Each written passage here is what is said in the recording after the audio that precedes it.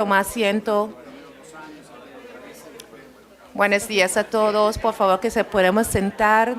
Good morning, everyone. Can we all be seated? Thank you.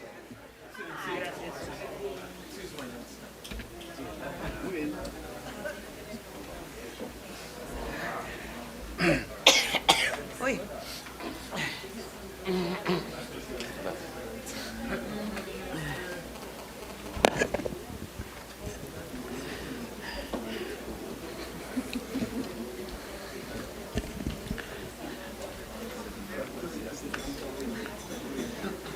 Buenos días tengan todos, bienvenidos en este segundo. Good morning, everyone. Welcome to the second day of the 6th ACS International Cooperation Conference. It is for me an honor to introduce you now, and we are now going to witness the signing of an MOU between the Ibero-American General Secretariat and the ACS, seeking to strengthen links between the community of Ibero-American countries and countries of the Greater Caribbean to contribute to the strengthening of the peoples and contribute to the development of historical, cultural, social, and economic links. Without further ado, I grant the floor to the Ibero-American General Secretary, Andrés Alemán, and the Secretary General of the ACS, whom you already met yesterday, His Excellency Rodolfo Saons.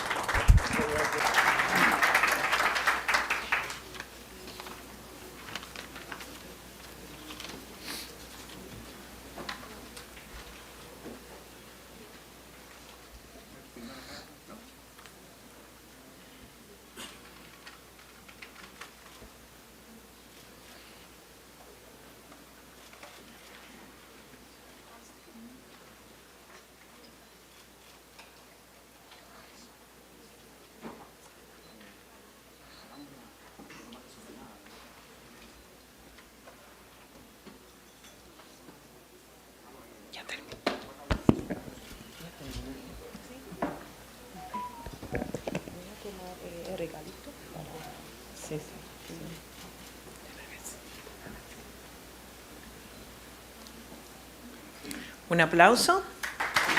Let's give them a round of applause. A continuación tendremos unas palabras del Secretario General Rodolfo Sabonge en este momento.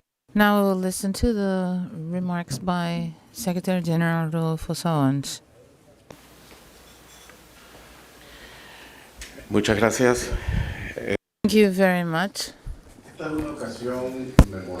This is a memorable occasion for ACS and its membership because the role of the Secretariat is precisely to bring on board other agencies for the benefit of the member and associated countries.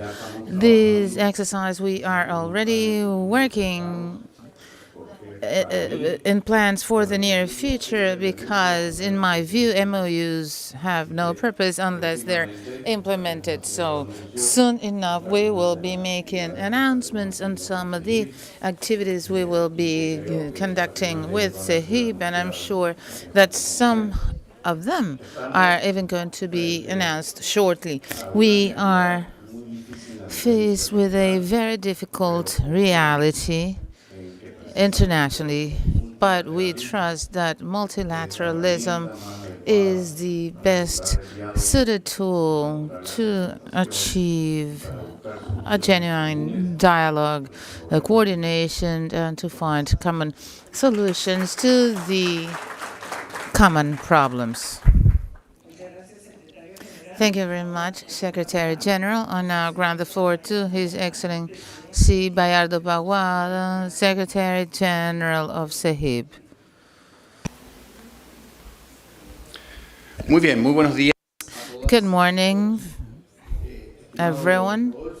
Dear Rodolfo, heads of delegations, members of the various delegations taking part in this conference when a few weeks ago Rodolfo asked me to sign an MOU between the CEHIB and the ACS. I thought it was a very good idea. And the important things in life is that good ideas become to fruition and become a reality and that are not left in space as mere good ideas. I don't want to take much of your time. I just want to pinpoint a couple of things that I consider very important. Although you may all be aware, I would like to tell you a couple of words about the Ibero-American community. 11 members of the Ibero-American community are also members of the ACS. Therefore, we have a significant presence. The Ibero-American community is made up of 19 countries, including Portuguese and Spanish-speaking countries of Latin America and the Caribbean, plus Spain, Portugal, and Andorra. And it mainly is in charge of policy articulation, which is what is clearly seen in the summits of heads of state and government. In those summits, the various countries that make up our community adopt a series of resolutions that may be plans of actions or strategies or letters on certain issues on which countries have reached an agreement.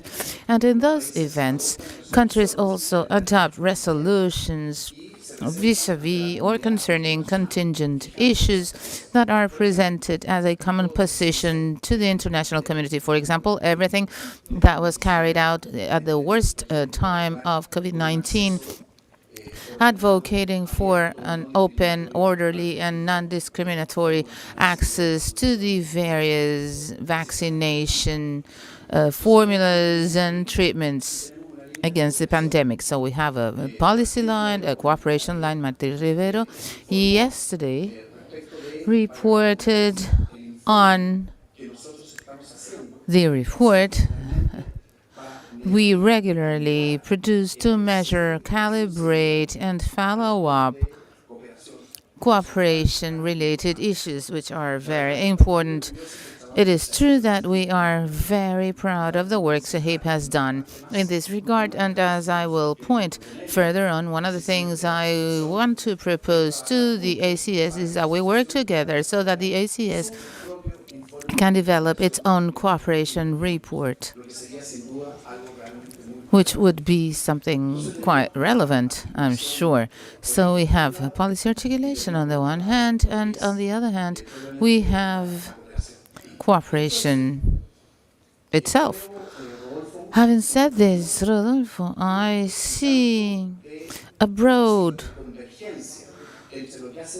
or high convergence on what the Ibero-American community and the ACAs do, because many of the issues you are addressing, and I reviewed your overarching objectives, your 4 overarching objectives for the next years, and they coincide with some actions and works and issues in which the CEHIB is actively engaged. And CEHIB usually is actively engaged as part of the work towards these summits, but it's also a set of sequences of ministerial meetings. For example, in the next few days we will meet. We know that tourism is a very important issue for you.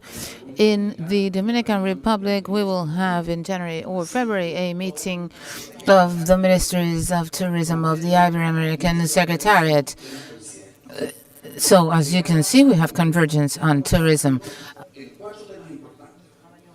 We are also, for the summit, we're working on an Ibero-American environmental letter that the various countries are working on in its wording in order to show a framework of the commitment of our community with the environment, with zero carbon and with clean energies. We are also working in a letter of digital rights today, access to digitization, what has to do with coverage, has to do with the use of ICTs is increasingly more important. Today in our countries, we cannot talk about equal opportunities if we don't talk about digitization and connectivity of individuals, entities, institutions, and companies that lack appropriate connectivity are at a disadvantage to undertake all their activities. We are also working on food security and on a new international financial architecture.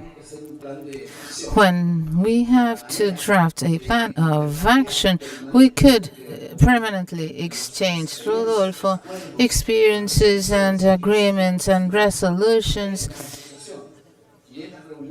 The ACS and us, we should be aware of what we're each doing, and that'll be very useful. Why? Because that is how we could create a regional opinion on the major issues that affect our countries and our communities. If SELAC on the one hand, if the association on the other hand, and SEHIP on the other hand, manage to coordinate their efforts, our voice will be stronger and louder. I don't want to take more of your time, but I want to tell each and every member of the ACS, rest assured that SAHIB is at your service and disposal. Of course, with your coordination, but if a specific country wishes to know in detail what we're doing in terms of cooperation, our doors will always be open to organize working groups, to hold meetings as appropriate. Our association is at your disposal, both collectively and individually. We are ready and willing to share all our knowledge and expertise with your member states. And as I said, we have an important first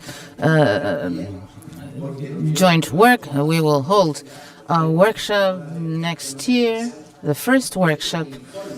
This cooperation report, the one that Martin presented yesterday, I think that the reasonable thing would be that the ACS develops a methodology that has already been done to have your own cooperation report on the basis of information that countries provide us on cooperation. But there are other countries that are not members of SAHIP, and therefore we don't have access to that information, but there is a very important platform, and we are looking forward to accompany you if you deem it important, so that the ACS can develop its own mechanisms and its own report, because in our view, when you show the value of the cooperation your countries undertake is extremely positive. It is useful to know what you need to emphasize, what things you're doing, what you're not doing, and all countries can easily see, and the members of the association can see what the rest of the members are doing. So without further ado, Rodolfo, I thank you for this initiative that we welcome, and count on us, the association and each of its members. We will be ready and willing to cooperate. We have 30 years of experience in this area, and we are willing to share this experience with you. Thank you very much, and good morning. Muchísimas gracias. Thank you. Thank you, Mr. Secretary General. We now will give, the Secretary General will award you a recognition for your participation. Vamos a tener que comprarnos una camisa que tenga, ¿cómo le dicen acá esto? Mancuernas. En Chile le decimos casillas. Bueno, ahí está. Muy bien. Muy bien, muchísimas gracias. Thank you.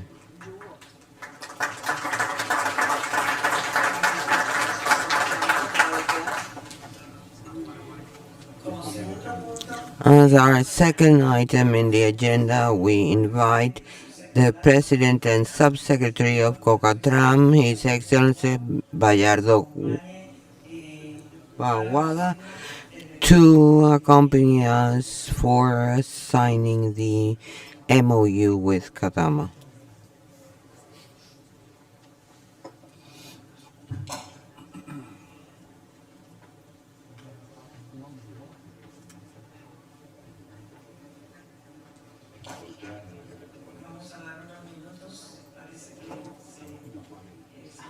It seems that Mr. Bawala is not in the room. He was just here right now, but it seems he has left the room.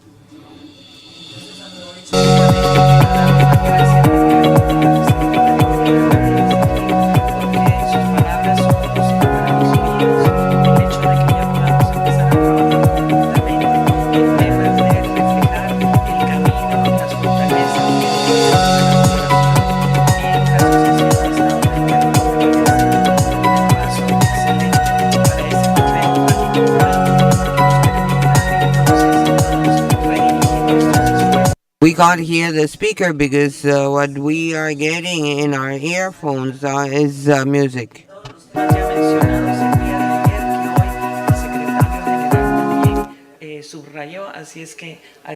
We thank this first step towards these strengths as a result of this MOU that has just been signed.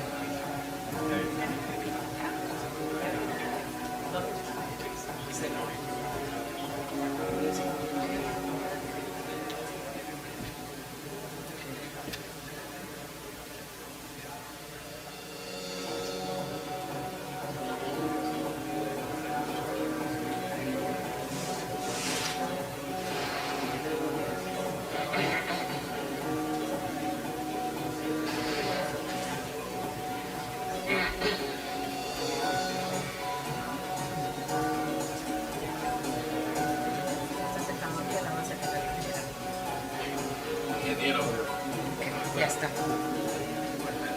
Espérense que los presente, espérense todavía, tengo que presentar. Ok, yo sé. Sí, un minuto. Bueno. We continue with the signing of the MOU between the Central American Commission for Maritime Transportation and the ACS to promote development and implementation of strategies for the growth and modernization of maritime transportation sector and the holistic logistic systems for the Great Caribbean and Central America. His Excellency Gallardo Baguada and will be signing the memorandum.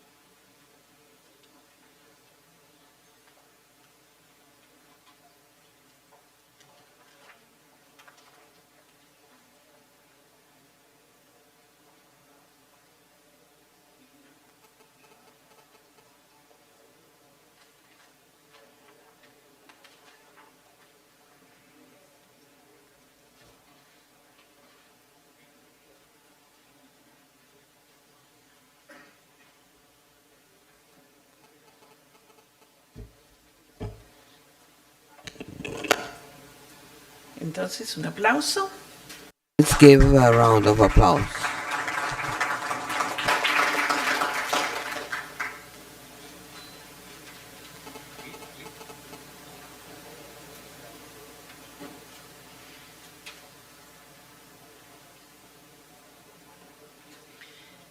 Invitamos al secretario. I now invite the Secretary General, Rodolfo Sabonge, to address the meeting. Thank you. First of all, I must say that this relationship with Cocatram is a long dated relation. What we are just doing is renewing this relationship through this MOU. We would like to take the opportunity to expand the framework of the original agreement. I don't know how many of you know about this relationship, but one of the most useful tools that we have in ACS and that we make available to all our members is a tool that allows us to examine the different maritime routes in the Great Caribbean. This includes ships, container ships, cruisers, and the idea is to provide all members with the capacity to improve their connectivity through the different services in ports all over the region. This relationship began when I was at the Panama Canal. That was a tool that we developed. I was a vice president for planning and marketing. And when we developed that tool for the canal, we worked with Cocatram to develop the same thing for Central America, and later it was expanded to make it available to all members of ACS. It's a very powerful tool, and Concatram is also a training center regarding international standards on maritime transportation. And through this new MOU, we would like to expand this coverage and make it applicable to all members of ACS. With this, I would like to congratulate Cocatram for their work during all these years, congratulate Otonoa, its director, with whom I have an excellent friendship for more than 20 years.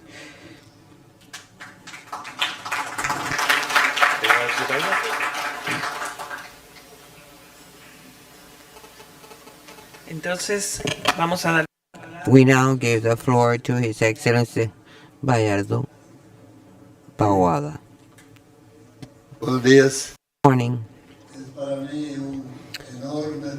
It is for me a great pleasure to be in this beautiful country, gathered with the member countries of the Greater Caribbean. We in Central America are also part of the Caribbean. We have a long Caribbean coast from Mexico all the way up to Venezuela. We have had a very close relationship, as my friend Sabonge has just mentioned. It's not the first time we meet. Cocatram is fully integrated to or involved in the search for best options for maritime transportation in the Caribbean region. For many years, we have been part of the transportation division, and I wanted to reiterate our willingness to continue participating in these efforts. I just wanted to reiterate our commitment and our interest in the Central American region to participate together in finding the most effective and efficient solutions for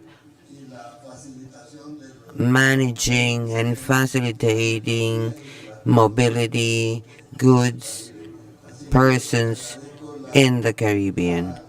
So, once again, I thank you for welcoming us to your organization, and I bring the greetings of all Central American countries. Thank you very much. We thank the speaker, and now there will be a recognition by the Association of Caribbean States to Cotram. Muchísimas gracias. Thank you. Vamos a dar un espacio de unos minutos para iniciar. We will have a few minutes break before we begin the first panel of this morning. So we will have just a few minutes break while they prepare the room for the panel.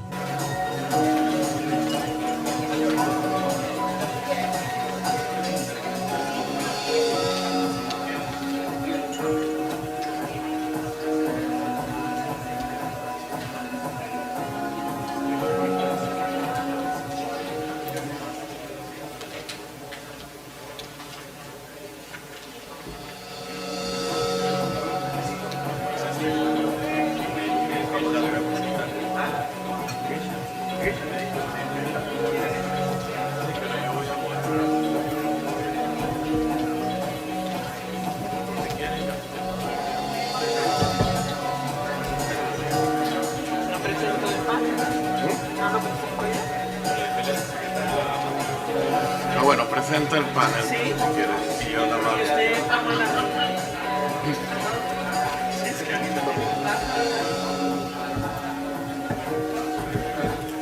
Yo no voy a presentar. Ella se lo ofrecía.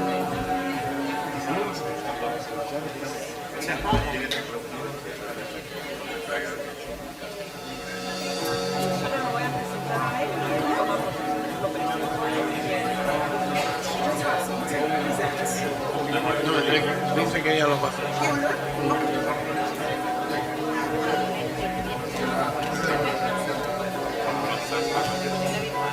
Sí, esto está en inglés, pero yo no los voy a presentar a ellos, ¿sí?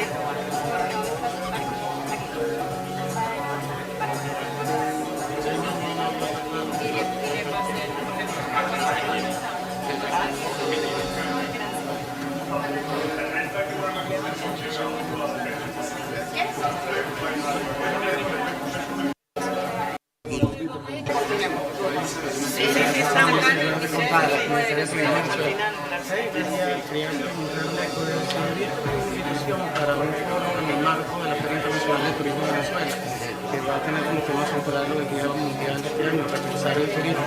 Entonces, bueno, quería aprovechar para si confirmaba su participación o no dentro del foro. Va a ser el sábado 26 de noviembre. La feria va a estar entre 24 y 28 de noviembre. O sea, 2 semanas. Entonces, estamos esperando su confirmación. Consúltame por favor con Trisha el calendario, porque nosotros tenemos una serie de reuniones estos días.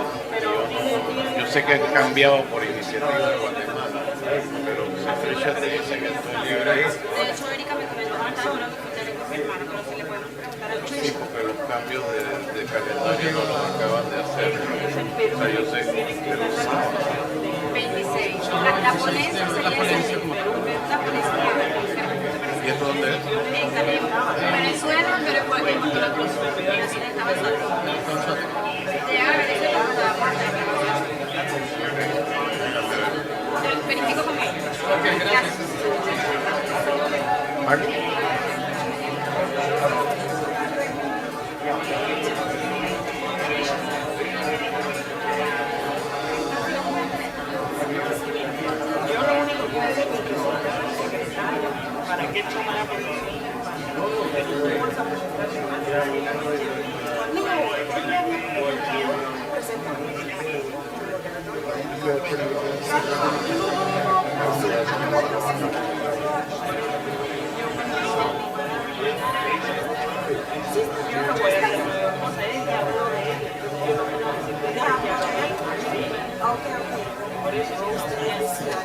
Oh, yeah.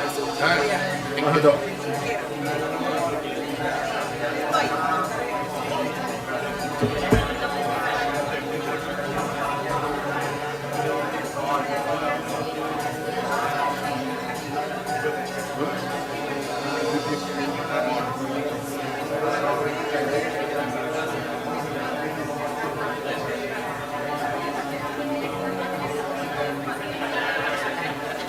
Great.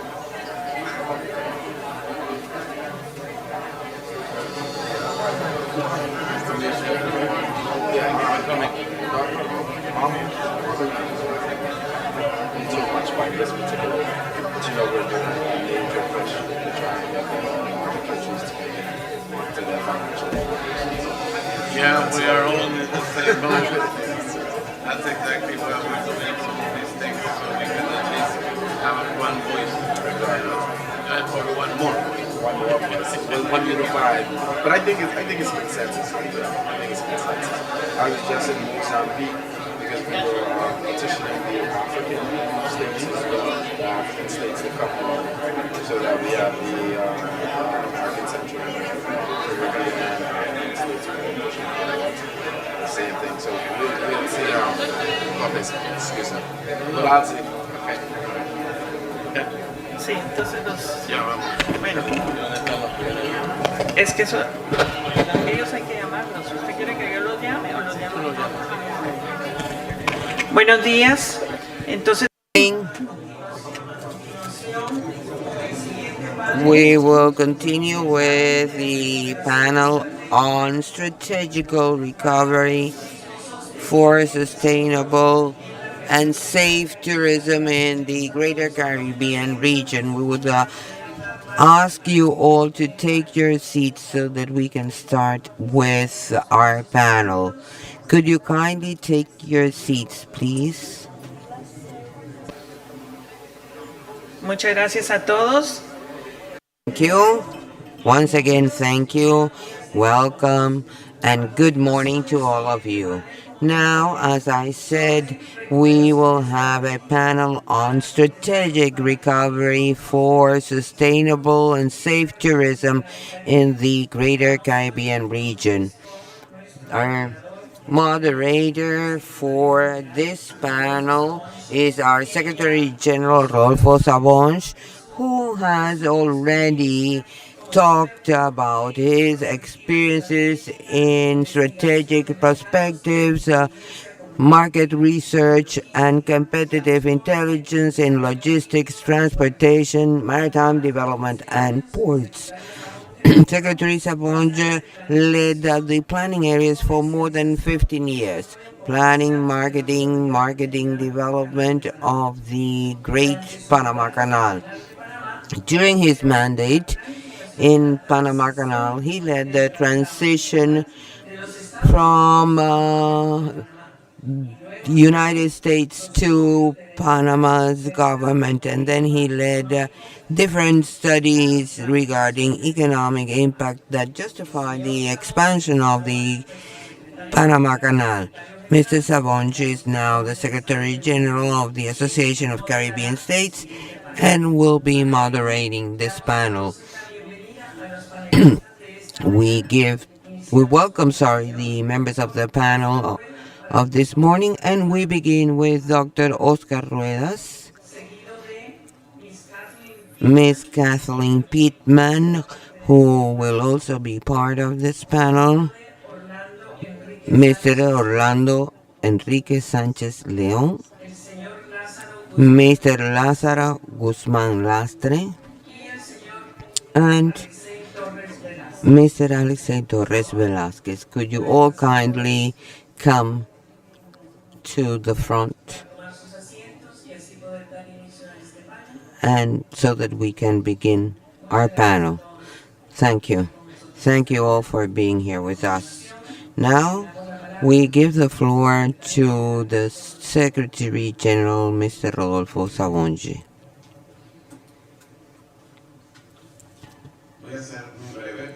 I'll be very brief because we are here to listen to the members of the panel. The important thing about this panel is that this is one of the main economic pillars of this region.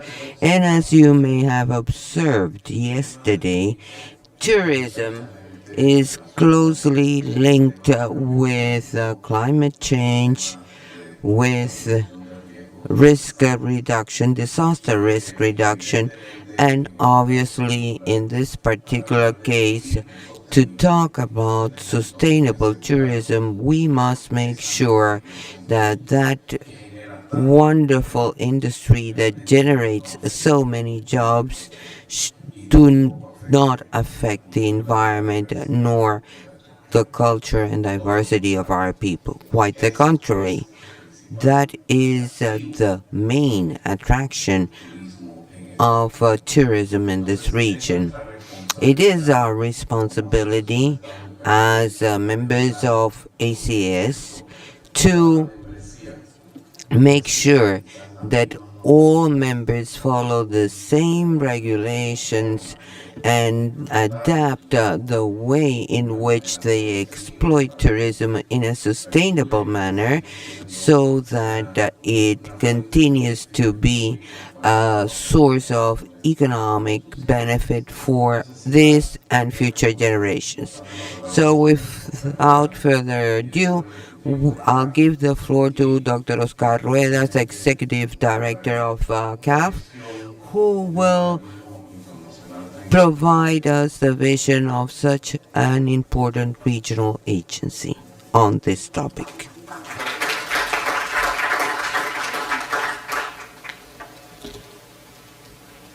Si hay una palabra If there is a term that identifies worldwide the Caribbean states, that term is tourism.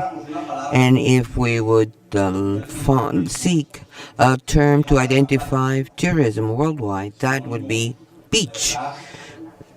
Beach is synonymous of relax, holidays, which is the intention of tourism. From the first tourist trip organized by Thomas Cook in 1931 to date, despite the fact that there are different types of tourism, we talk about red tourism, we talk about dark tourism, but it doesn't matter what type of tourism we are talking about, the sun and beach tourism is the most important one. 60% of European travelers say that their destination is sun and beach. It is said that the first organized trip was Moises, who was going to cross the Red Sea. Sea is always an attraction, but people are not only seeking beaches, sea, they also want culture, because the raison d'etre of this trip is to learn. What we want to find is something different. In many places, wrongly, they say, come, that you will be treated here as if you were at home. That is not what people want. People want something different. They don't want what they have at home. And that difference, and culture makes that difference. Our beaches are the most beautiful. But beaches, there are many, and they are much alike. But cultures are not alike. We cannot compete with culture. There's no competition between cultures because they all have their own uniqueness and singularity. And there is no better culture than others. Of course, we need to preserve our beaches, but we also have to preserve what we are.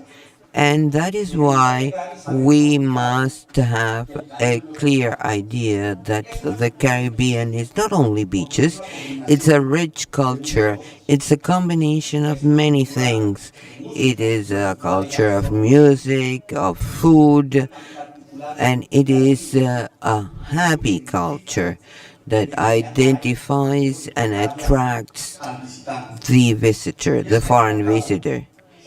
In the end, we are the addition of many things of the autochthonous populations, and we are the result of Spaniards, of people from African descent, of English speaking and French speaking populations, and that makes us very attractive. That is our brand, that is our image, our diversity. And diversity, of course, is a source of wealth. We'll find incredible figures in the Caribbean. Some of our partners have an incidence of around 40%. Bahamas, Belize, St. Lucia, Antigua and Barbuda, and even higher figures in the generation of job.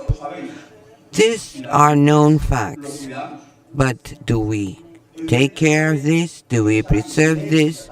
Obviously, this high incidence in our GDP makes us wonder, how do we improve this? How do we preserve this? If we analyze the 25 countries, the incidence on the GDP is less, it's 9%, but still it is very high.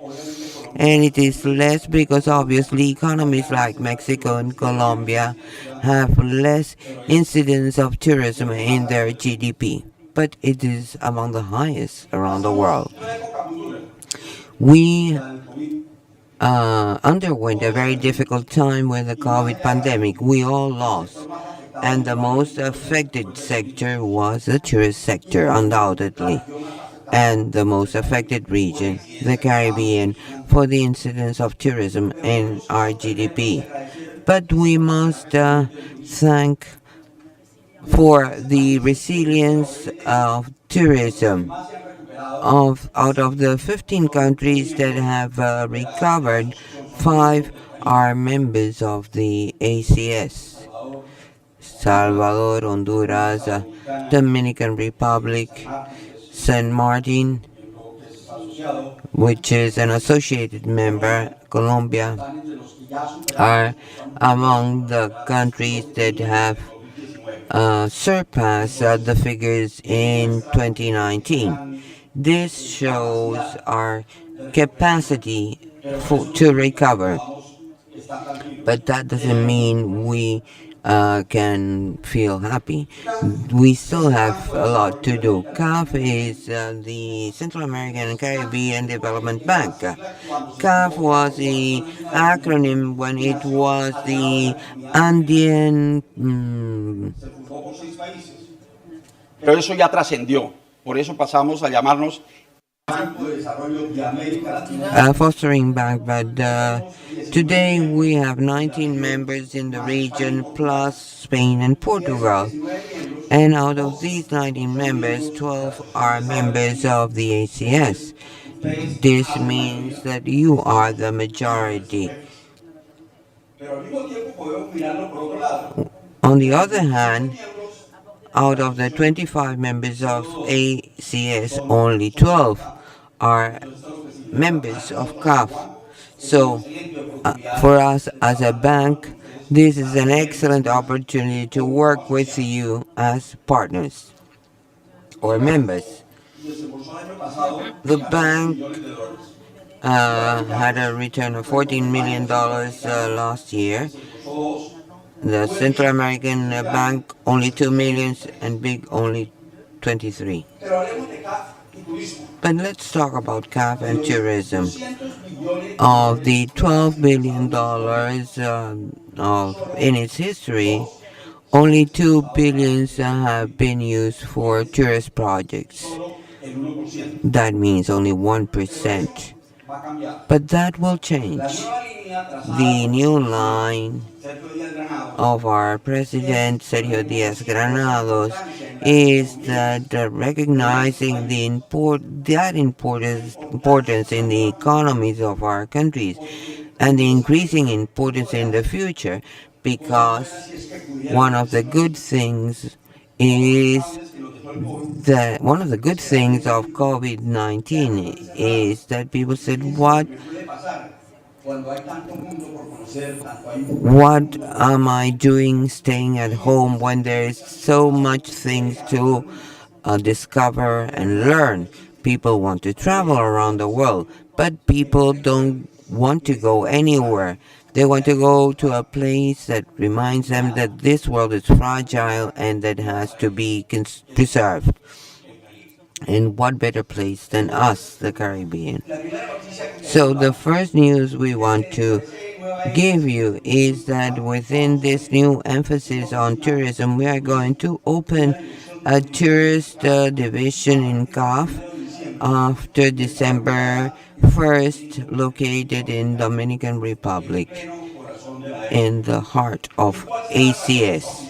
What will be the task of this office? Well, we'll project the strategies, actions, and projects for linking our work with tourism and our cooperation with countries, governments, and private sector, which are the engine of this industry.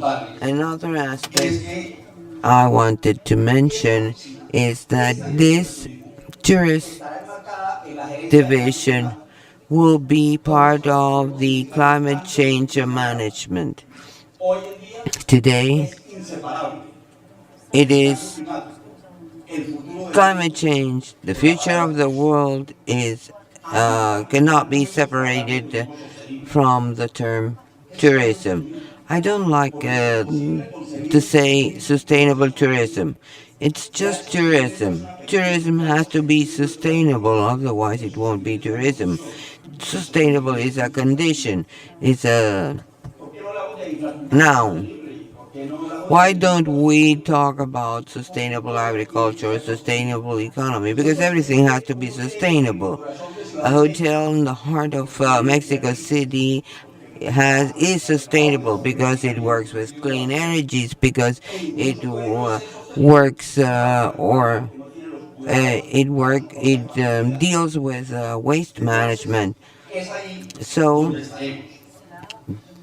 this is what we are going to do. We must know that tourism only produces 25% of greenhouse gases. 5% of greenhouse gases and 10 or 15% of world jobs and 10% of the GDP. But our goal is to grow. The program of the World Tourist Organization is carbon neutral in 2050, and we are the ones who have to achieve that target. So we are closely linked. We all know that climate change is a reality. The threat is that the world could cease to exist. 3 days back in Egypt, the president of Baku said my island is going to disappear. So it's an imminent danger. And we face the same lot. So what should we do? Technical cooperation and funding projects, both of the public and private sectors. Want to finance the renewable or do we want to finance renewable energies, to eliminate fossil energy, to also fund waste management, saving water. We want to help countries on the topics that have been dealt with here. the beach erosion or depredators like sargassos. So yesterday I was listening to the presentations and I was thinking this is where we have to be as a development bank that has a project that I have just mentioned. What is the relationship between CAF and ACS? Well, a very close relation. CAF's headquarters is in Caracas. El presidente es colombiano, país AEC. El hub principal nuestro está en Panamá, país AEC. Entonces, estamos identificados, estamos rodeados. Hasta Rodolfo me contó que ha trabajado, ha colaborado con su experticia con proyectos del banco. Hace 2 meses firmamos un memorando de entendimiento entre el banco y AEC. Hoy acabamos de firmar 2, aquí vemos presencia. A los multilaterales nos encanta firmar los memorandos de entendimiento, pero como muy bien lo decía Rodolfo, lo importante es hacerle seguimiento y cumplirlos. Y ese es el compromiso, porque eso lo que significa es honrar la palabra. Les contamos que tendremos oficina de turismo en República Dominicana, pero también les contamos que tenemos la oficina regional de CAF en Puerto España, en Trinidad y Tobago, oficina regional para la relación con el Caribe, donde está también AEC. Entonces, ¿qué más queremos? Todas las condiciones están dadas para que podamos trabajar estrechamente.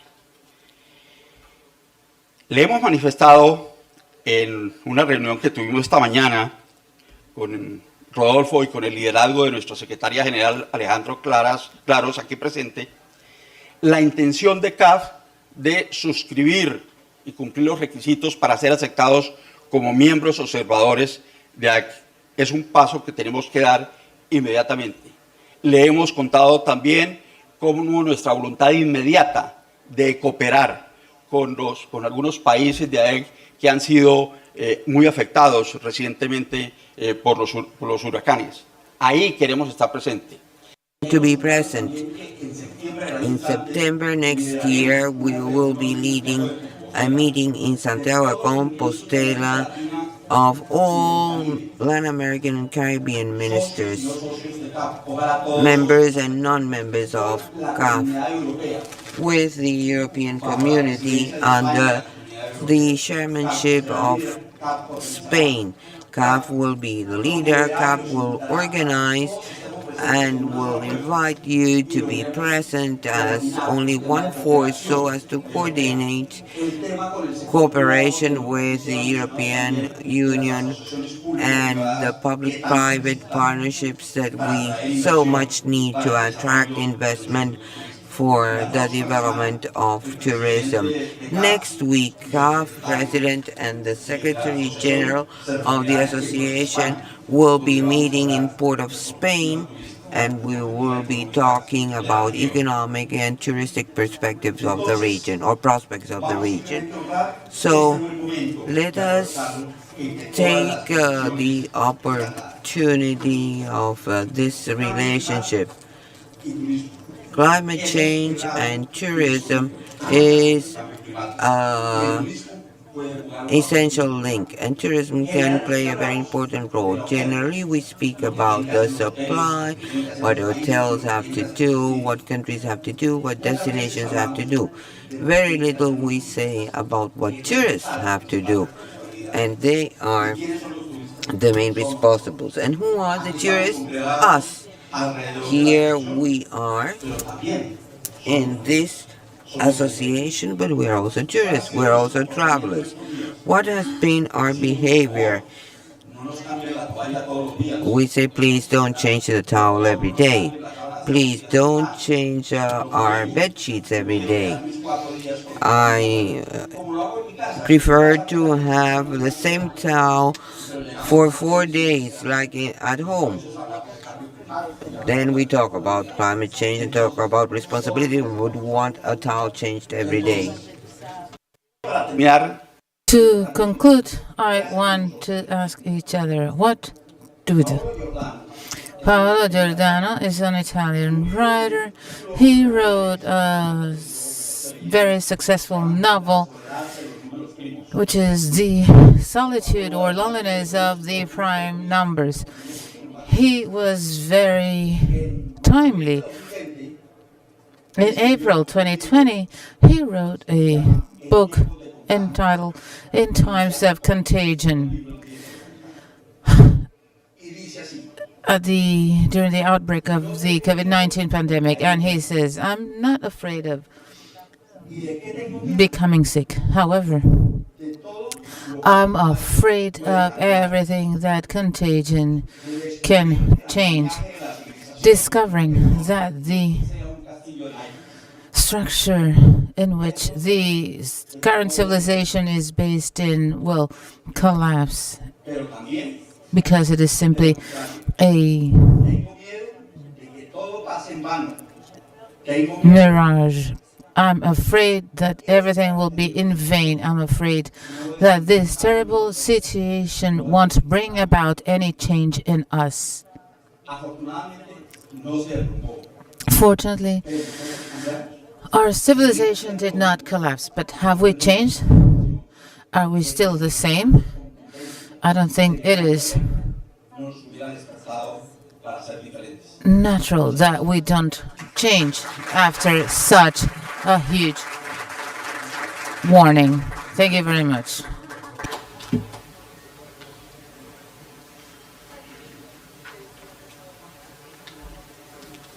Muchas gracias por todas esas.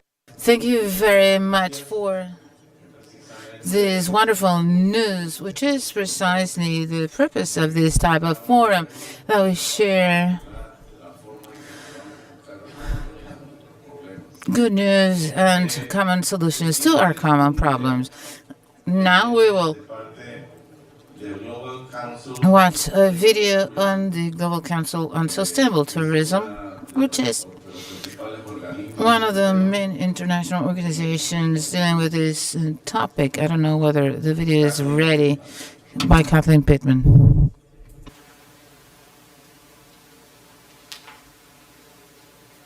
Thank you to the ACS Directorate for Trade and Sustainable Development for the invitation to be with you for this timely conference. I'm sorry that I'm not there in Havana with you in person, but I wish you all productive meetings. I would like to speak briefly today about some strategies and tactics to make the most of government investments in sustainable destination recovery during this time of continuing financial uncertainty. We are, of course, in the midst of a global economic recovery that is stagnating, with the global economy stalled as many countries are in or on the brink of recession amid heightened uncertainty and rising risks.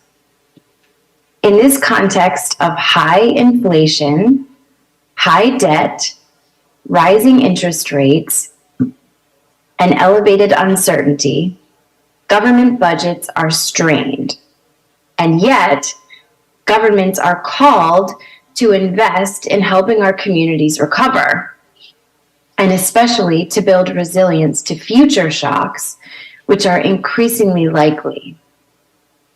Resilience of our tourism economies and a sustainable recovery require, as we know, fundamental change from the mass tourism model that many destinations were mired in pre-COVID.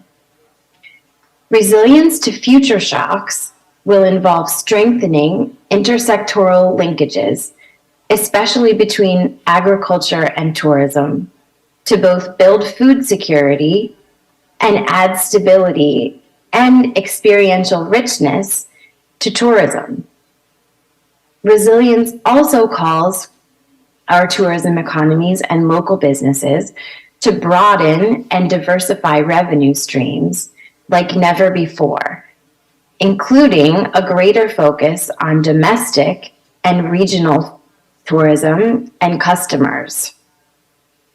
During this time of continuing fiscal crisis, and yet urgent need for governments to invest in resilience, GSTC, the Global Sustainable Tourism Council, is partnering with governments on sustainable recovery efforts in innovative ways. While government budgets are strained, we are working with government partners to make smarter, cost-conscious investments that shift the focus away from the traditional government does all and government funds all model to a more sustainable, community-led form of destination management.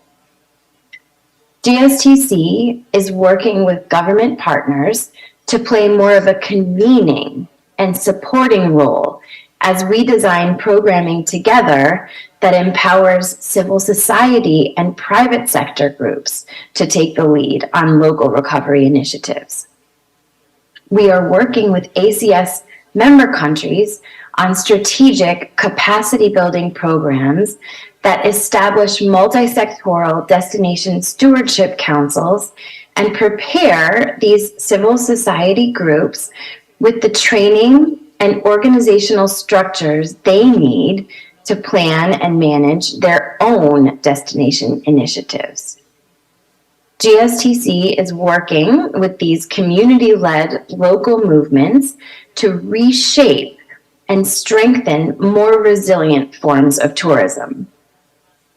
These initiatives put local communities at the helm of planning, executing, and benefiting from tourism.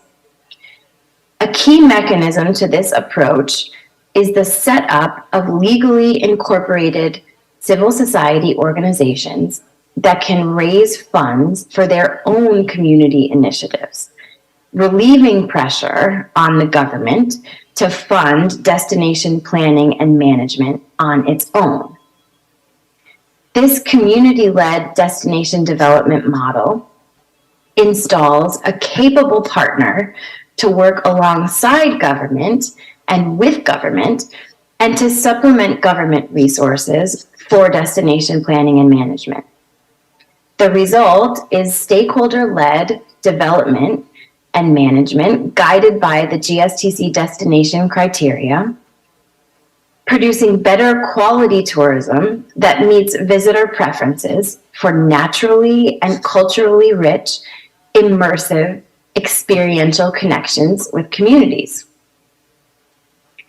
In addition to supporting civil society-led local destination management initiatives, the GSTC is also working with government partners to mobilize private sector adoption of sustainable tourism practices. For these initiatives as well, government makes a limited investment and rather plays a convening and supporting role in jumpstarting private sector action to adopt sustainability standards and pursue sustainability certification. Rather than investing excessive funds in building expensive private sector sustainability initiatives, GSTC is working with governments to harness GSTC's existing sustainability certification infrastructure. Governments can help your private sector tremendously with limited investment in convening and training local businesses and negotiating with existing certification providers for delivery of certification services at scale in your communities.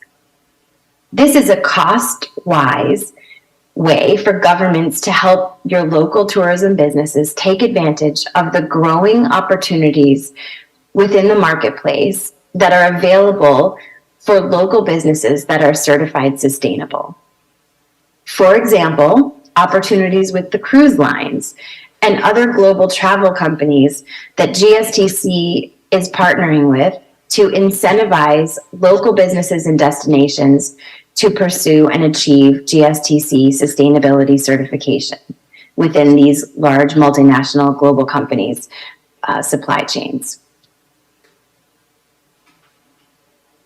With that, I would like to close today by directing you to my slide, my only slide from my presentation, which is my name and especially contact information.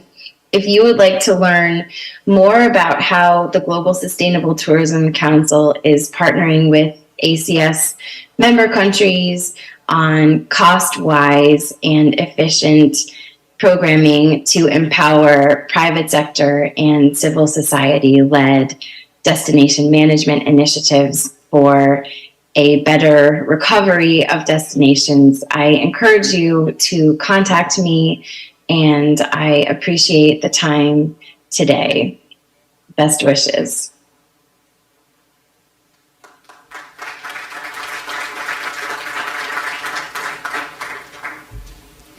Muy bien, entonces continuamos con el programa. So we continue with the program, and we give the floor to Orlando Enrique Sanchez Leon, Director of the Tropical Geography Institute, who will address the resilient tourism and low carbon emission tourism, innovation and for a new development in this sector. Good morning, everyone. I would like to thank the chair for the opportunity to participate in this important event and in this excellent conference. And in that note, I would like to highlight the conceptual idea of this event. Actually is a way to ensure that tourism is actually sustainable. It is the hypothesis that implies that it is to be resilient, low in carbon emissions, and on investments that take this into consideration. The project has the purpose of establishing the Caribbean basis for risk-based tourism development, and based on the innovation systems and ecological investment, and also cooperation in topics such as climate risk reduction. We're talking about climate variability and the climate change as well, in order to ensure sustainability of tourist destinations which are to be competitive, resilient, and low in carbon. We have three conceptual frameworks around this area. We're talking about the reduction of disaster risks, adaptation and mitigation of climate change, and mainly the 2030 Sustainable Development Goals agenda, which we will address. And we will tackle how these platforms can be integrated. There is first a line of action to be considered, and it's based on knowledge. As you can see here, we have a series of proposals and projects which will lead to other projects afterwards, but that knowledge is currently somehow not consolidated. We are talking about non-traditional knowledge, and this is why the first action to be taken is to develop knowledge management platform that will allow us to have a better risk assessment and disaster mitigation approach with multinational and multidisciplinary teams. We are talking about an idea that starts from the revitalization of the Greater Caribbean Sustainable Tourism Zone, which will enable us to también aunar todos los esfuerzos por. Okay. So we will concentrate and disseminate all the information that we have at hand. But it also implies development and reactivation of the Tourism Education Council, and we add the Environmental Tourism Education Council. This is a matter that was also tackled by previous speakers, talking about capacity building for disaster risk reduction and adaptation to climate change, and how we should take advantage of these capacities in this field. And our colleague mentioned that we need to work as a network, and we need to establish these networks that combine in-person and digital frameworks. We're talking about networks or persons and governments, institutions, entrepreneurs, and civil society. The second line of action is aimed at this target, how to strengthen this alliance in order to have a more integrated management of disasters and risks. As we have said, we are working on 3 platforms. The plans, the true plans for risk reduction.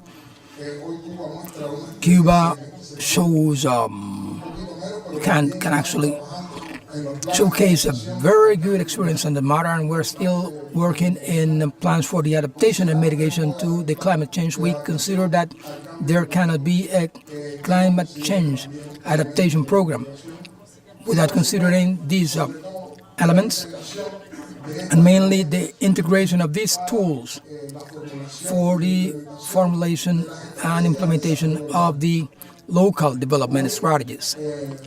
Today, the United Nations Development Program has established a strategic tool for the adaptation and risk reduction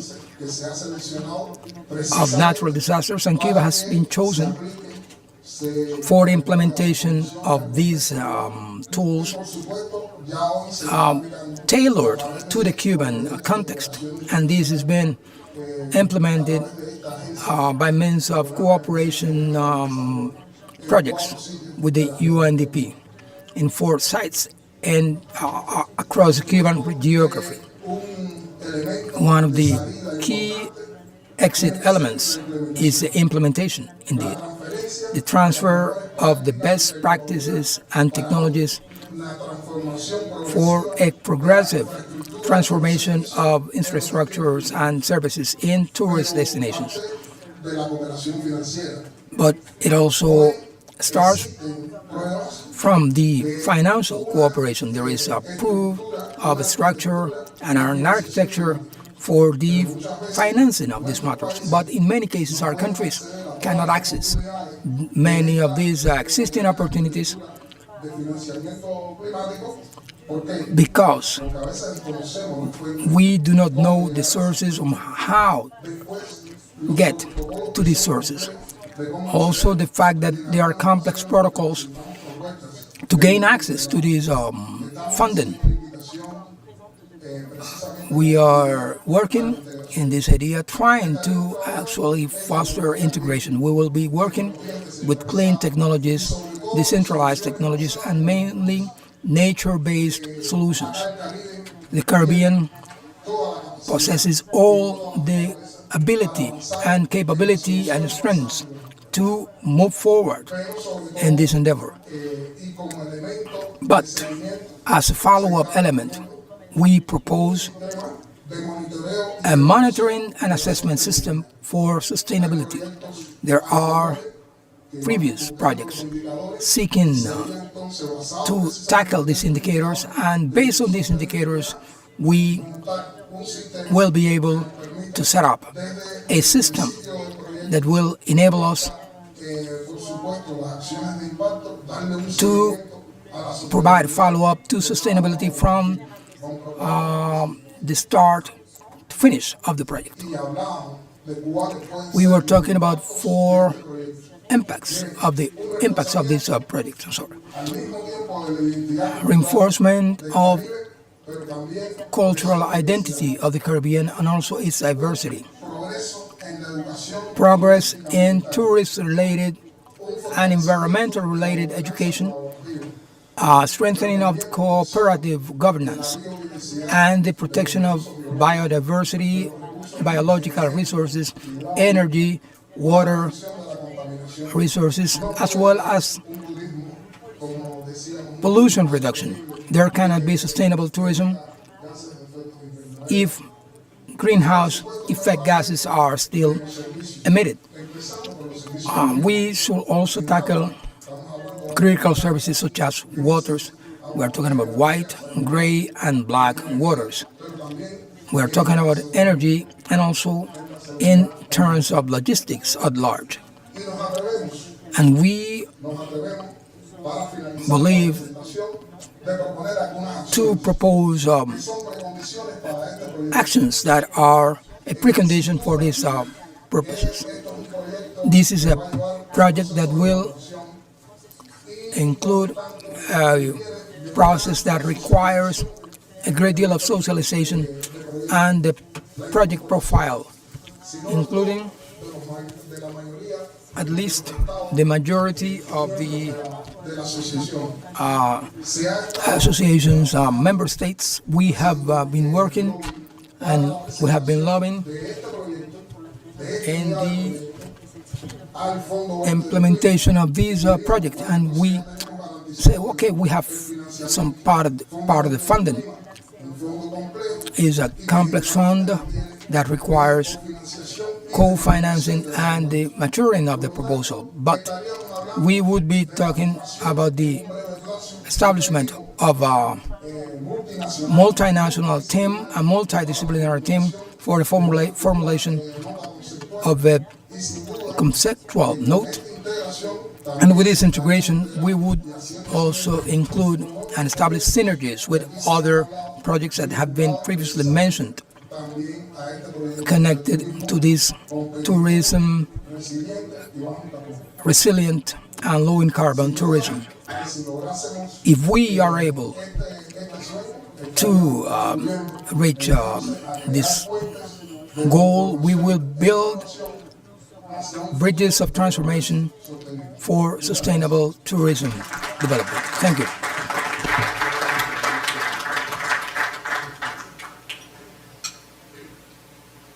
Muchísimas gracias al señor Enrique Sánchez. Thank you very much, Mr. Enrique Sanchez, and I now grant the floor to the following speaker by Lázaro Guzmán Lastre, expert on development policies of the Ministry of Tourism of Cuba, who will talk about innovation and eco-investment for resilience associated to climate change and tourism in the Caribbean shores.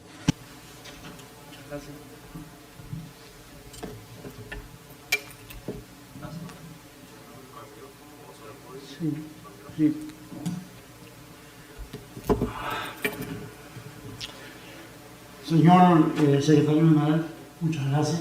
Sofía, honorable Borri, muchas gracias por la invitación al ministro. Thank you for the invite. I would like to thank the Ministry of the Interior. A los ministerios que nos We want to thank all the ministries that invited us. It is a great honor for us to represent the Ministry of Tourism in this 6th Cooperation Conference of the ACS. The strategic experiences of recovery for sustainable and safe tourism in the Greater Caribbean region. And as an example, we will have the archipelago of Los Canarios. I would like to show you a video where we show, and I will please, Dr. Oscar, very much, because we will share and will describe everything we do and that you can use it as a tool, all of those represented in this conference.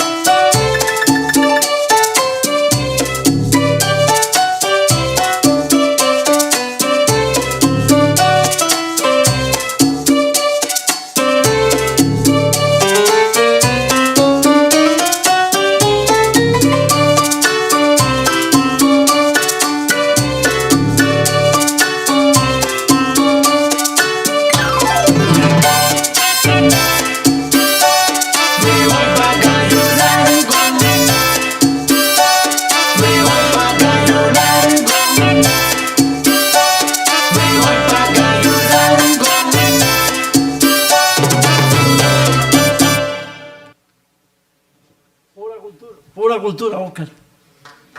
Gracias.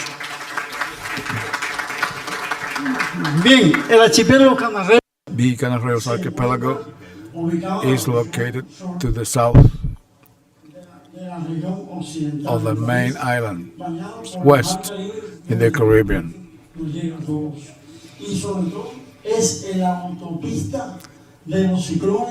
It is also the pathway of hurricanes and cyclones from the Caribbean. Most hurricanes pass through this area.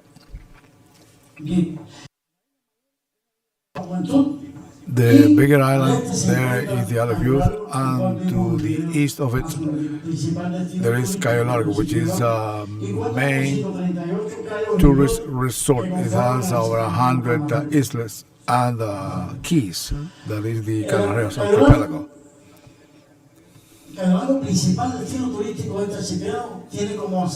Cayo Largo has an international airport, an international marina with berthing places and 1,348 rooms certified as safe tourism.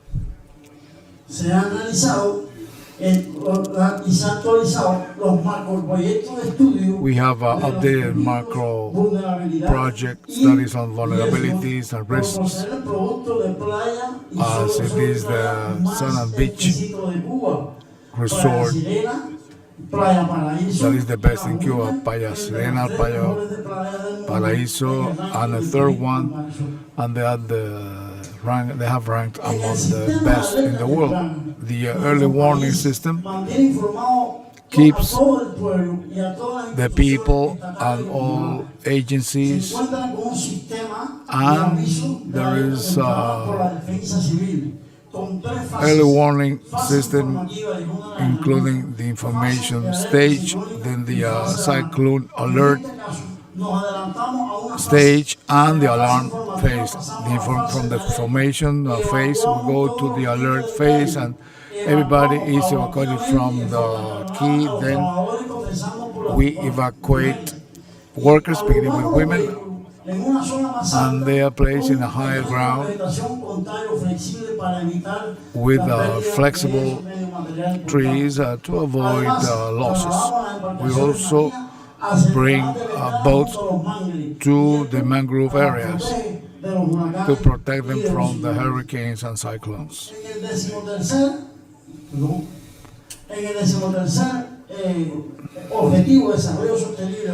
The 13th Sustainable Development Goal for climate change mitigation and adaptation, we have done the following. We have created trenches for clean water. We don't use the phreatic mantle water. We have underground electric cables, and our hotel facilities are far away from the shores and 3 meters above sea level. It is coastal engineering. We have studied the possibility of having areas with sands before the hotel facilities. At present, Playa Sirena and Playa Paraíso have their dunes fresh and in their natural state. The Transportation Research Center has studied carbon emissions in the key. We have planned in the midterm to replace vehicles by electric vehicles. We will have a photovoltaic farm, and water supply systems are using solar panels. We have eliminated all gasoline-consuming equipment to avoid beach erosion. We have been using signals so that clients protect dunes, and we created salty water, a plant that would convert salty water into fresh water. This is one of the innovations for sustainability purposes. We have a protection area for turtles, and tourists participate actively in this activity. Thanks to these actions, we have increased wildlife and the healthy condition of the beach. The life task is important. As you see, the beaches are okay, even though I am past or stormed past these areas. Importantly, the archipelago, the Cuban archipelago of Los Canarreos, which is along the pathways of hurricanes, has 4 biological stations. That's another tool. The one in Cayo Cantique, which monitors the eastern part of the key, the biological station in Cayo Campo to the south, to the Aluviud.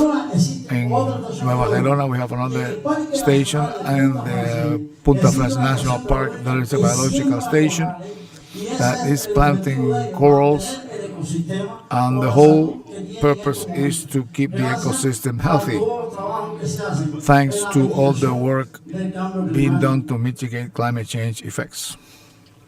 Cayo Atié in Punta del Este has the perfect habitat for manatee, which is an endemic species and a mammal that was nearly extinct in '96. Now we have 300 animals, thanks to the work by scientists in this area.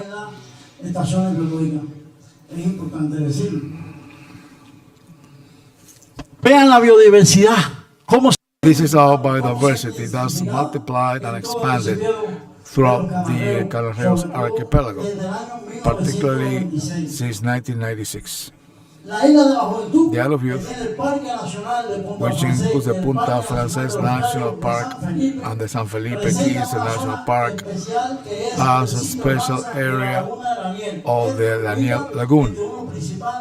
It makes it one of the best attractions of the archipelago after Cayo Largo, and visitors can see how clean our lagoons and beaches are. Marine species in the special conservation area have increased since 2000, and this constant monitoring of the whole area. In Cayo Largo, we have three types of tourist products: diving, snorkeling, and fishing. These are the fish that are returned to the sea, and they are small. They are not eaten. And the objective is to eliminate poaching and indiscriminate fishing, and also protecting the wildlife, particularly in the ocean. Finally, these are marine bottoms, and one of the objectives for sustainable development is mitigating to face climate change. And now you see the seabeds, which are so beautiful and very clean. With your permission, before I conclude, I think we can have a cooperation on transportation. We have 4 national parks in Punta Francés, Cayos de San Felipe, Viñales, and Guanacavives.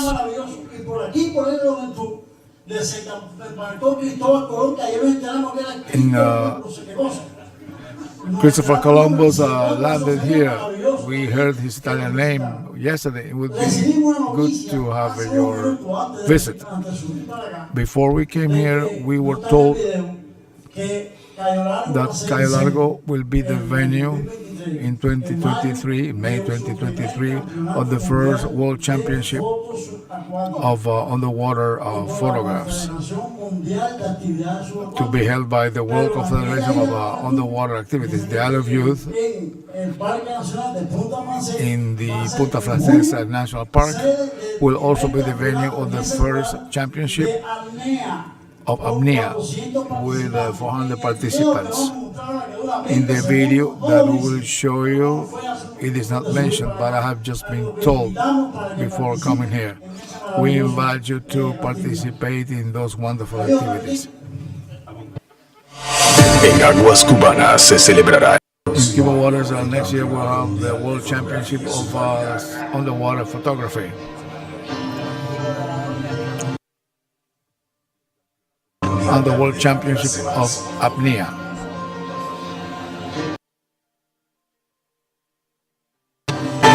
CEMAS, Confederación Mundial de Actividades Subacuáticas. This is in the name of the World Confederation of Underwater Activities. I would like to conclude with this phrase: protecting the environment is our most sacred duty. Nature gives us life, we must give life to nature too. Together we will save it. I am sure it will be thankful to us forever. Thank you very much.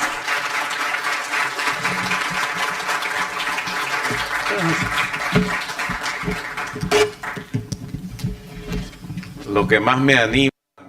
So what encourages me the more as Secretary General is the passion that we see among all the participants in this event.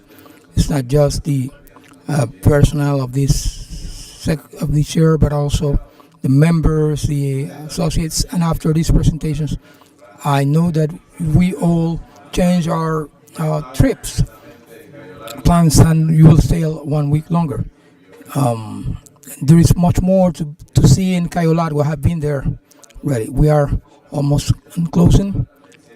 We have the presentation of Alexis Torres Velázquez, and let's see if we can stick to the time allocated to each presentation. We only have the morning session today, so thank you.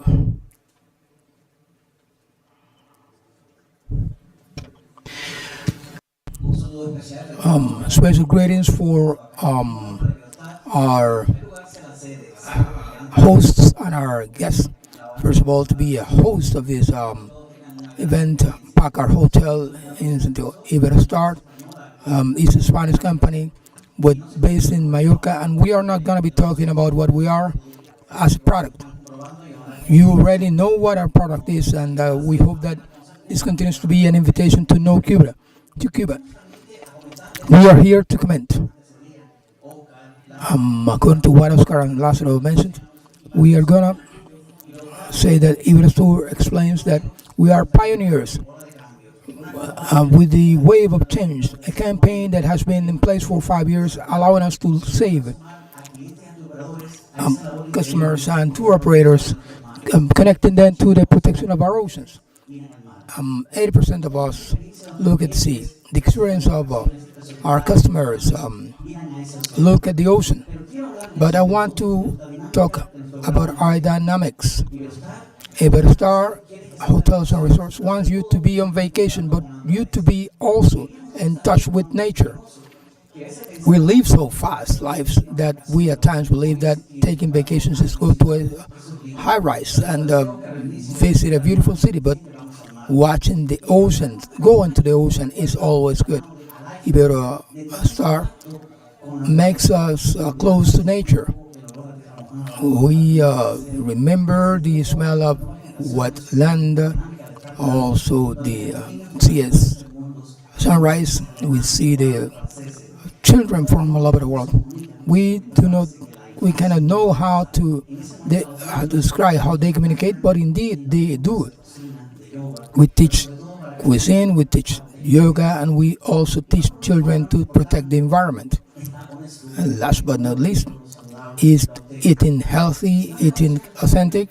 If you go to the Caribbean, it is good to, why should you repeat the gastronomy of Europe or Latin America? It's better if we can have the cuisine of the Caribbean. So, this is part of our DNA, and we want to share with you our experience in innovation. We have made our small contribution to sustainability, health, coast, and the consumption of fish. And quickly, I would like to show that Iberostar and our family, our group, led by our president and vice president, are united to the 2030 agenda in a common work from the leadership to the customers, trying to making people enjoy the environment, making the environment the place of worship. And Iberostar want to show you the lines of targets. We have one-use plastics. We can say that all rooms in our rooms have eliminated all the one-use plastics. Thank you. And I thank you for this applause on behalf of all the Iberostar workers.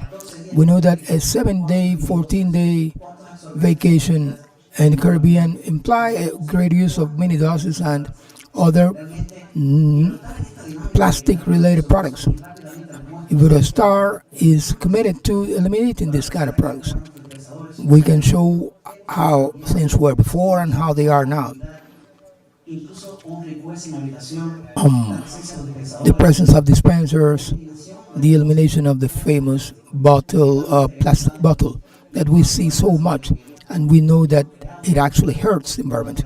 We have established water purification plants in the hotels, which has been a great investment from the financial and the mental standpoint to inculcate this into the tour operators and workers using more biodegradable materials that affect the less the environment. We are rated as #1 hotels by TripAdvisor in all our different destinations. So it makes our customers to be more aware of the fact that vacations also imply to be good with the environment. Also, the healthy consumption of fish. We must be aware that we share the coral populations across the Caribbean region. We have species such as the whale, shark that may be present in North Carolina, Mexico, or Cuba. We want you to eat healthy. If you want to have lobster, but we are in a time when they are not to be fished, we recommend to use another species because it can hurt environment. These are small steps that can help a great deal. And let's look at corals and coral reefs. We are pioneer in the Caribbean basin, and we're proud to say that we have our first lab in the Dominican Republic. We have many friends from these close lands, and in Cuba, hand by hand with the Cuban Ministry of Environment, we are establishing elements that can safeguard our coral reefs. We have projects such as the planting and reforestation, and we are also taking one step ahead. We want to get to the dump place with zero waste. We need infrastructure, we need to raise awareness, we need to establish elements such as purifying plants. We have this in the 18 hotels in Cuba, and we're opening a new hotel in Cayo Cruz, which is free of one-use plastics. Technology is important. You could see how the world stopped during the pandemic, but as Oscar said, we have forgotten that the pandemic has gone. It was a call to all of us. Let's get back on our feet and let's call for the safeguarding of our fauna and flora. We are eliminating all these paper wastes in rooms. We are getting to the QR messages. You will always have the bellboy or the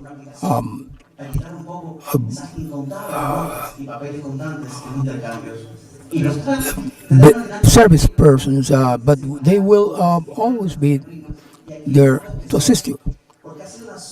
And here is been the sum of different elements with respect to the recycling company in Cuba, which has been part of this whole process to get all providers together. Special respect to Suchel Camacho, which is a provider that has adapted to the Iberostar line of work, because we must assist the country where we go to and learn from everyone. Iberostar has established different elements in technology, but mainly the mentality of the staff, which is an element that allows us to train and the reuse of products. It comes to mind how many omelets are made. Now these eggshells are raw material for our horters. How to reuse these elements. Trimming in the gardens is a compost that also feeds our gardens and makes our roses flourish. How these programs for children allow us to teach children to plant, protect, and care. Iberostar has an incredible dynamic, and I know the time has been crucial, and I wanted to highlight that we are taking one step ahead. We have been able to reach a lot in little time, and we are calling for more. We are trying to eliminate hazardous residue. I don't know if you know that the fact that the remote controls have batteries that are hard to eliminate, and we are trying to add experience. We know that we are not competition in Cuba. We are friends of the Cuban and foreign companies, including Meliá, Memories, Barceló. We call upon all these companies to cooperate, because in the end, this is what will make the difference. It's not just that we get here as part of communication messages. We are proud to say that Iberostar hotels in Varadero and Packard have been chosen and selected by international agencies as environmental environment protecting hotels. I haven't seen the man that actually makes signals in terms of time and allocation. This is my presentation. Thank you. But I would like to ask you for one more minute, even though there is an important guest here that had asked me to take the floor, and I would like to let him speak. I am the ocean. Now that I'm heading at the end of my life, I take a look back and I repent of nothing. I regret nothing. I have gone through many things. I have seen so much. I have organized dancing festivals and races.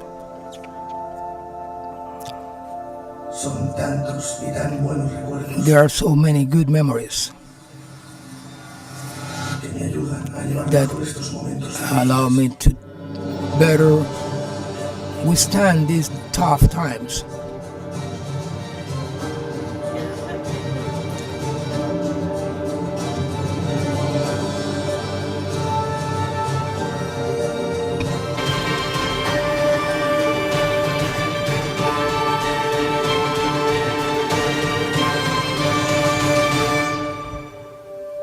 Algunos dicen que some say that I can still be healed. I don't know if it is too late, but I will persevere, and I cannot relinquish. I cannot give up. I cannot lose hope.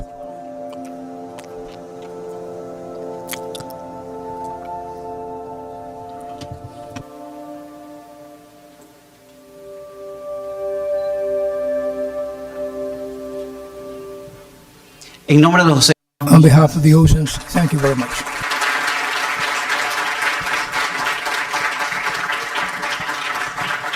Qué final. Nunca pensé que. Some finish. I never thought that the ocean would speak to us in this forum. As we said, we are short of time, but I would like to thank the panel and introduce the next one, which is the main activity, but the main course cannot finish with panelists, and it is designed for having a debate and the participation of the associate and member states representatives here at the end. So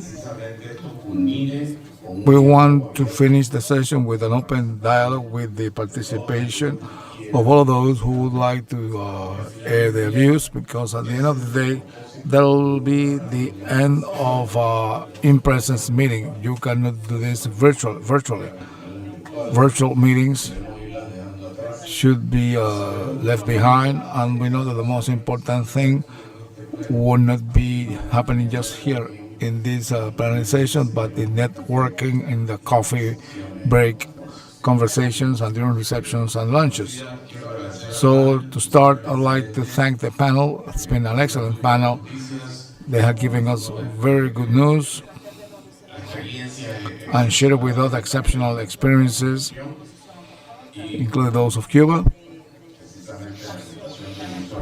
And there is an invitation of the ocean to the ocean to say something to this very heartfelt, emotional forum. I was very moved at seeing the ocean talking.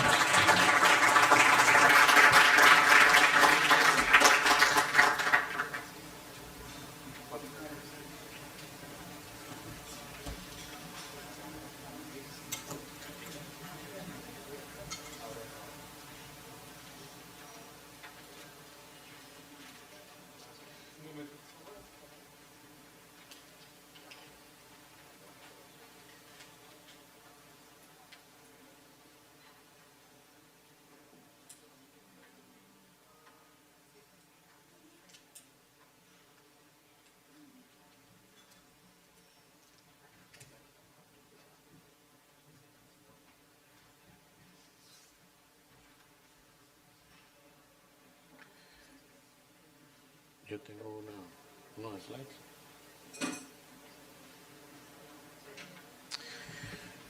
Okay. Yo quería hacer una breve. I would like to make a short introduction to the following topics, which are very important: economic recovery, connectivity, and trade in the Greater Caribbean. And these are essential topics to us. Yesterday, we have been talking about some issues like climate change, risk reduction.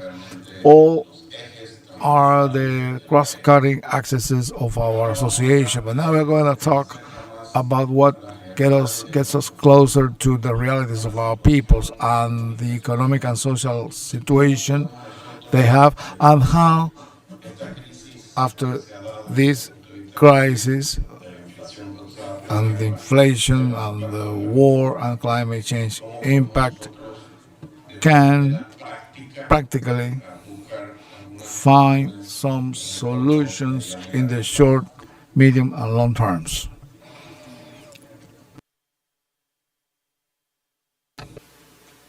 Arriba. Okay. Inició Rita. Rita started by explaining the reach of the Association of Caribbean States. During her explanation, it was mentioned that the association includes countries from other sub-regional bodies as SICA, the Association of Eastern Caribbean Nations like CARICOM, and also other nations which are not part of those sub-regional agencies as Mexico, Colombia, Venezuela, but they participate, and that includes Cuba. This is the forum where all these countries sharing the Caribbean Sea can meet themselves. That's important because from the viewpoint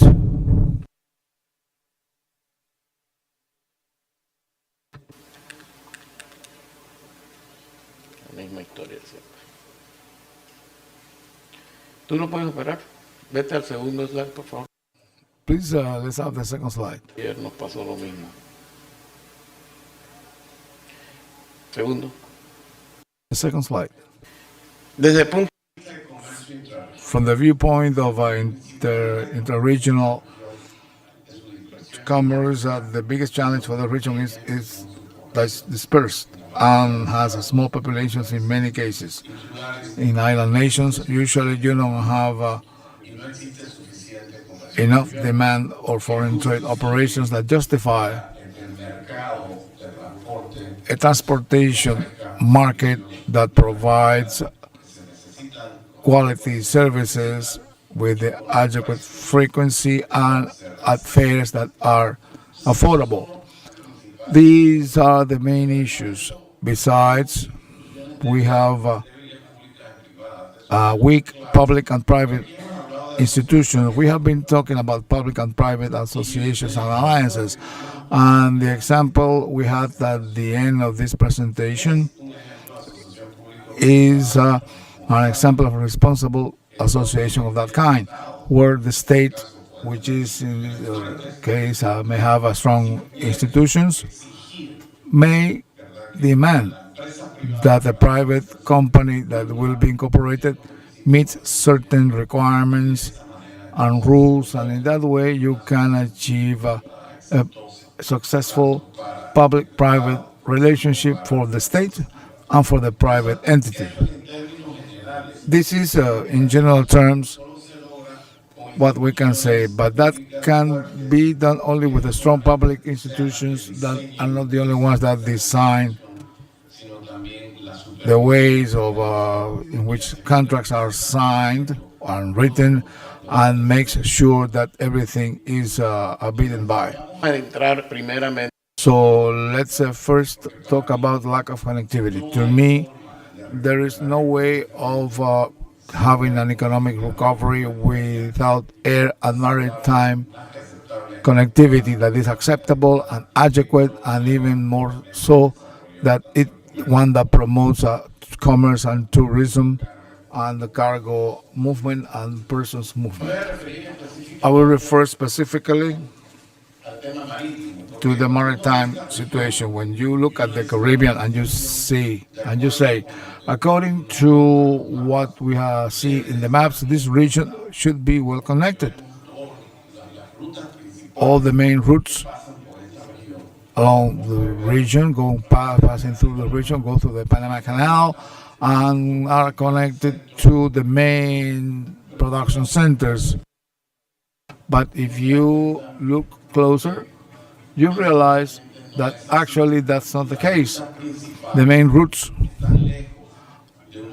or lanes are running far away from many of our nations. And that's why it is difficult to have connectivity between, because all the big ships or many big ships sail across this region because they must reach Europe, the United States, Asia. But in the perimeter to the east of the Caribbean does not show those lanes. So analyzing this conceptually in geographical subregions of the Greater Caribbean, we must find a way of inducing a presence of transportation beside the natural hubs. The natural hubs are there physically due to strategic reasons. That is the points between which cargo moves. Let's say the consumption points like United States, Europe, and Asia. But besides those main hubs, in the rest of the region, you don't have interconnection. You don't have interconnectivity. So we have to find a way of connecting these hubs with the rest of the region, because transportation is the one that promotes economic growth and social development. So when you analyze the whole situation, we have to find out a way of inducing that, and that's the proposal we have been working on together with CEPAL. That is a formula of a possible public-private partnership that includes several countries in the region to really have transportation services according to what we might need to bring about economic and commercial development in the region. This is a rather innovative formula, and it is one of the flag projects that I've been having in the Secretariat, because I believe that we can really do this with the present technologies in an effective manner, or at least we can start with some pilot plans that allow us to show that actually this could work. Al final, todos los elementos y los In the end, all elements and focal points are interconnected in our association. I'm showing this because even when it comes to transportation according to the present standards, we can also use it to emphasize that it can be green transportation. Green transportation is taking place in other parts of the world through green ports and vessels, and that can be included in our regional logistical and maritime strategy that we are trying to promote from the Association of Caribbean States. We have mentioned this. This is a summary so that we can summarize. These are the projects that we are having now at the fore. Climate change topics, I think we have all mentioned them all, and we have the technical documents to share them with all the development agencies in the observer nations who are interested in being with us and being our partners on these projects. We have climate change and disaster risk reduction. These are real projects that would be having a direct impact, because we have seen their implementation through the presentation we have heard. These projects are pragmatically seeking regional solutions. These are our sand sandy shore. We are in the end of the first stage. We'll soon come into the second and then the third stages. What's the nice thing about this project? It is a project that is opening up the doors to a next stage. The project is a diagnosis, it is monitoring, and it will end up with a project that would bring about private economic activities like dredging or movement of sands, volumes from one place to another. These projects would not end with service. They actually conclude with actions that would provide economic activity for the country, but also for those who are private entities that would like to carry them out. The geospatial information system has been mentioned. It's Copernicus. It is one of the flag projects with which we think the Association of Caribbean States may play a key role, so that actually it is expanded from what it is now to the rest of the member nations, and then the early warning systems. There is a project that we mentioned. Unfortunately, the Caribbean Development Bank could not send a representative to make a presentation, but from the association, we are supporting the project on multidimensional vulnerability index. It is a way in which you can rather change the ranking of countries as to having access to credits of finance. That project is part of our agenda. We are carrying it together with the Caribbean Development Bank. And finally, what was said in the previous panel, the resilient low carbon tourism, the logistical transportation strategy, and the ways of facilitating all that.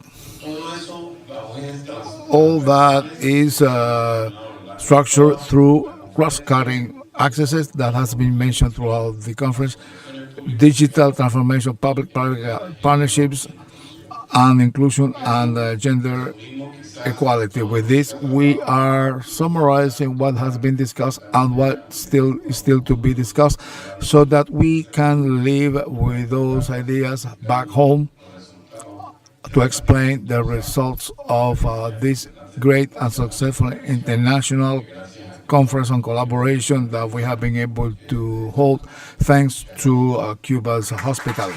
Thank you very much.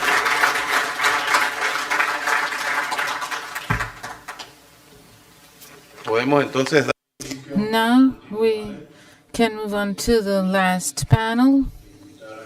I would like to call the panel members.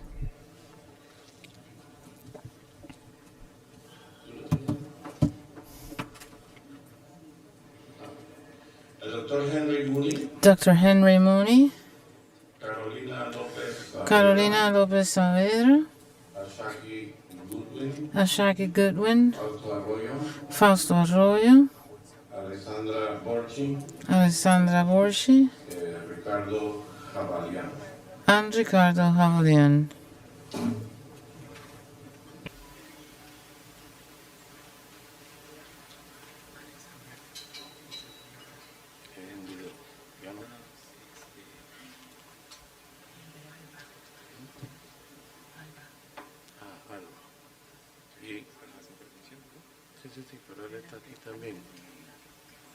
Y Raúl Licausi, por favor, presidente de ALBA. And Raúl Nicalsi, President of ALBA.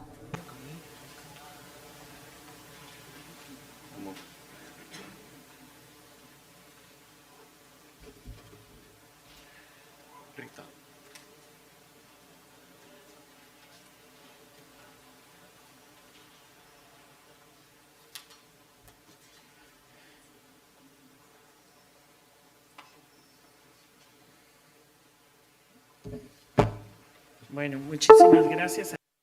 Thank you very much to you all. Now we are beginning this last session on economic recovery. the analysis of connectivity and trade in the Greater Caribbean. We are beginning with the first presentation. We have already heard the Secretary General and all the planning of all the association and the projects that we have been discussing during the panels yesterday and this morning. And so we would start with Mr. Henry Muni, who is the expert on economics of the Department of the Caribbean Nations of the Inter-American Development Bank. You're very much welcome, sir. Thank you very much.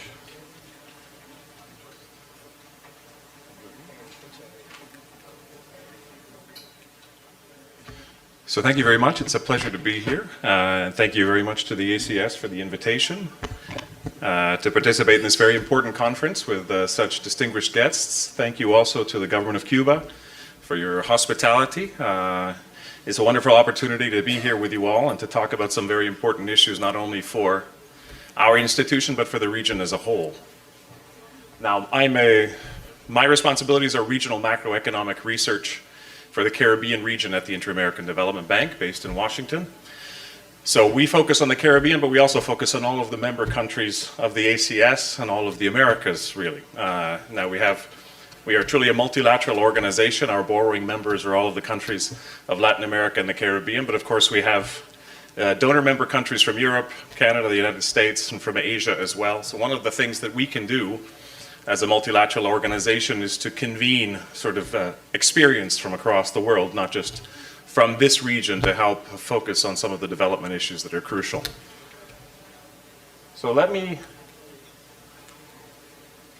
start by focusing. I'm going to focus my talk on four key areas that I think are important for this discussion. Many of these issues have already come up, but I think it's important before we start thinking about the future to think about what just happened to the region. So one of the first things to look at is the impact of COVID-19. Now, COVID-19, as you all know, is really the shock of the century. We hope there won't be anything larger than this, but shock of the century for countries in the region, particularly for the ACS. And what you see on the screen is a one-year GDP shock comparison of the largest shock that we could find in history going back to 1975 versus 2020. Now, without going into any of the specific numbers, what's easy to see, the red bar is 2020 GDP growth or contraction, and the purple bar is the worst shock that we have in history going back to 1975. And what's very clear to see is that for many, if not most countries in the region, COVID-19 2020 was the largest shock we've ever experienced that we have on record. And for many countries, about a dozen of them, that shock was double digits. Historically speaking, this is really an outlier event. So I'll skip that slide. Now, why is that? Now, this brings me to the second important topic here, one that's everyone here is very well aware of, but that we really had to think about again during the COVID crisis because of how quickly the shock propagated to countries across the region and how deeply they were affected. So what you see here is, again, from our research, and I'm happy to share this presentation afterwards with links to some of the underlying papers, but we tried to look back as the crisis was unfolding at the largest shock we have ever seen to the tourism sector. So this is a graph of tourism arrivals going back to 2000, but we have data going back even further. But just to put it in perspective, what you see in the small box in the middle was the global financial crisis, which up until this point had been the largest shock to tourism arrivals across the region. And it was about a 4% year-on-year contraction or deceleration of tourism arrivals. What we saw in 2020 was, depending on your measure, something like a 75% contraction, right? Now, why is this important? We all know what happened. Thankfully, it's starting to reverse, so there's some recovery.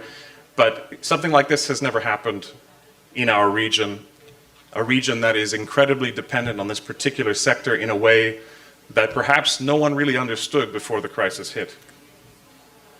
So we developed something called the Tourism Dependency Index, and people have talked about how important this sector is to countries across the region in terms of GDP, in terms of employment.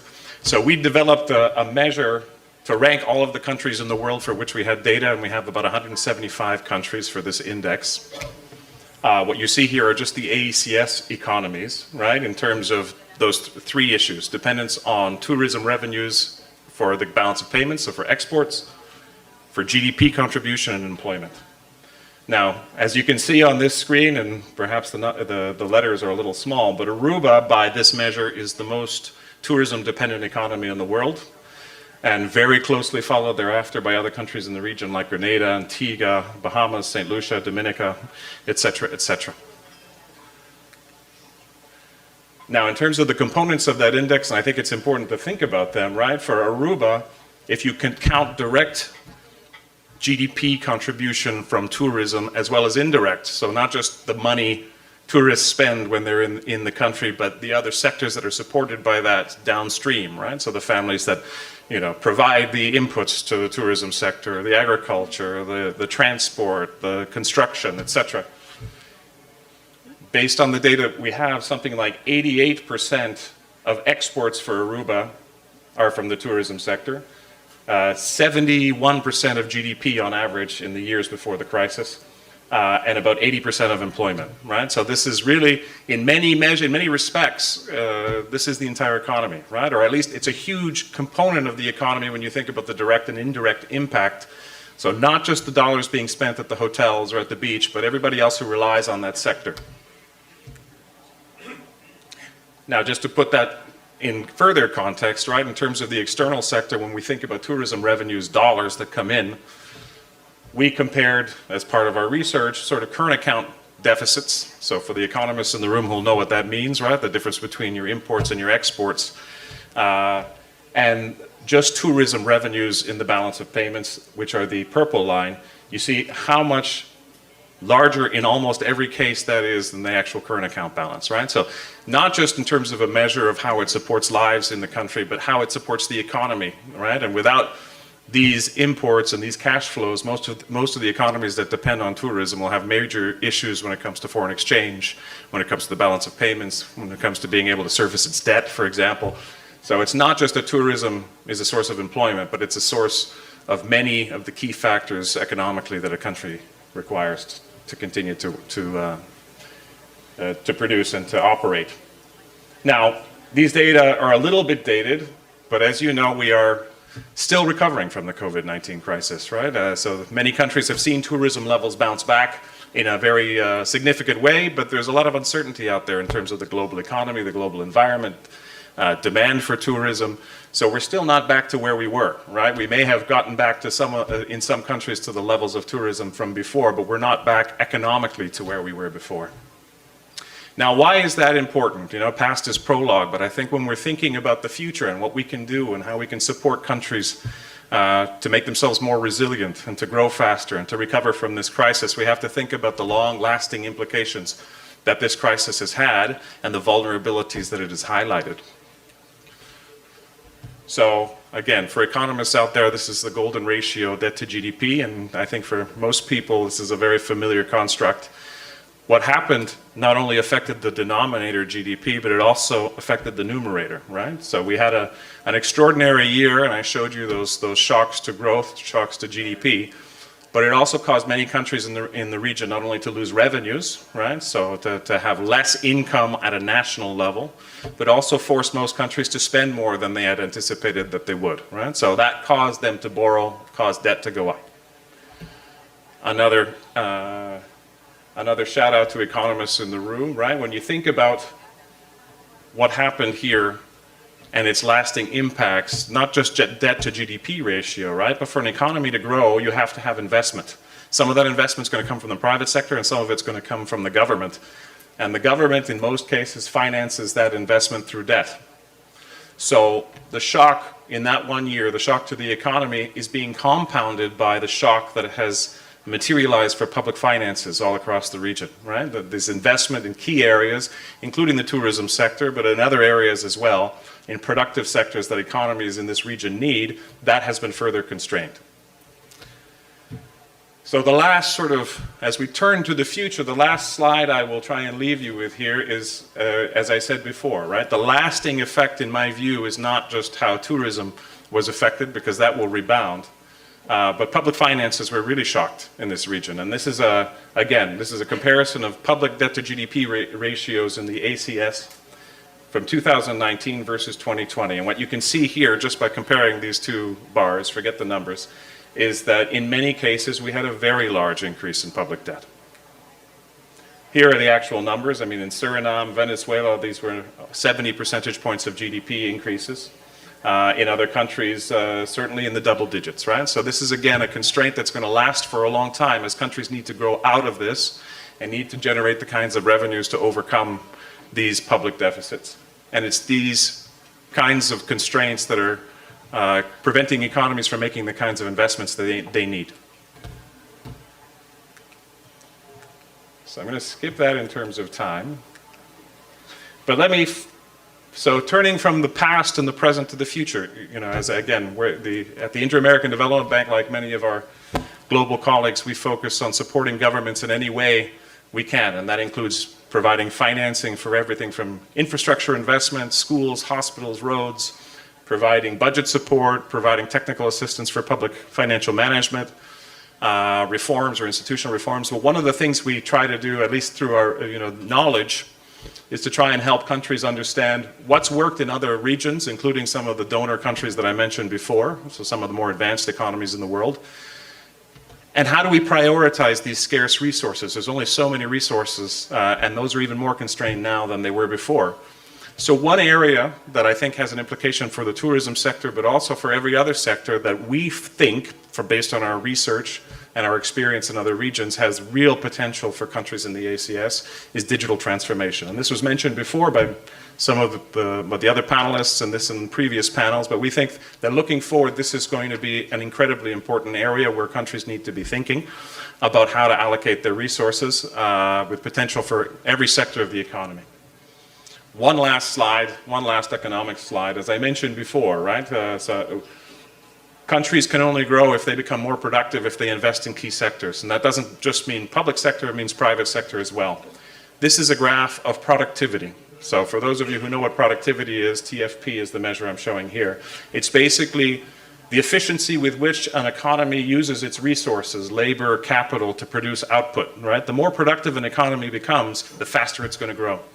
In fact, no country in the world, with very few exceptions, has gone from low to middle to high income without becoming really productive, without seeing these measures go, sort of towards the sky. And what you see here are three countries that we work on from the region: Barbados, Jamaica, and Trinidad. And the red line is the level of productivity in that economy in 1970, all the way to 2019, which is where we had the last data. And what you can see quite clearly is there's some volatility there, but actually in these three cases, productivity is now below the level it was in 1970. And that's a scary figure for me, right? Because if you're thinking about development and what you need in order to develop and grow and raise incomes, productivity is pretty much top of the list, right? So I put that out there because one of the areas that we have identified, and it's not just us, many other institutions, researchers around the world have come to the same conclusion, is digital infrastructure investment. So fixed and broadband digital telecommunications infrastructure. When we look at countries, for example, in the OECD, this is one of the areas where they got the most bang for the buck in terms of investment, and one of the areas where countries in the ACS, particularly in the Caribbean, are furthest behind. Now, again, this comes from a piece of research. There's a link there. You can take a look at it afterwards. But what you see here is what we have estimated in terms of GDP and productivity gains from closing digital infrastructure gaps that exist between Caribbean countries and countries in the OECD. That is to say, if you put enough investment into this economy to bring digital infrastructure and telecommunications infrastructure up to the level that exists in OECD economies, this is what you might get. So in some countries, and you can imagine which ones, that have the least infrastructure, Haiti, Guatemala, Nicaragua, certainly double digits improvements in medium-term GDP and in productivity if you were to close those digital investment gaps. But what we see is all throughout the Americas, with no exception really, that there is still some major benefit to doing this kind of investment. And again, this investment is not just for tourism, it's not just for electronic commerce, it's for everything, right? This will make people easier to educate, easier for educators to get at students, right? So making them able to learn faster, capture new technologies faster, connect governments, right? Sort of the flip side of tourism, where people come to your country in order to take advantage of your tourism resources. If you're able to have the kind of digital telecommunications connectivity that allows you to operate in the world, you can export your services just as easily to any part of the world without having to leave the country. So the last thing I will show you is this, which is effectively a reflection of the last slide. So if you were to find this investment to close those those digital infrastructure gaps, how much would it cost, and how much more would you gain in terms of, here I'm showing GDP, than you spent, right? So a very simple measure of return on investment, which is the red dot. So the cost is the yellow line, the impact in terms of GDP is the purple line, and the dot is sort of the multiplier. And what you see very quickly based on these estimates is that, you know, the returns are incredible, right? For Barbados, if you could close that gap, it would cost under 1 percentage point of GDP in investment and return 12%, which is a 58 times multiple. So you get almost 60 times your investment by making that investment back in terms of medium-term GDP. Now, the numbers vary depending on which country you're in and how big that investment requirement is, but in all cases, they're large and they're positive. So I think that is the important message here as we prioritize areas for public investment going forward. And again, it's not just public investment. Actually, in every country where digital infrastructure has moved up to that level where it's optimal, it's actually been the private sector that's done most of the heavy lifting, right? But public sector has an important role to play. So as you're looking at all of the critical needs that you have as developing economies, digital infrastructure is one that we think has really incredible potential in terms of its ability to transform economies and transform lives, really. So with that, I will leave you. I'm sure there will be other really interesting and important interventions on other areas that haven't been covered here, but in the time that we had, I really think that these are some of the thoughts that we would like to convey. Thank you so much.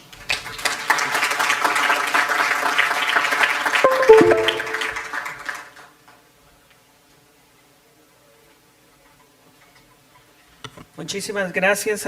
Thank you very much, Mr. Mooney, for that photography of the present situation in the region.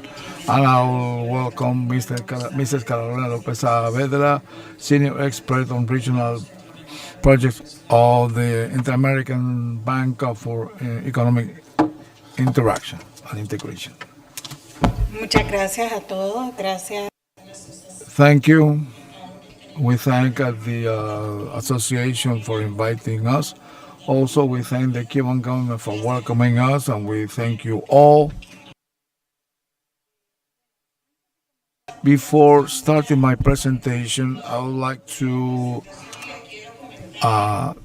make a side comment. When I came into the Inter-Central American Bank, I have been in banking for 12 years now. I'm working for the Central American Bank, and it drew my attention that we were talking about infrastructure for water and sanitation. Then I'm also a civil engineer, and I have been working on the energy and other projects, and we were thinking of taking these projects to rural area operations, to urban areas. We didn't have any problem with these operations to have this connectivity of energy, nor did we have that problem in the rural areas, because everybody wanted to see TV, watch TV, but when it came to water supply and sanitation, they didn't want to have it. You know why? Because women, the only hobby they had was going to the river to talk with other women while fetching water. It was unbelievable. It was really unbelievable. In the urban areas, we all want running water. And we have to start convincing them.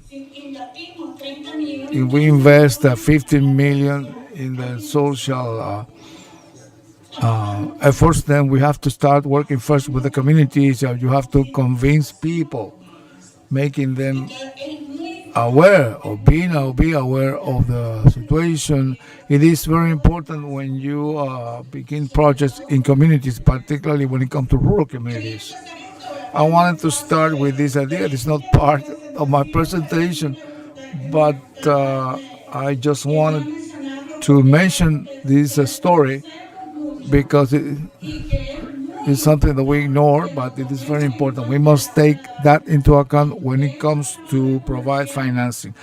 Commercial banks are eager to provide finance. You sign the contract and then you send the money because we are working with ongoing businesses.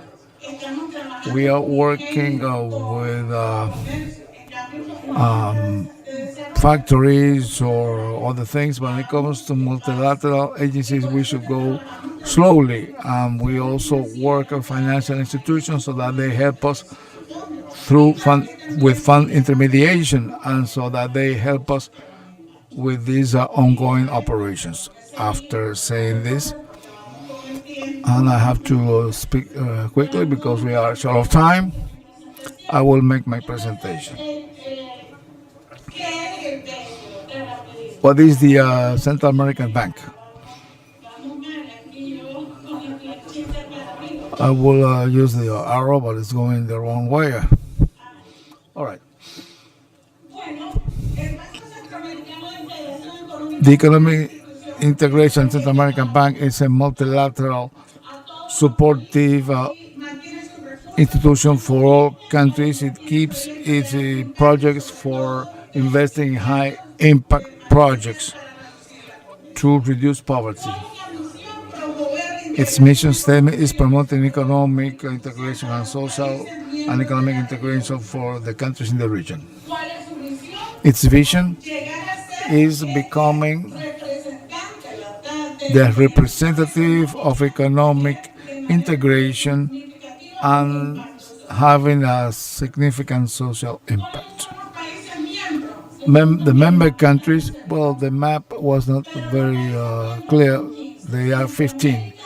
In Central America, we have not founding members: Panama, Dominican Republic, and Belize. And now the ones from other regions are Mexico, Spain, Argentina, Colombia, Cuba, and 2 others. We have 11 offices, and soon we will open up the one in Spain. The strategic axes are the following. 1, social sustainability, environmental sustainability, sustainable inclusion, human and social development, regional integration, and gender equality. These are our axes. What guides us as to social integration? In the last 2 years, we've had $2.3 billion for that. Energy, 120 million. Productive infrastructures, roads, which are also part of integration, 1.3 billion. And for human and social development, 225 million.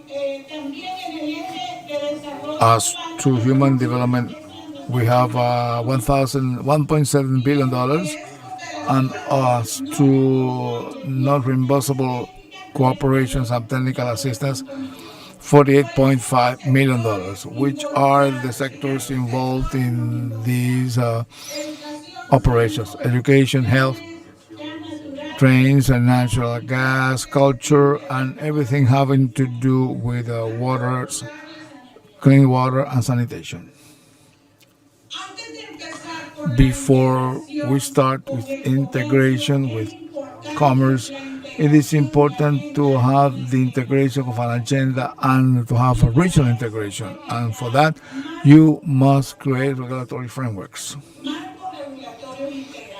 integrated ones. It is true that we do have regulatory frameworks in countries.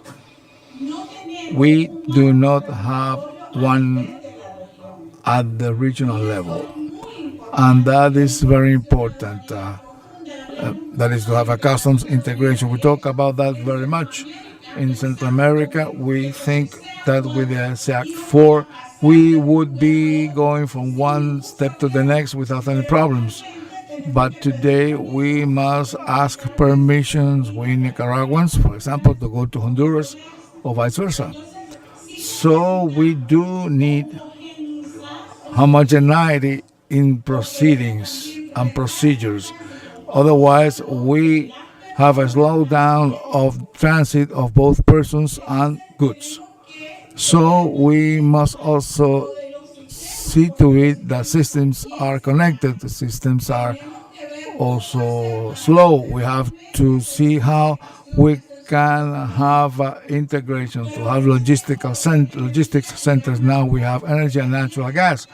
We also have to think of a cleaner energy, and there was a diagnosis for the region. We thought that the first thing we had to do was to have a regulatory framework for the region and somehow incentivize the private sector so that it invests. How can we do that? By providing opportunities from the public sector too. That's an important consideration. Also, we have been working on harmonized technical specifications for railroad activities. We have presented the draft, and we have seen that in the region in Central America, in some countries, they don't even have regulations on that. In others, specifications change from one country to another, or that they're having borders like between Guatemala and Salvador, for example, and the rules are not the same. So we must think of homogenizing those things to have the so dreamt of regional railroad route. And we are working on that. We're not working alone. We are working with SICA, with Comitran, with the T, and in each country they create a regional technical team so that they will approve these technical and harmonized specifications so that we standardize our standards and have the same rail stretch, the kind of wagons and locomotives, and have the same route. At present, we are working on other things. We are having support in each country with the trains because the transition and the mobility of trains is difficult, complicated, but necessary. I don't know if I consumed all my time. You still have some time. Will you please you raise the flag for me? Okay, education. As to education, we are working on a scholarships program. We are having not only the participation of the Central American countries, but also Belize, and the Dominican Republic, and Cuba. This is a program for young people of junior high schools, poor youth groups from 25 and 30 country youth from each country chosen by the education ministry, and they are given a maximum amount of $1,000 per country and per young person. So it's $25,000 a year. If it is 50, it will be $500 a piece. It's $25,000 altogether for each country to be given to its young people. And that is what we are doing. This is the program for the Bicentenario Scholarship Program, as we call it. We're also supporting with the Zamorano Scholarship Program. Zamorano is a school in Honduras that deals on farming and agricultural courses, and they are providing resources for 4 young people per country for 4 years. That includes also Colombia, besides the above mentioned nations that I talked about. And in this case, the 4 years are paid for the 4 students. We're also working with the regional electricity grid system. There is transmission and regulations. The first thing to do is discuss the regulations and how we work. In Nicaragua, we're already working also on a program called National Program of Electricity Supply, Renewable Energy, and Sustainability.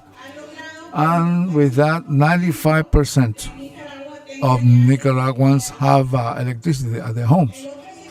The other 5% is more difficult to reach out because they are in the faraway rural areas.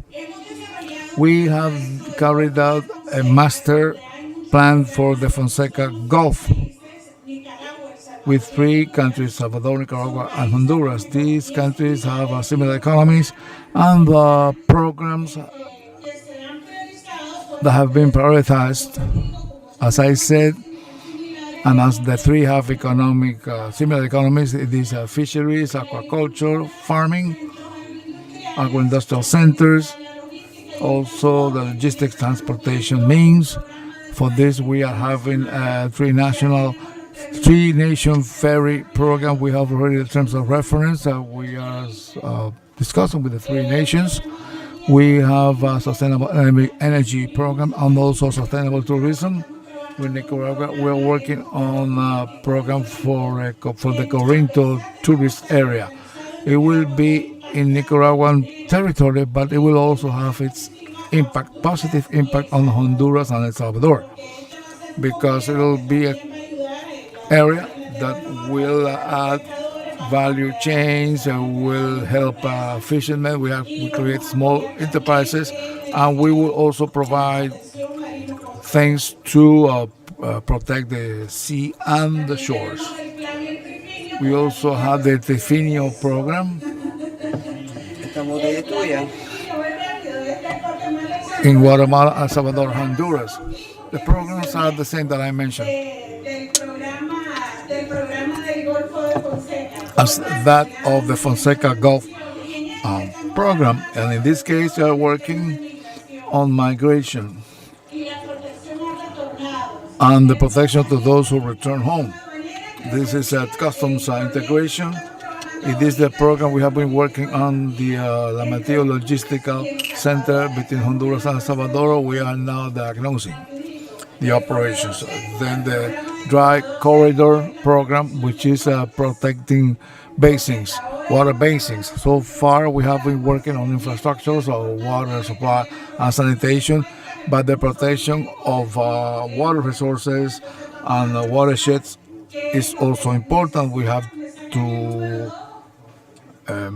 see what we need. I'm showing me the flag for the second time. We're also working regionally on the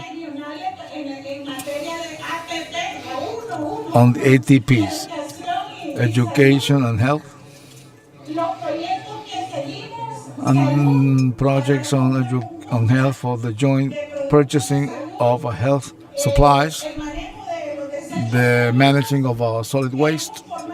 We want to have a biotechnology farm because during the pandemic we have to import from masks to many of the things. We didn't have the capacity to even produce our own masks.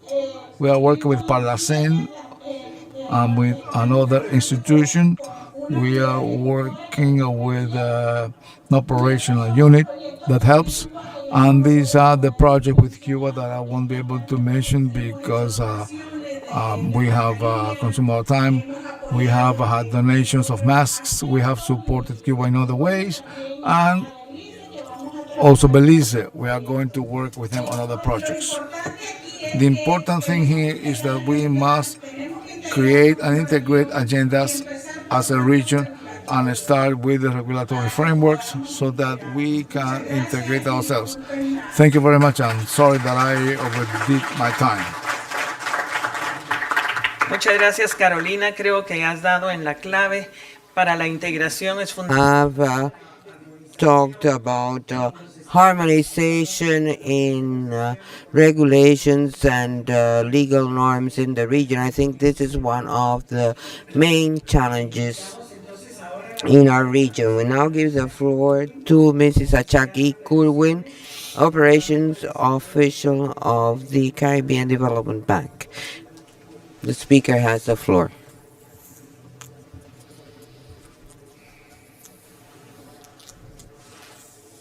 Good morning, Secretary General and distinguished colleagues. As Rita mentioned, my name is Ashaki Goodwin and I am representing the Caribbean Development Bank.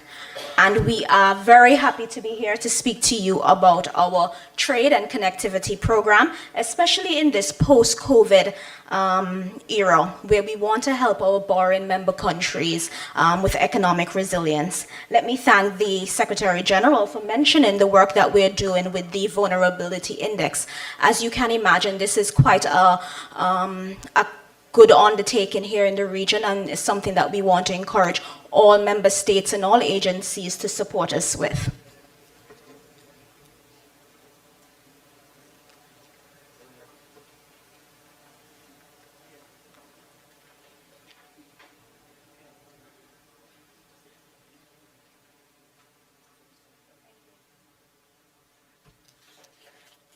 Okay, so who are we? The Caribbean Development Bank, we were established in 1969. We celebrated our 50th anniversary just on the heels of COVID, and we are very happy to be serving our borrowing member countries. We have 19, and we have a number of non-borrowing member countries, and I see a number of our borrowing member countries here in the room, and it includes CARICOM and ACS member states. We are headquartered in Barbados, and we have a country office in Haiti. And our commitment is to helping our borrowing member countries to reduce inequality and to have extreme poverty by the end of 2025. We also want to support the inclusive and sustainable growth and promote good governance. Our mission: reducing poverty and transforming lives through sustainable, resilient, and inclusive development. So, for the bank, we came into existence for the purpose of contributing to the harmonious economic growth and development for our member countries here in the Caribbean. We assist our member countries to optimize the use of resources, developing the economies, and expanding production and trade. And throughout my presentation, you will hear me speak a lot about our trade programming, which we think is a hallmark of the work that we do in the region. We, of course, help our member countries to mobilize resources, whether it be grant or loan resources. We promote public and private investment to encourage financial upturn in the region and to facilitate business activity and expansion. We provide technical assistance, so a lot of the work that my unit controls relate to technical assistance, and it's a lot of grants, so free money to our member countries. And of course, we want to stimulate the development of capital markets in the region. We have a new strategic plan. So just a little bit of a backstory. So our strategic plan was started in 2020, and it should have run to 2024. It was developed just before COVID-19. We realized that it was developed in a pre-pandemic time, and the needs of our member states would have changed, and we really wanted the work that we do to reflect the needs of our borrowing member countries if we were to be responsive to their needs. So commencing last year, we tweaked the strategic plan a bit, and we now have it covering this year, so 2022 to 2024. And it covers 5 key pillars: social, environmental, production, financial, and institutional. And these pillars are underpinned by evidence-based creation and innovation. For us, we believe that measurement and data should inform the work that we do in our member countries. And all of this is underpinned by the work that we're doing in governance, gender equality, regional cooperation, and integration as cross-cutting themes. So to put all of this into context, the region's investment needs are enormous. We know this. Preliminary CDB estimates indicate that the countries would need an investment of $10 billion annually to halve regional poverty by 2030. This approximately triples the current investment levels that we have in the region. The estimates suggest that we will need a more robust effort, not just by our borrowing member countries, but by us as agencies in the development field to bridge this financing gap. So partnerships like what we're doing today and what we hope to do in the future will be crucial, not just for the bank, but for our borrowing member countries. In addressing the need for greater economic resilience to external shocks, as well as volatility in the world market, we realize that we have to foster innovation. We have to create a platform for economic diversification, and that can be done through regional cooperation and integration. Yesterday, many of the speakers spoke about the importance of regional cooperation and regional integration, and that is something that we use as a platform. So I mentioned a bit before about the Regional Cooperation and Integration Unit at the bank, which I am the acting head. And currently within our portfolio, we have over 40 projects focused on trade and connectivity. And I want to mention that, and the reason why we're talking a lot about our trade program and today, those 40 projects have been developed over the last 2 years. So within that pandemic era and moving now into post-pandemic. So it's reflecting the needs of our member countries, especially as it relates to economic diversification. One of the critical facilities for the bank is a facility that we manage with the EU, and it's the Economic Partnership Agreement and CARICOM Single Market Facility. And it is a fund of 8.75 million, and it's geared to helping our countries to, one, improving business, strengthening trade, and building capacity. At the time when the standby facility was designed, which was in 2019, we weren't thinking about COVID. However, I think it was quite timely when these projects were going to be implemented, because what we realized, they reflected the needs of our member states as they were going into the, or as they needed to strengthen their economic resilience, as they needed to diversify their economies. We saw in most of our countries that when the planes stopped coming, a lot of persons lost their employment. And what we want to do is to learn from the experience. Of course, for a long time, we've been speaking about economic diversification. And what does this mean, and how can we really tackle it?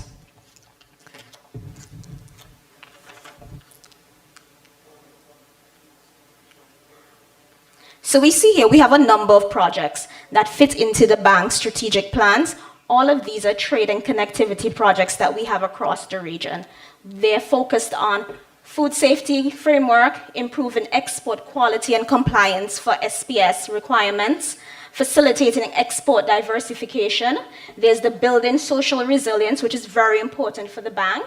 We're looking at enhancing skills development among beneficiaries. We have a project in Antigua and Barbuda and the other in St. Vincent and Grenadines focusing on skills. We have gender mainstreaming, which is a cross-cutting theme for the bank and is encompassed in all of our projects.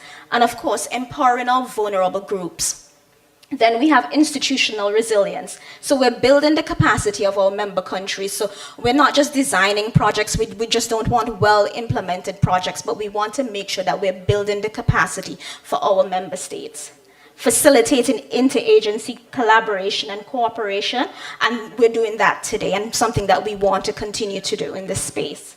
Strengthening regional integration. It is a hallmark in the bank's charter, and we believe that regional integration and international trade, those are tools for development.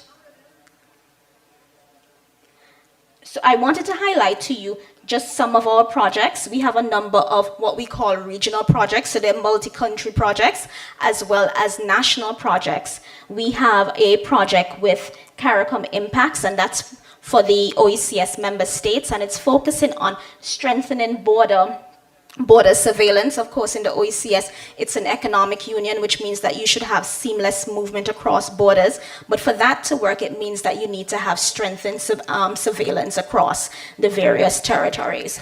We do a lot of work in technical barriers to trade with our regional counterpart, CrossQ, and we have a project that's just ending in Barbados, St. Kitts, and Nevis and Dominica. We have a number of other projects across the region, in the Dominican Republic, in Belize, and in Grenada. But I wanted to make a special note of our project in Belize because it touches a lot of our cross-cutting issues. One, the work that we're doing with the indigenous community in the Toledo district, as well as gender mainstreaming, and that area primarily made up of the indigenous community, and we're helping the Toledo cacao growers to expand their exports, not just expanding their exports, but helping them with infrastructure and accreditation to increase exports. And then finally, so out of a recent mandate coming out from the CARICOM heads was to reduce our imports 25 by 25. And the bank, as the region's development bank, we were approached to work on transportation, so connectivity. We have spoken about the value chain approach, we've spoken about food systems, but how can we get movement of goods across the region? And the bank, we are looking to start a consultancy this month that will explore options for establishing a maritime cargo service. It will initially focus on 4 countries: Barbados, Grenada, Guyana, and Trinidad and Tobago. Now, we know that over the last decade also, there have been a number of ferry studies across the region. However, what we realize, a number of them, they lacked the value chain approach, and that is something that we want to do differently with this study so that it could be realized. Another thing I want to mention, when we often talk about ferry studies, we think that we need to get a new vessel. However, we realize that within the region, there are a number of vessels that have the capacity to move across member states, but we need to also focus on things like regulations, and standards, so all those other softer issues that we don't look at when we think about the movement of trade. And finally, looking ahead, so as I mentioned, we have a portfolio of over 40 trade projects, but we want to do more in this space. We want to reach out to more of our collaborators like the ACS. We want to do more work in our borrowing member countries. And what are some of the things that we want to focus on? And we welcome to have that dialogue and conversation with you. Improving intra-regional trade logistics. So again, not just looking at the simple movement or just increasing production, but what are the things that are stopping that production right now? Streamlining marketability of intellectual property. If we want to become a more innovative region and it's something we want to promote, we have to speak about the importance of intellectual property. Financing regional cluster development within agro-food industry. We have already started some work in Jamaica and Grenada, and it's something that we want to replicate across the region because those are great projects working with women producers in the agro industry. So all that's left for me to do is to thank you very much. Thank you for having us. We want to collaborate more, not just with the ACS, but with our other partners here on the stage and look at how we can increase our impact in our borrowing member countries. So thank you very much for having the Caribbean Development Bank.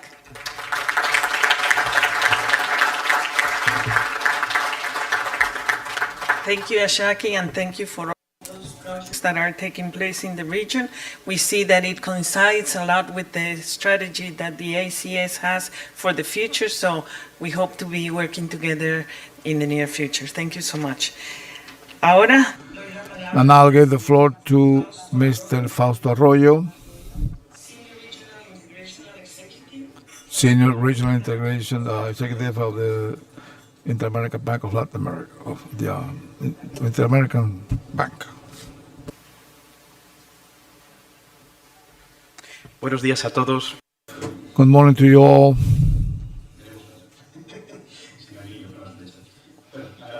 I would like, first of all, to thank you for the invitation and the organization, to the association and to the Cuban authorities, and especially to you for this possibility of conversing, which has allowed us to get closer to Caribbean realities. I will try to be brief.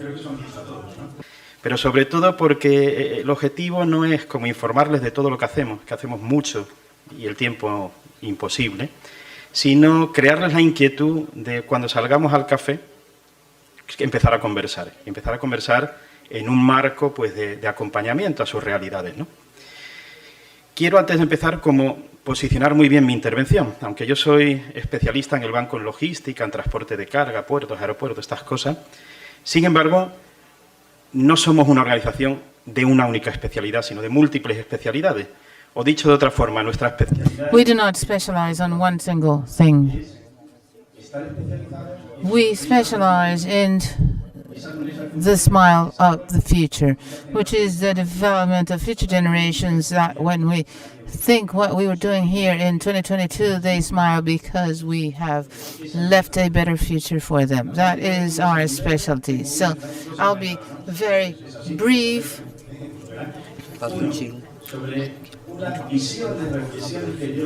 Some things I want to discuss with you on logistics, connectivity, and trade, and how we like to do things here. And I'm looking at Alejandra, our Permanent Secretary General. Yendo directamente esta reflexión. So I want to leave you with this four elements. First, you in the Caribbean, you've done lots of very well organized efforts towards integration, but it seems that it continues to be a challenge. And here we must reflect on something that has been said before, which is diversity. And we find diversity in Latin America and the Caribbean is very high due to geographic, historical, social, political conditions. And this would seem that if you don't approach it in a generous manner, trying to find commonalities, it could become a barrier. It's not a barrier that cannot be overcome. You have taken the first steps, and these can be clearly seen. And there is integration, but in the current reality, trade, inter-regional trade, and the articulation outside the region is not enough to attract investments that ensure sustainability into the future. So it would seem that we need to work together to achieve greater integration and more commonalities in a larger scale. So this would be a first reflection, the vision of growing in what is common to find solutions for sustainability. On the other hand, and this is closely linked to the first, it can be seen that the intra-regional trade flows are low when we compare it to economic blocks of greater development in Europe, Asia, and North America. So here we also need to focus and identify what we can trade amongst ourselves, and this leads us to a third reflection. Although culturally speaking we're very diverse, our products seem very similar, so we are working on the same things and producing the same things. So there is an effort required to see how we can complement each other, how we can develop products that support and complement each other to strengthen our insertion in global value chains. And this is closely linked to the concept of innovation that has also been addressed. Innovation in terms of products and betting on progress, we can transform our culture so we open up to the rest of the world. And finally, connectivity challenges. I urge you to think not only about connectivity, is not only to that we connect each other, but for what purpose? And in the area of trade, this is known as logistics, which is smart connectivity or purposeful connectivity. Transportation system limitations, we are all aware. So more connectivity, complementary products, and with best or better logistics. These are the three cornerstones. This is not, I'm not the first one to raise these issues. You already spoke about this, and the response is that we need to emphasize all three, but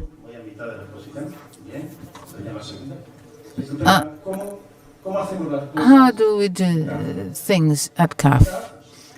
At CAF, your situation where you're so unique, your island divided by sea, and this is not very different in operational terms to what we find in the continent. There are barriers that separate cities that trade with each other. As part of this learning, I would like to leave you with some notions for you to reflect upon. One of them is that at CAF, we strongly believe in integration. The future is not to fight on your own for one market or one future. That won't win us any smiles. We must all go hand in hand towards a smart integration, a purposeful and well-focused integration. The second notion is to build on diversity, but a diversity that is cohesive, not that separates us because we need to vindicate our differences, but that brings us closer, because if we complement each other, we will become more robust and complete. This diversity in the terms of economy and culture, etc., should be part of the solutions we provide at CAF.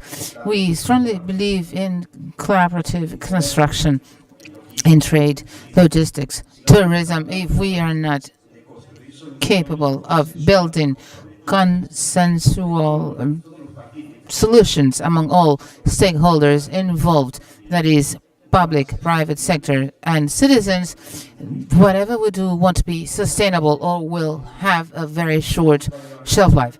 As reality has shown us time and time again, as our president has told us, is the comprehensive vision or integrated vision. You cannot separate business from the environment or anything else. One major intervention, action, or project, as one of the previous speakers said, cannot be limited to the technical component. It should take into account the environment and provide territorial advantages. An example of that is what the first speaker was telling us about, the passing of the Caribbean of major world trade routes. 40% of world trade passes through our region, but is not articulated to the reality of the islands. Another element, you cannot work on everything. I think this is something important for us to take back home as a lesson, that we have a clear schedule. On that basis, how at CAF we transform this to translate it into a reality. Well, inspired by the vision of our top management, there are three major lines of work. At CAF, or like Eduardo well said, CAF should be the green bank of the region. We firmly and strongly believe that without sustainability, there is no future. And that is one outstanding task. I won't elaborate on this because we have been talking about sustainability for 2 days, but I want to add a nuance. We should include social sustainability. Words like social inclusion, development for all. It is important. Gender equity and equality. 50% of our society are women, and they have a lot to contribute. And also minorities. Minorities have a voice and can make and should make significant contributions. And we also have the Bank of Reactivation. We understand this at CAF from several positions applied to the Caribbean. We need to understand how this space operates. What task should each island take on? what tasks should be taken in the logistics sector and how this should evolve. That development cannot be unique or one-fits-all recipe. We must have an integration approach that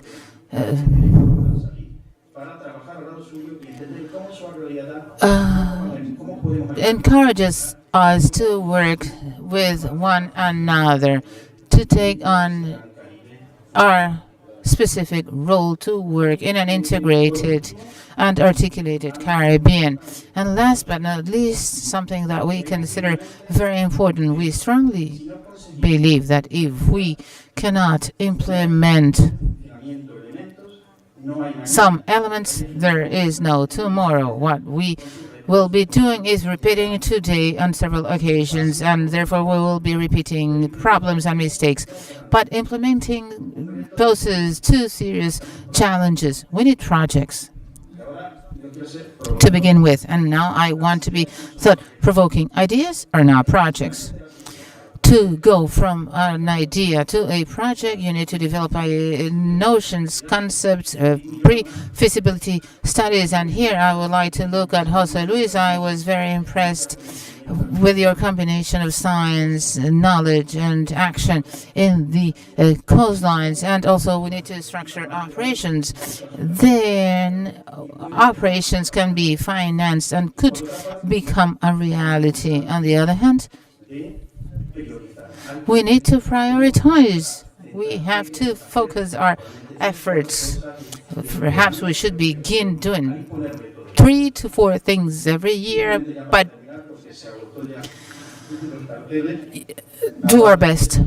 And I want to share with you 3 initiatives, development projects that could be easily extended to the greater Caribbean, which are first the logistic routes to support trade, logistics, and development. We have done projects in Mexico, in northern Argentina, Ecuador, Colombia that allowed for the articulation of local capacities with a global vision that is that drives development. We have, for example, the case of Galapagos Island for the provision of the island that is 1,000 kilometers away from the mainland, that is Ecuador. And it has a significant endogenous value, and we need to prevent the entry of alien invasive species. So we are gaining a lot of experience here that could be easily replicated in the rest of the greater Caribbean. And then we have the port network. Since 2015, we have been working in Latin America, promoting the creation of a network. We have 28 ports, and it's not suffice that ports have vessels that connect each other. The thing is the hard work is on the ground to improve goods, the services they provide to the goods that are on their docks. This is the last slide that is quite inspiring. We are the parents that have to carry the future on our shoulders. Thank you very much. Muchísimas gracias. Thank you very much, Mr. Arroyo. Yes, indeed, the important concepts of research, diversity, and cooperation, as well as sustainability, and the priorities that we must all consider to undertake these tasks to the best of our ability. We'll give the floor now to Mr. Ricardo Avalian, Officer of the World Bank. And after this panel, we still have, after this presentation, we have 2 more presentations. We will have a short Q&A session. And after, we'll have some other remarks by the chair and the audience. And we would like to report that at 12:30 we should be closing, because we would have the presence of the minister, one of the ministers of the Cuban government. Thank you again.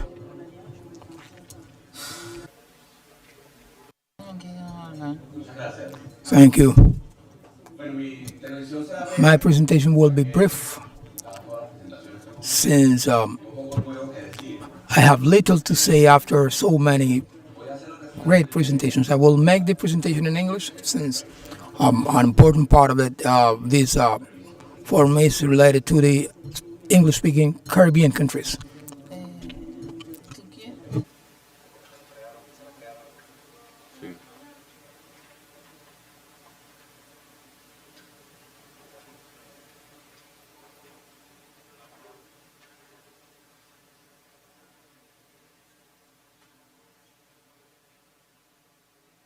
Bueno, mientras tanto, me presento, I'll introduce myself. I'm Ricardo Javalian. I work for the World Bank's Regional Office for the Caribbean in Kingston, Jamaica. On behalf of the World Bank, I'd like to thank the ACS leadership for inviting us and give the opportunity to give remarks.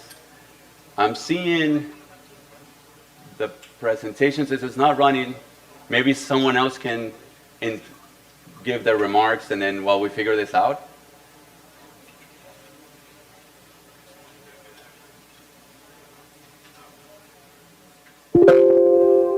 Si quiere. Entonces, mientras vemos el problema tecnológico, vamos a invitar al señor Raúl Lee Causi. The technological issue, we will hear Luis Causi from Alba Bank. Thank you. It is a pleasure to be here, and thank you. I would like to thank the Secretary for the invitation. I would like to also thank the government of Guatemala for their leadership in our association, and the Cuban government for this productive initiative for all. We are very pleased to be here. We are all interested in the regional development. We are committed to this purpose, and this gives us a great opportunity. I believe that the idea of this kind of forum will always establish synergies, knowing what each of the institutions is doing. I introduce myself as the Executive Director of the Alba Bank, which is a regional bank, and I will make a presentation on what we are doing and also see the prospects. The next cooperation meeting is going to be held in May next year in Antigua, Guatemala. So we must try to make it possible to have concrete actions, tangible actions by that time, in order to demonstrate the achievements and also see something that sprouts out of what we have done. We have had very good conversations with Mexico and other regional actors. At the Alba Bank, we are at the disposal of all who are willing to take new ideas into fruition. We are to complement each other. We are each taking small steps, so we are a little bit dispersed in a way. So I will go straight to the presentation so that you can know what we are doing and what we can do together. That is my main purpose today. We have entitled this presentation Co-op Answers to Cooperation and the Post-Pandemic Scenario, Alba Bank and its regional approach, and the tasks of economic complementation. The first item is the bank and its regional approach. Our bank probably the other actors enjoy a regional reputation, and ours is a little bit more specific. Our institution was established on November the 5th, 14 years ago, and it has 8 member states, which are listed in the slide, all of which are ALBA members, and we will soon include St. Lucia and St. Kitts and Nevis, which will make 10 members of this bank. We are part of the new regional architecture, and our bank is characterized by the commitment of financing projects throughout all its stages in order to ensure local development. This is fundamental. We are a bank for integration. We are trying to achieve projects that not only imply useful ideas for one country, but a framework for a comprehensive vision. We are going to be talking about the size of our bank. We are a relevant financial actor in the region. Beyond the 8 member countries, other 14 or 16 countries have benefited from the ALBA Bank projects, either through homegrown projects or those that include other players. For example, St. Vincent and Grenadines have, together with Cuba, worked in the financing of the Argyle airport. We have grand national projects, food production projects. We have had a very important role in health-related issues. So we are way more relevant and bigger than the sum total of the members themselves. We like saying that we are a bank driven by concrete actions. In terms of food safety or food security, which is one of the tasks, we are targeting the exchange of raw materials among the ALBA region countries. We are showing some of the projects that we have. I don't want to dwell in too many details. I will show a short video including coffee plants in Dominica, culture of coffee robusta in Nicaragua, a food plus processing plant in St. Vincent, fishing fleet, all projects connected to the integration in the region and joint projects.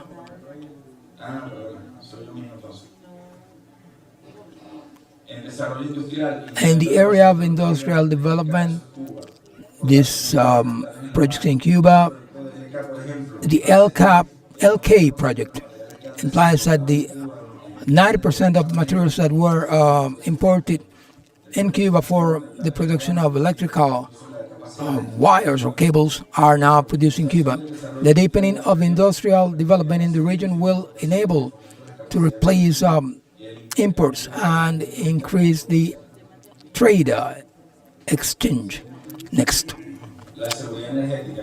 Energy security and the strengthening of PetroCaribe for all of us is it's good news that after this 2-year lapse, we are getting back to the self-supply, despite of the fact that we are suffering sanctions imposed against our oil industry, and we are facing the challenges that the region currently faces in the area of energy.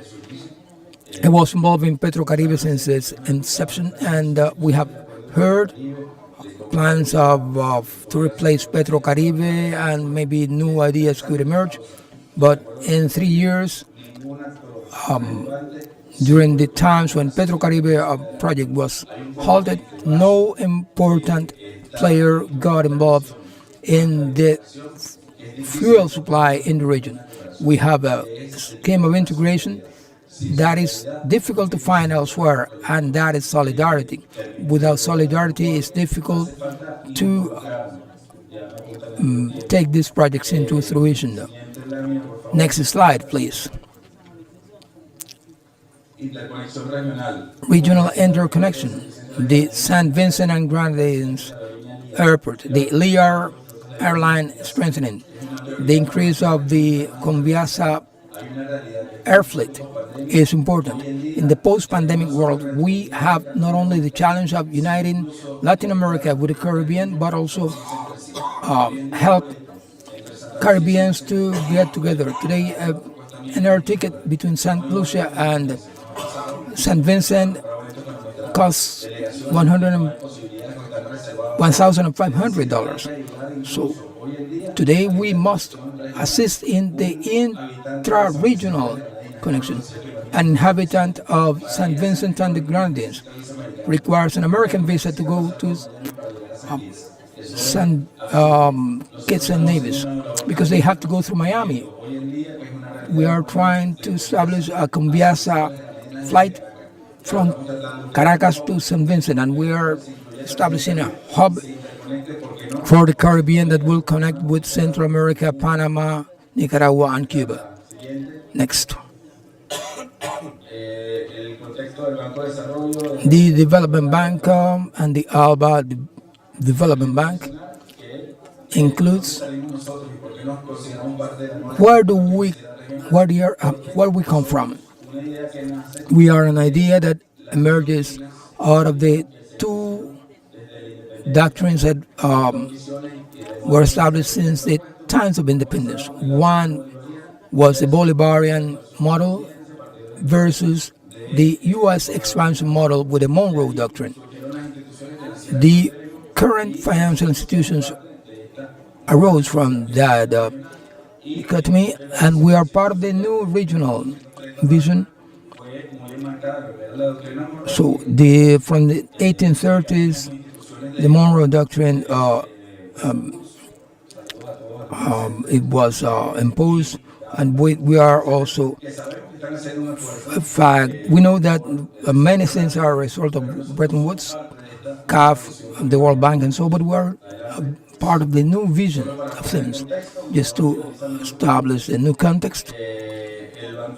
The ALBA Bank, compared to the rest of the countries, we are a very young bank, at 14 years old only, versus other banks that have been established for more than half a century. The capital of the development banks in the continent, CAF has 9 billion, and we are 133 million. Why do I mention this? Because it's part of all this. Our influence with paid capital in the region and what we contributed during the pandemic. We had a moratorium for credit during the pandemic that is about $8 million. If we compare this with CAF and others, these are incredible amounts. This is what we wanted to show, that it is indeed possible, and we can give a lot to the region. The contributions in terms of cooperation to the alleviation of natural disasters and the food security and other areas. Almost 4% of the paid capital of the bank was contributed during the pandemic. Next. The complementarity in the area of economy, and with this I'm closing. There was a meeting in Bolivia where new directives were established, and we are concentrating in food security and regional integration. These are the two main pillars. This has been presented to the region heads of state and government. But basically what we want is to put our tools at the disposal of others, always understanding that there are other regional actors, but if these synergies are established, we can do much more. Thank you for your presentation and your time, and for listening to our remarks, and we hope to see you in Antigua, Guatemala next year with more concrete actions. Thank you.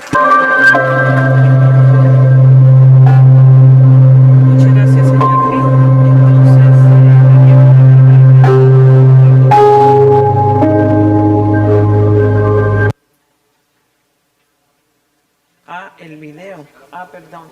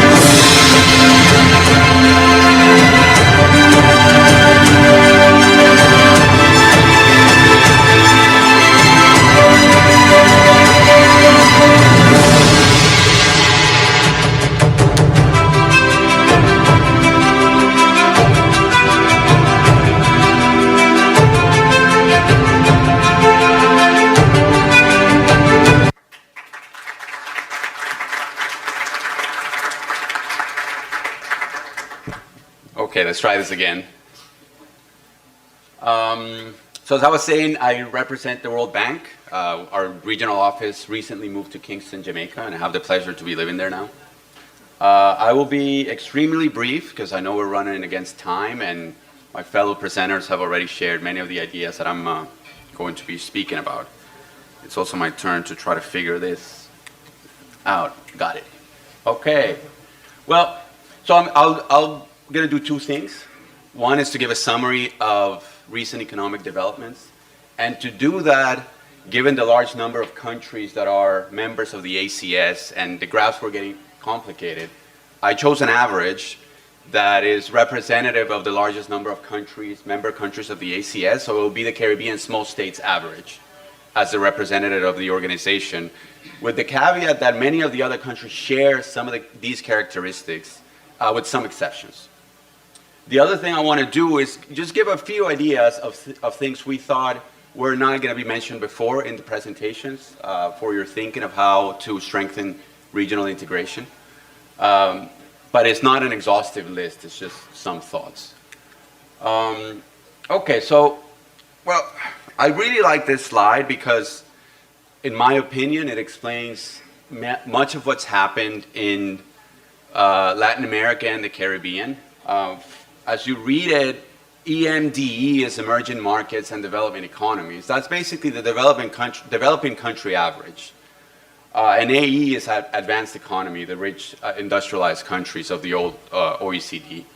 And so, as you can see, basically, the Caribbean small states and the broader LAC region shares this feature, has been growing more slowly than basically all the other averages. The developing country average is very high. That's largely because China pulls it up very strongly. But even if you exclude China, you would see a similar trend. And then on the right, you see the consequence of that, which is the income per capita, the standard of living of the region, while remaining relatively stagnant in comparison to the other countries, has been falling.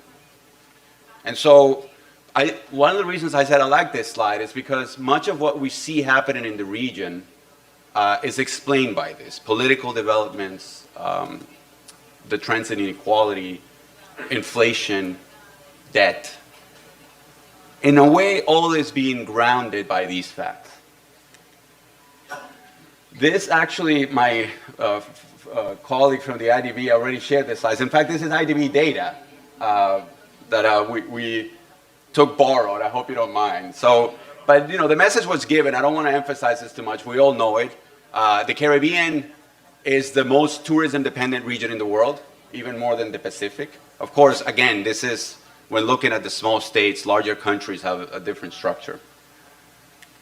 All right, so that made the impact of the pandemic the steepest in terms of economic impact in the whole world. So the Caribbean was the most impacted region by the pandemic. As you can see in that red column going down, that's basically the average Caribbean small state fall in GDP, much larger than other small states and much, much larger than the developing country average. And you also see that because of that, the recovery is slower, also because tourism took longer to recover. With some exceptions, most countries, by the middle of this year, were still kind of in half of the tourist arrivals that they were having pre-pandemic. And so this is the result that in the Caribbean, production is not expected to return to pre-pandemic levels until 2024. And that underperforms basically any other aggregate that you want to come up with. So the situation has been complicated by the pandemic. We were seeing slow growth before. The pandemic made it worse. And now climate change is obviously compounding these threats. So our conclusion, and I'm sure everyone here shares it, is that if the region does not do things somewhat differently, this trend is just going to continue. So when we talk about economic recovery, which was the title of the session, I wanted to emphasize that it's not only returning to the pre-pandemic levels, we have to do better. And so some ideas for that is in a context of decelerating economic growth, where basically every major indicator of economic activity is weak. We have low global growth, we have inflation. Developing countries are basically seeing their standard of living fall. There are opportunities for a regional solution by strengthening intra-regional connectivity. Much of what this entails has been talked about. We talked about shipping lines and airlines. But one message I want to give is about 30 to 50% of airfares between the Caribbean islands are taxes and fees. And so, of course, the cost and the scale is a key challenge for increasing this. But if you tackle the taxes, fees, and charges, then you can reduce that, you can increase demand. So that's an opportunity. On climate change, we know this, the Caribbean also another top, the most vulnerable region to climate change. And these impacts are not only disasters, which is what most of us talk about, but as someone mentioned yesterday, it's also floods and droughts that are becoming more frequent. A regional solution for this there are many, but one of the options that the World Bank is supporting is a regional cat bond for the Caribbean countries. A cat bond is not really a bond, it's like an insurance policy where you pay a premium, and then the private sector, if the countries are struck by a disaster, would pay. In the case of Jamaica, the most recent one, it was $180 million protection against disaster. So we're trying to advance this at the regional level. And many of countries here present have expressed interest, and we're hoping to issue that by the end of 2023. We've talked about debt, and there was a question yesterday about funds and how much funds are required to build resilience. This is an important point because over half of the countries in the Caribbean have debt to GDP ratios higher than 100%, which, because resilience needs investments, at least from the public sector, there's lack of that fiscal space that you need for these investments. So it's a difficult situation, obviously, but one option is we're seeing that there are very large tax incentives given in the region, and there's very little evidence of how effective they are. And this includes not only direct investments, but the incentives that are given to cruise operators and tourism companies, et cetera. We think there is scope to reevaluating the effectiveness of these policies to give a little bit more of wiggle room on the fiscal side.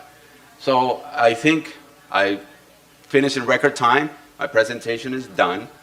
What I want to say is reassure the member countries that the World Bank remains committed to supporting regional integration in the Greater Caribbean region, and I look forward to talking to you more and to answering any of your questions. Thank you very much.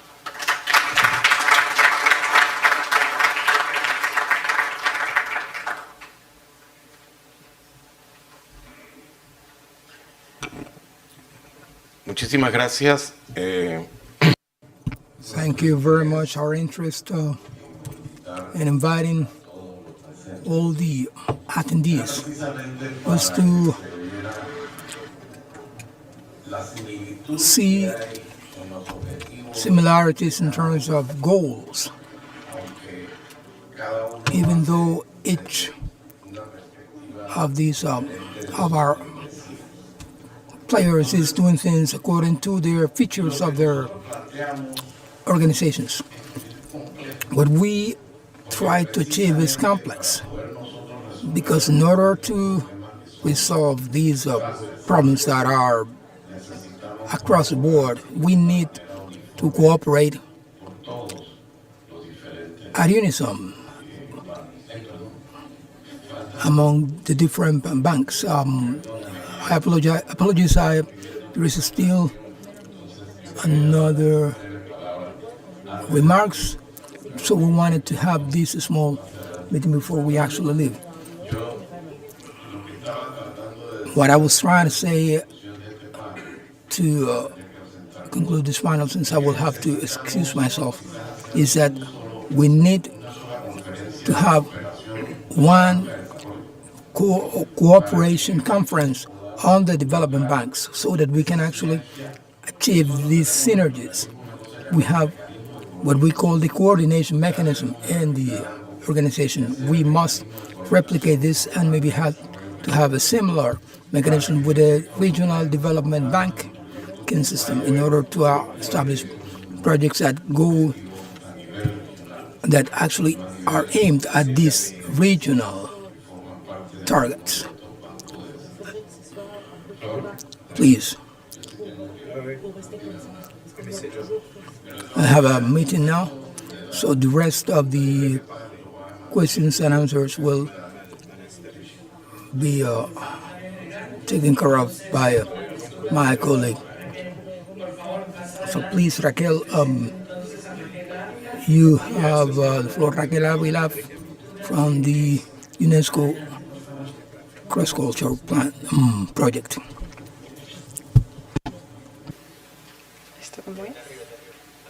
La flecha de arriba. Good morning.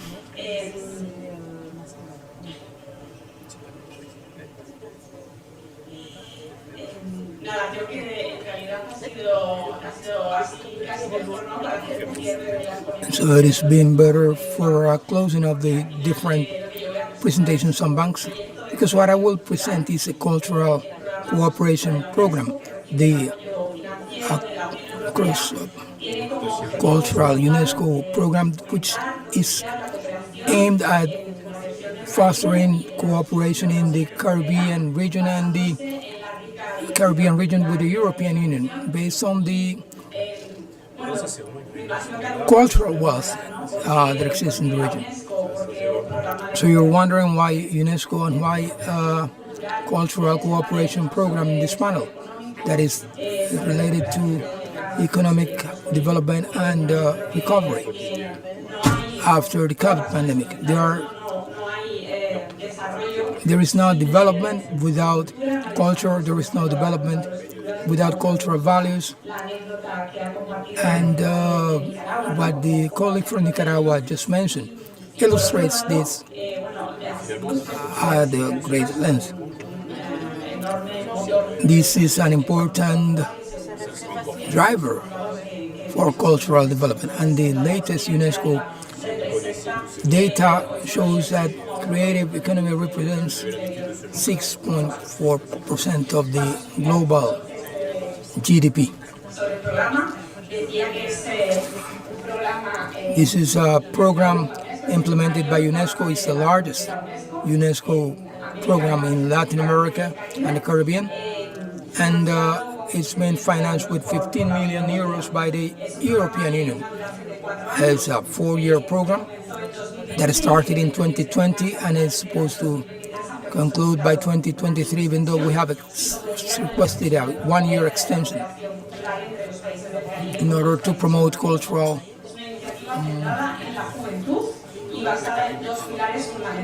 cooperation with the EU.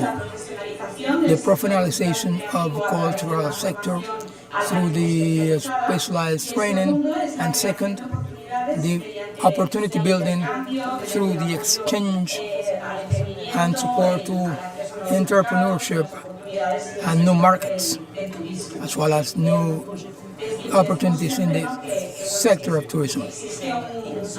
We say that there is a big cultural capital, and it's very important, the training and capacity building.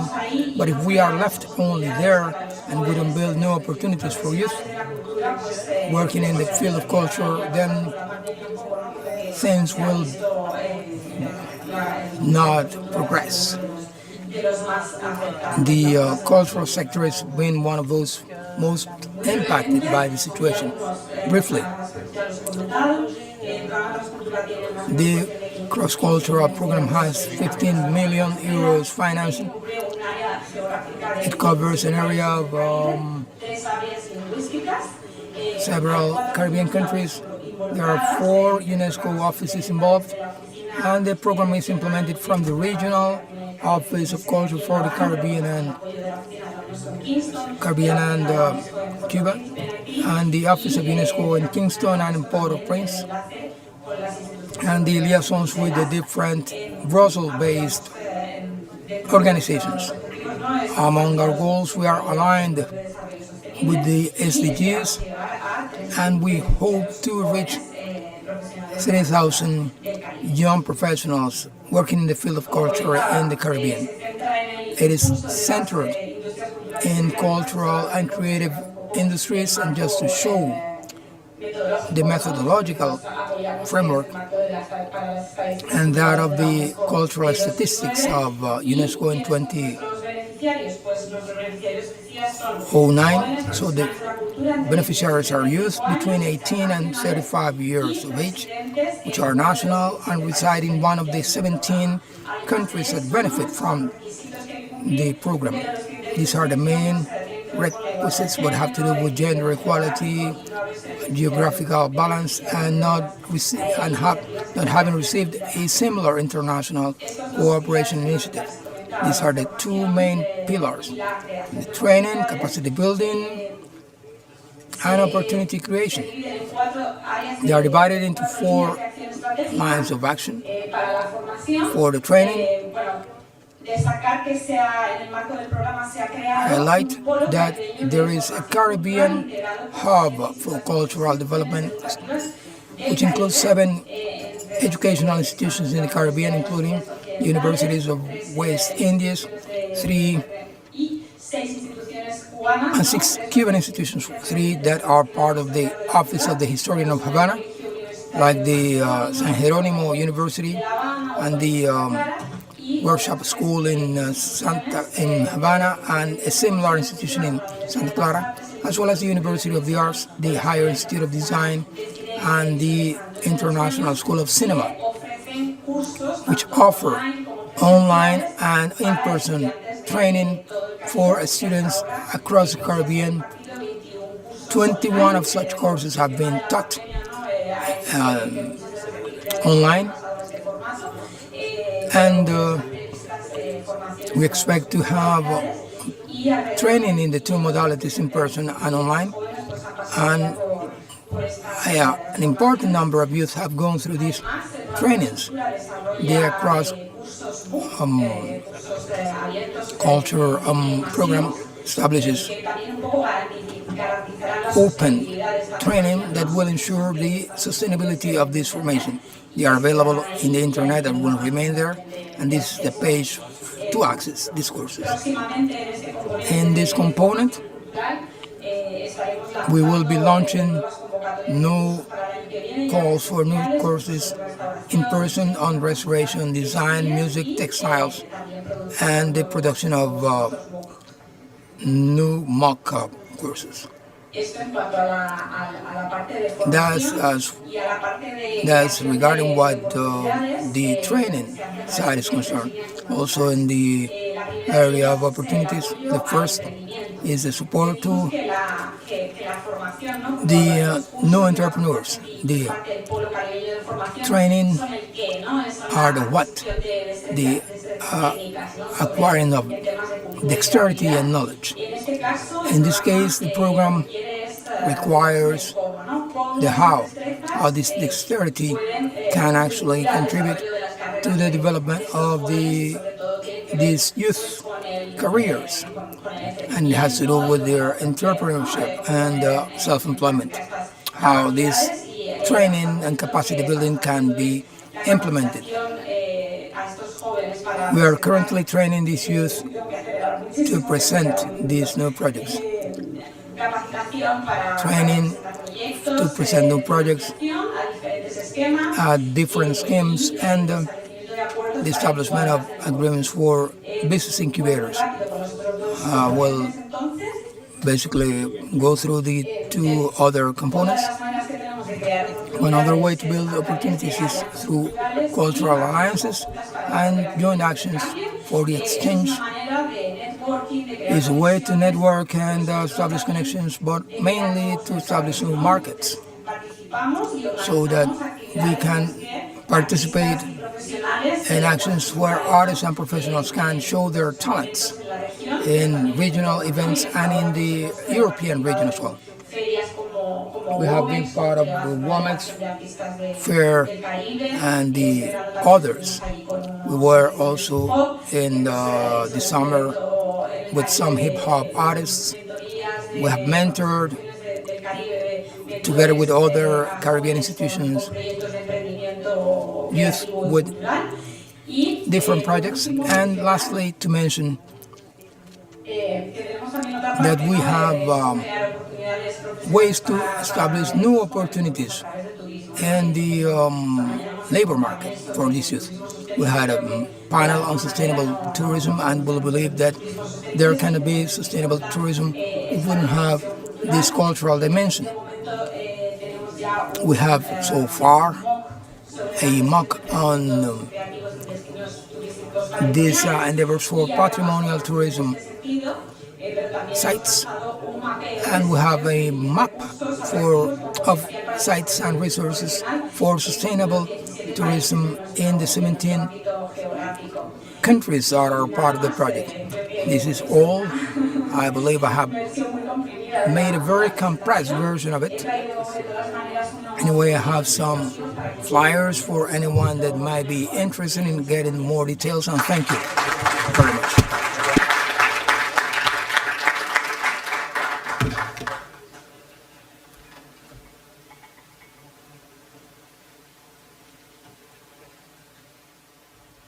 Muchísimas gracias, Raquel. Thank you very much, Raquel. Obviously, if in the human phases, economic development integration is not possible without a human phase. So this would be the end to this panel. I believe it has been most important, particularly for young people. Thank you for that. We are a little bit behind the schedule. Therefore, we may accept or entertain 3 questions before the final statements. So if you wish, the floor is open for 3 final questions before our panel leaves the chair. Un micrófono si hay alguna pregunta, que hay una pregunta. Hacemos las primeras 3 preguntas. We will entertain the first 3 questions and then we will entertain the answers. Thank you. Suriname here. I wish to thank the presenters for their comprehensive presentation. I have a question for the representative of the World Bank and the IDB. Reference was made to the GDP per capita income. And on various podia stages, member countries has also made, of the representative of the IDB, mentioned the impact of COVID-19 on member states. And on the other hand, on various stages, the principal criteria, GDP per capita income, is experienced as a threat by member states for developing financing. How is the World Bank and the bank community, how are you approaching that? Do you take that in consideration also? The fact that the GDP per capita income is used as the criteria for concessional financing. And member states, they are experience that as a threat. How are you approach that? Thank you very much. No, vamos a pasar a la siguiente pregunta antes de contestarla. We will entertain the second question before going into the answers. Any other question?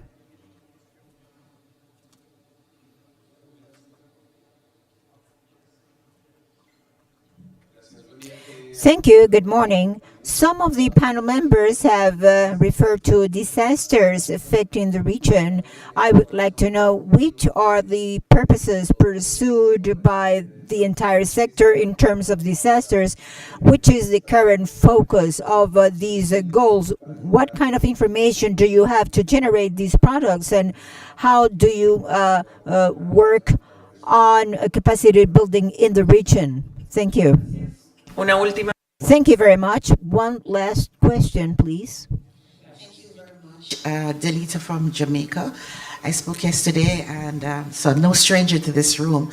Just to follow up on what my colleague from Suriname spoke about in terms of the determination for access to financing, I just wanted to highlight the importance to two areas for us as CARICOM and as small island developing states, and that's access to microfinancing as well, and access to climate financing, which I think that we can all agree that that's been focus of these distinguished panelists. But I'd just like to highlight and to flag those two important areas when we talk about access to financing. We support the view that there is need for a multidimensional vulnerability index in terms of access. However, in terms of the post-pandemic recovery, we just want to highlight the importance of microfinancing and access to climate financing. Thank you very much. Thank you very much. Ahora le damos la palabra a nuestros panelistas para que puedan responder. We will now give the floor to our panel members for responses. If you could please address the three questions in a single answer, that would be excellent. Thank you. To the two questions I think that are most relevant here, and then I can pass the mic on. Yes, I mean, I think, the numbers I showed in my presentation were really GDP shocks, but what you're talking about, I think, is, access to concessional financing based on measures like per capita GDP, right? Which I think we, not only at the Inter-American Development Bank, but as a global community of development finance institutions are starting to realize is not an accurate or at least a comprehensive measure, right? So there has been talk about this multi-dimensional vulnerability index, which I think is when it comes together is going to be a very important new source of information to help us identify countries that have real problems, but also to direct financing to countries that need the most, because per capita GDP is perhaps less relevant for a small island economy that is undiversified, that is very dependent on external demand, as we showed here, than for another country at a similar level of income. So I think you're absolutely right that we need to think more broadly about how we allocate financing and how concessional financing might be. But to your other question about new sources of financing, I mean, I think before working for the IDB, I also worked for the IMF and I worked for the World Bank.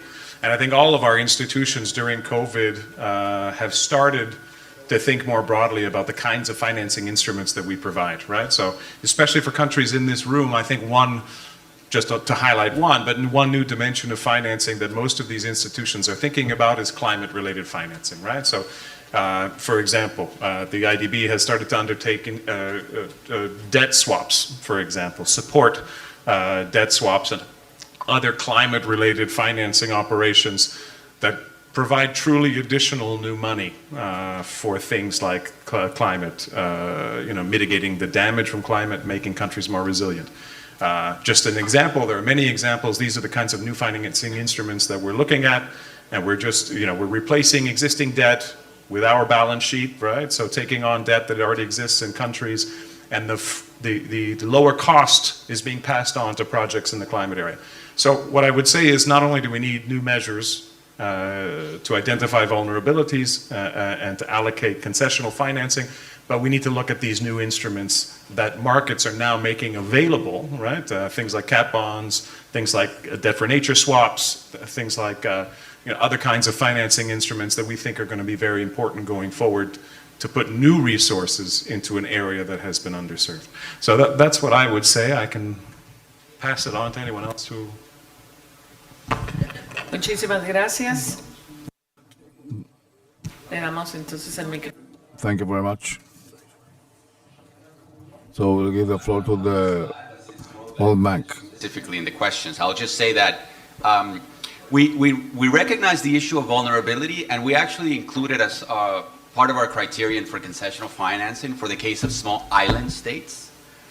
For example, St. Lucia, with a GDP per capita of like $12,000, they get access to IDA, which is our concessional arm. Same with St. Vincent and the Grenadines, Dominica, and Grenada.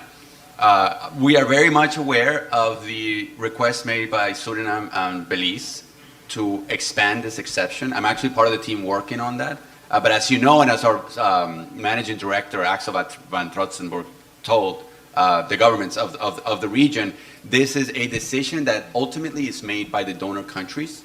And so World Bank staff are doing the analytical work, and we think there are grounds for vulnerability being part of the criterion. But in the end, it's a board decision. Thank you. Thank you very much. Anyone else would like to add? Sure. So, Ashaki Goodwin from the Caribbean Development Bank. So, very good discussion, and it's something that, as you're aware, the bank is actively championing in the donor realm, looking at the vulnerability index. And I cannot overemphasize the importance of us thinking differently when it comes to access to finance. And of course, as a bank, we would like to give financing to all of our borrowing member countries, but we are also hampered by the fact that our non-borrowing countries, they have chosen the traditional way to decide which country should be eligible for grants and concessional financing. So what we're advocating in the donor community is we need to look at the vulnerabilities, not just disaster, but things such as health pandemics and even future events for us to classify how countries should access the finance. We're saying that the status quo cannot continue because the countries are severely impacted, and we want to change the way we interact with our countries. Thank you for that. Thank you very much. Un minuto. ¿Alguien más? No? No one else? We have still 1 more minute. About the natural disasters issue, I understand the way in which all institutions work and the way in which all of them must go through certain processes to acquire resources. We are a bank that makes available to all governments after any disaster some resources to deal with disasters in a very quick form. I would like to say that we work on mitigation of risks and on prevention. Most certainly we do that in certain areas, but our advantage from the Alba Bank is that we work with governments and assign resources to give help. So has been the case in Dominica with the hurricane. So some of us have our own roles, some with more time and others giving a much quicker response. Thank you to all. So I ask you to put your hands together for the panel members for this excellent panel discussion. We should all reflect on that for the future of the economic development of our regions.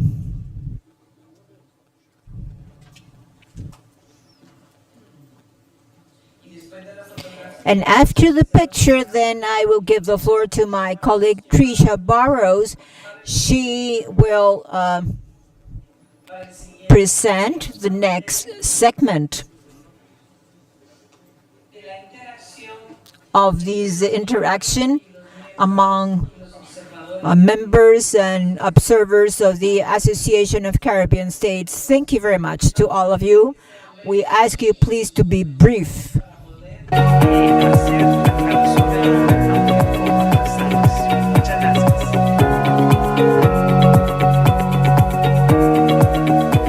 Buenas tardes, good evening.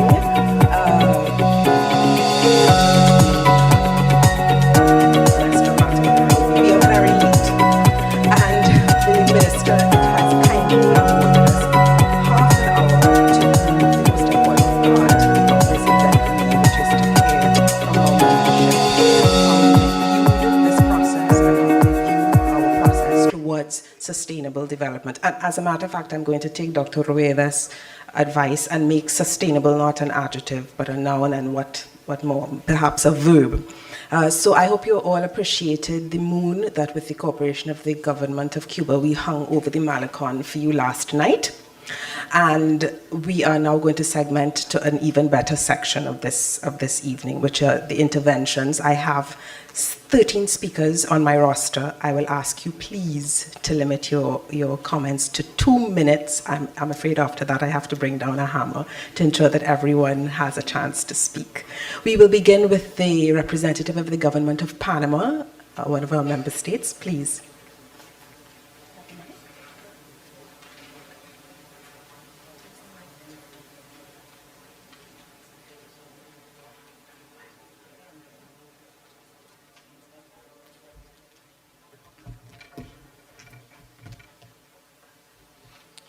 Buenas tardes a todos.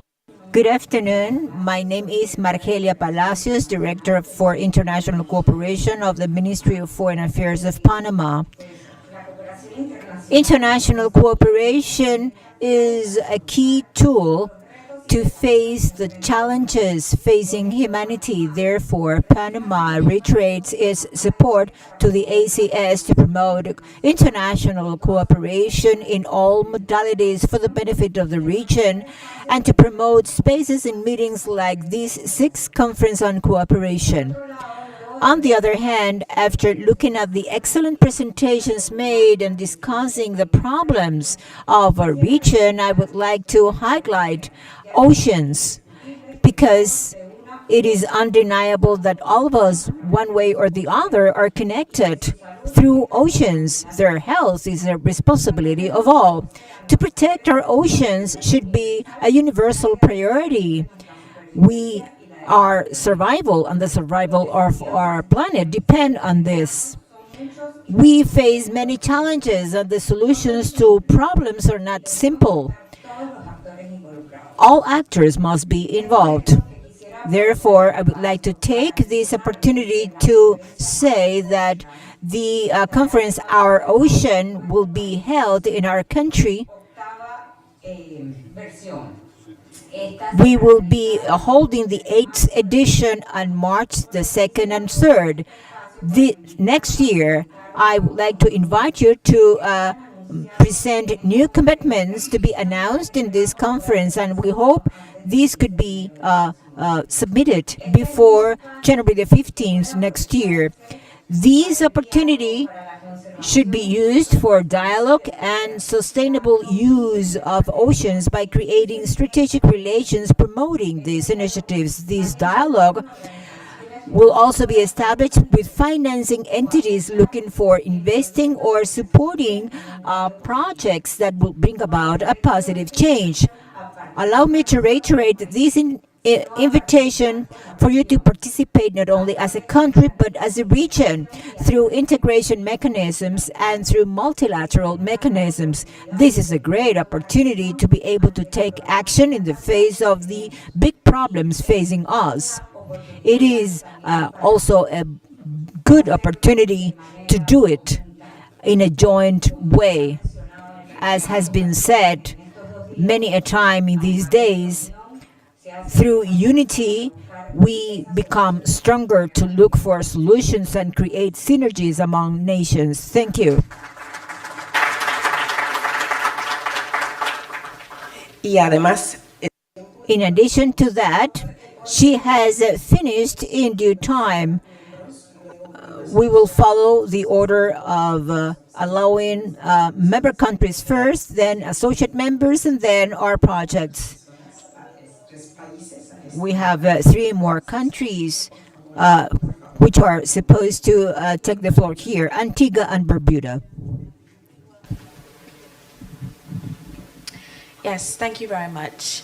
On behalf of the government and people of Antigua and Barbuda, I would like to take this opportunity to commend the government and people of the Republic of Cuba for being such a gracious host, hospitality second to none, and equally grateful for the leadership exhibited by our esteemed chair in the pursuit of the duties. Additionally, it would be remiss of me not to verbalize Antigua and Barbuda's continued and unwavering commitment to the Association of Caribbean States, as it is through groupings such as this that our problems as a collective are thoroughly examined, solutions found, and operationalized to combat many of the multidimensional global challenges that we face for the benefit of all.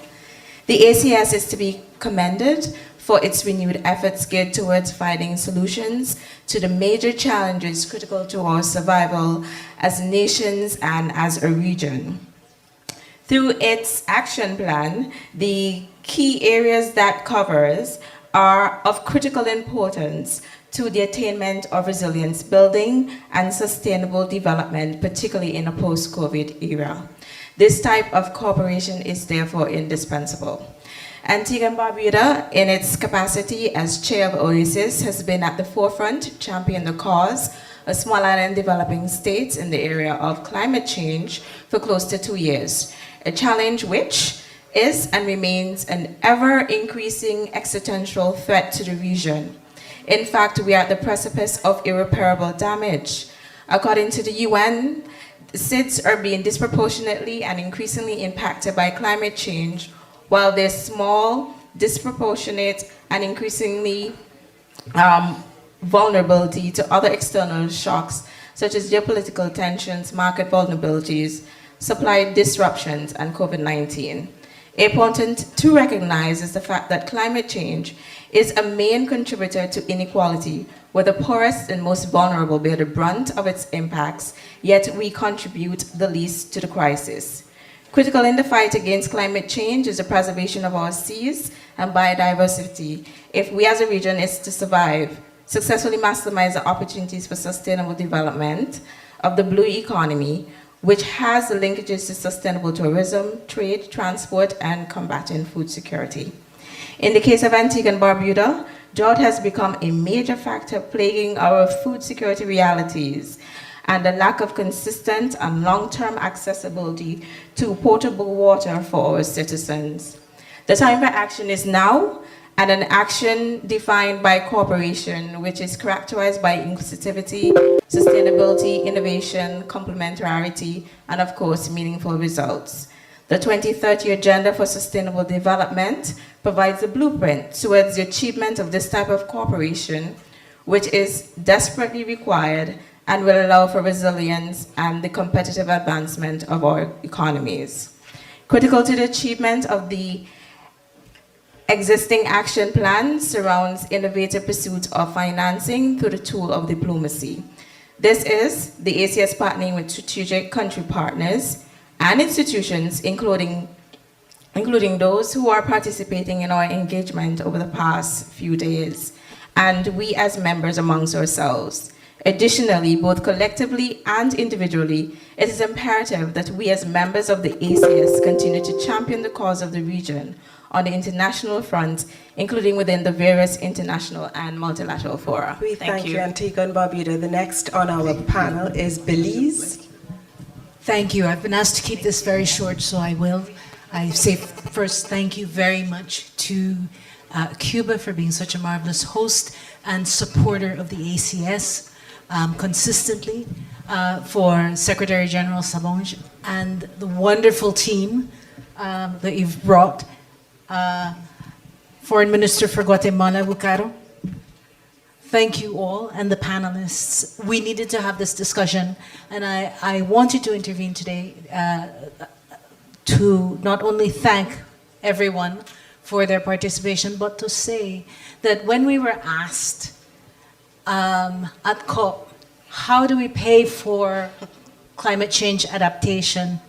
The reality is those of us who most acutely feel it in the region are already paying for it. We pay for it every day in Belize, and we are not alone. A system came through, affected all of our Central American neighbors. Ian previously, Hurricane Ian came through Cuba, and Hurricane Lisa just hit Belize, leaving 5,000 people without homes. It left us possibly looking at $100 million worth of damage. And this is really an increase and a change in the weather patterns. The importance of having these discussions and having targeted projects is incredibly important. Wherever we can come together and find solutions and way forward. So thank you for this opportunity. Thank you very much, Belize.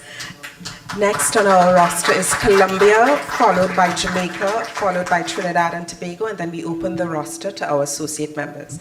Please, sir.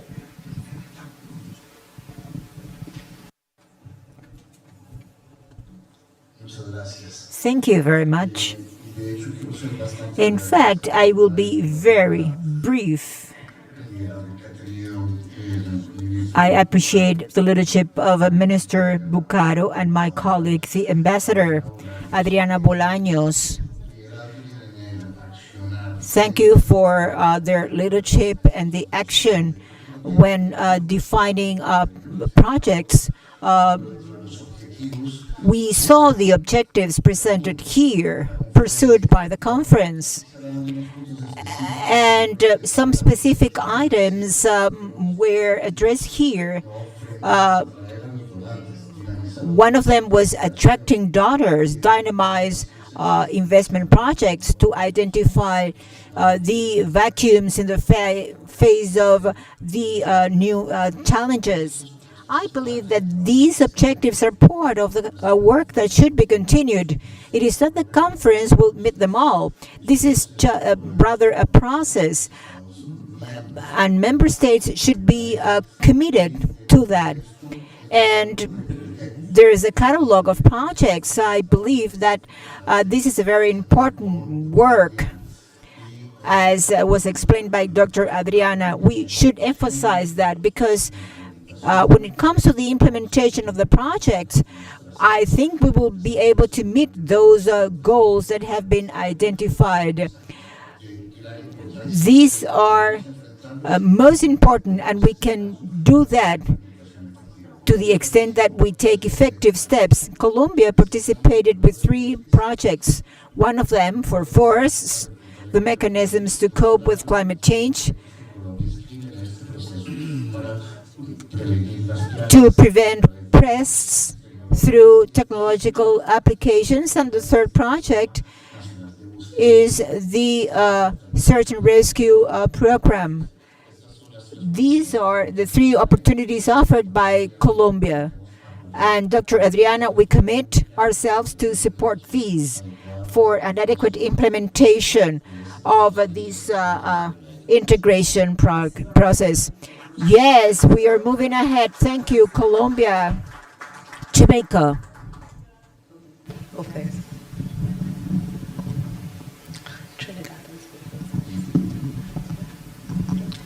Good morning, buenos dias a todos. Thanks to the government and people of Cuba, for the Republic of Cuba, on behalf of the government of Jamaica, for the very warm hospitality shown and the excellent arrangements in organizing this very important 6th conference. I'd also like to thank the Excellency Secretary General Sabonhe and the hardworking team of the ACS for the excellent coordination of this very important conference. Thanks also to His Excellency Guzman of Guatemala, the chair of the Ministerial Council. Jamaica welcomes this opportunity for continued partnership with the Association of Caribbean States and commends the ACS for its commitment to furthering its mandate and its 5 priority areas of regional interest and forging of new pathways to greater cooperation and collaboration.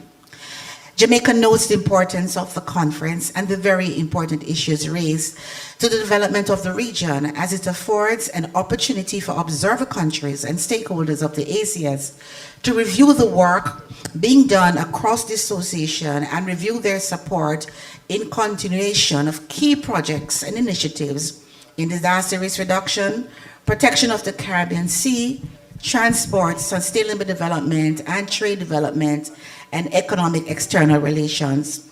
Jamaica takes this opportunity to express appreciation for the projects for which it has benefited over the years, such as the Sandy Shorelands Project, the Handicraft Project for Women in Handicraft, as well as a number of initiatives aimed at capacity building. Jamaica reaffirms its commitment to the ACS Plan of Action for the period 2022 to 2028 and the 2022 to 2023 international plans for the respective directorates, which inform the activities and projects being undertaken by the ACS. Thank you very much. Thank you very much, Jamaica, Trinidad, and Tobago. Thank you. Thank you. Good afternoon, everyone. Very quickly, thank you to the government of Cuba for the excellent arrangements and to the ACS Secretariat for the energy and collaborative strength they put into undertaking this 6th ACS International Cooperation Conference. It has certainly been a most useful exercise, certainly for Trinidad and Tobago. I recognize that the countries across the ACS, the member countries, are vastly different in physical size and economy, in all areas of diversity. However, the issues that were raised and discussed and the interventions and presentations were so pertinent to each member country. I just want to urge continued collaboration, follow-up, implementation, because sometimes these are the areas in which we are deficient. As members, and I'm not saying the ACS, as members, we sometimes do not do our own footwork to do the follow-up that is necessary to ensure that the benefit of exercises such as this one are in fact harvested by all of us. I also want to encourage wherever we sit, we ask for consideration for for financing that is based not just on a criterion of GDP. I hear that it's the donor countries that we have to approach, so I just encourage that our partners through ACS, those who understand, who are in the World Bank and the IDB, also help us in urging those donors to understand our position. And just briefly, I realized that climate change seems to affect just about every area of development and certainly the areas of effort of the ACS. So because, yes, everything is damaged when the climate does not cooperate. Finally, thank you all for your participation. Thank you very much, Trinidad and Tobago. We move to our category of associate members with the Ambassador of France to Cuba on behalf of the associate members of Saint-Barthélemy et Guyane Française. Please.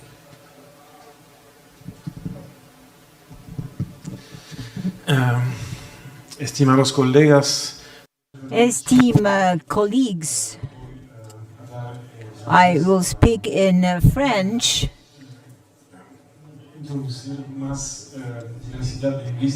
And introduce a greater linguistic diversity.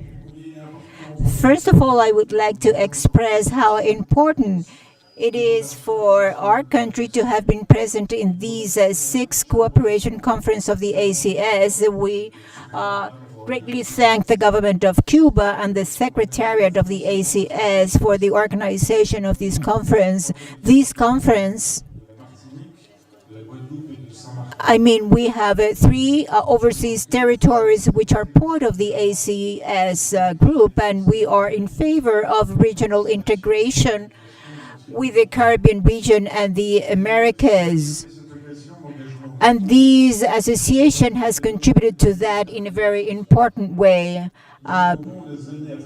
We support the development of all Caribbean countries. During the next few years, we would be promoting actions for development, including Cuba as part of the Caribbean. We are interested in strengthening cooperation in the mitigation of the climate change impact. These territories would be the most affected by climate change. We will also continue to take decisive actions to struggle against the presence of sargassum in our region. One of the most interesting discussions I have heard that was held yesterday, we attended a conference on this issue in Guadeloupe. It is also vital to be able to mitigate logistic problems and the insufficient transportation that exists in this region. We have to struggle against the illegal drug trafficking. At present, we would like also to congratulate the presidency of the Association of Transportation of the ACS, and particularly Martinique. We have established cooperation tools that would contribute to the development of this sector. I would like to congratulate Mr. Sabonge and wish him every success for the next years of work. We would also like to help to materialize projects. To conclude, I would like to congratulate Guatemala, which will hold the Summit of Heads of State in May 2023. And we also congratulate the collective efforts of all so that this conference would be a successful one. Thank you very much. Italy, Peru, the Russian Federation, and Slovenia in alphabetical order to take the mics. Italy. Please, sir, 2 minutes. Buenos días con todos y con todos. Good morning to everyone.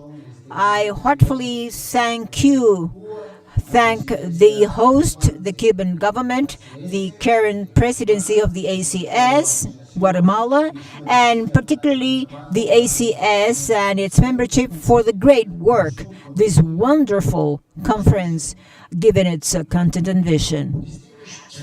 Authorities, distinguished delegates, Italy is committed to keep on strengthening bilateral ties, also in the wider context of the cooperation and collaboration with greater Caribbean nations. Over the last years, Italy has been active in the region by adopting many development-aid programs at bilateral, regional, and multilateral level.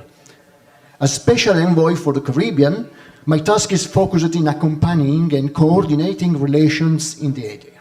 In the frame of the Memorandum of Cooperation between Italy and the Caribbean Community, renewed in 2015, let me mention, among the most relevant initiatives, the successful conclusion of the negotiation of the new Memorandum of Sustainable Development between our Ministry for the Ecological Transition and the CARICOM member states, whose signature is scheduled during the ongoing COP27 in Sharm el-Sheikh.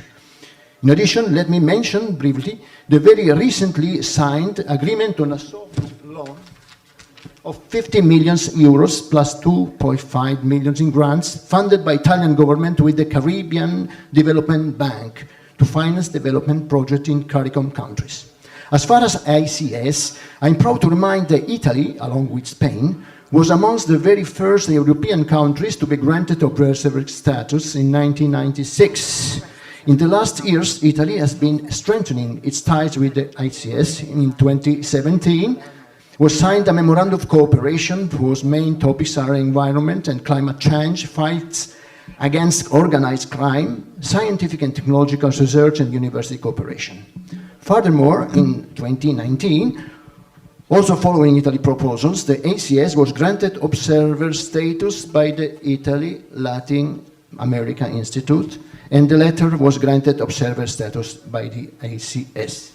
Thank you very much, Ambassador. I'm afraid we have to give the panel. Yes, proposing that we are, in line of our cooperation, interested in examining some project of the new action plan, I mean with maritime activities, sustainable tourism, and disaster relief.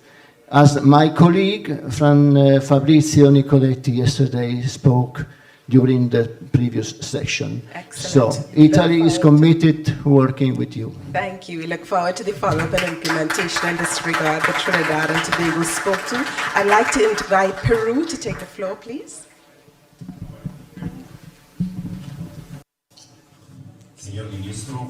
Minister Bugaro, Minister of Foreign Affairs of Guatemala, President of the Council of Ministers of the Association of Caribbean States, ACS, Rodolfo Sabonch, Secretary General of the Association of Caribbean States, ladies and gentlemen, delegates to this 6th ACS International Cooperation Conference.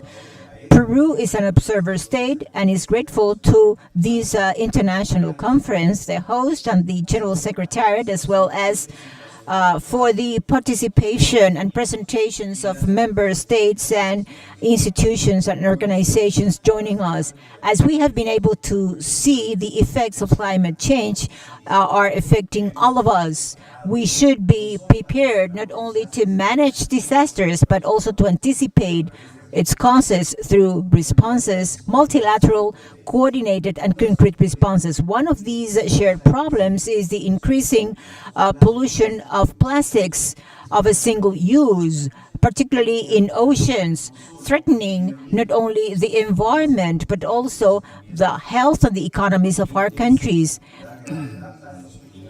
It is particularly serious for small developing island states. This problem becomes especially relevant for Peru. It threatens the biodiversity of its maritime ecosystems and the economies of populations depending on that. Therefore, we have been working in our national legislation and also at the multilateral level to cope with the plastics pollution. By 2021, Peru, Rwanda, and some other countries passed some legislation to put an end to plastics pollution and coming up with a legally binding instrument to cope with this environmental crisis. This was supported by more than 60 countries of the world. As a result of these joint efforts, on March 2022, the Fifth International UN Conference adopted a resolution entitled Doing Away with Plastics Pollution.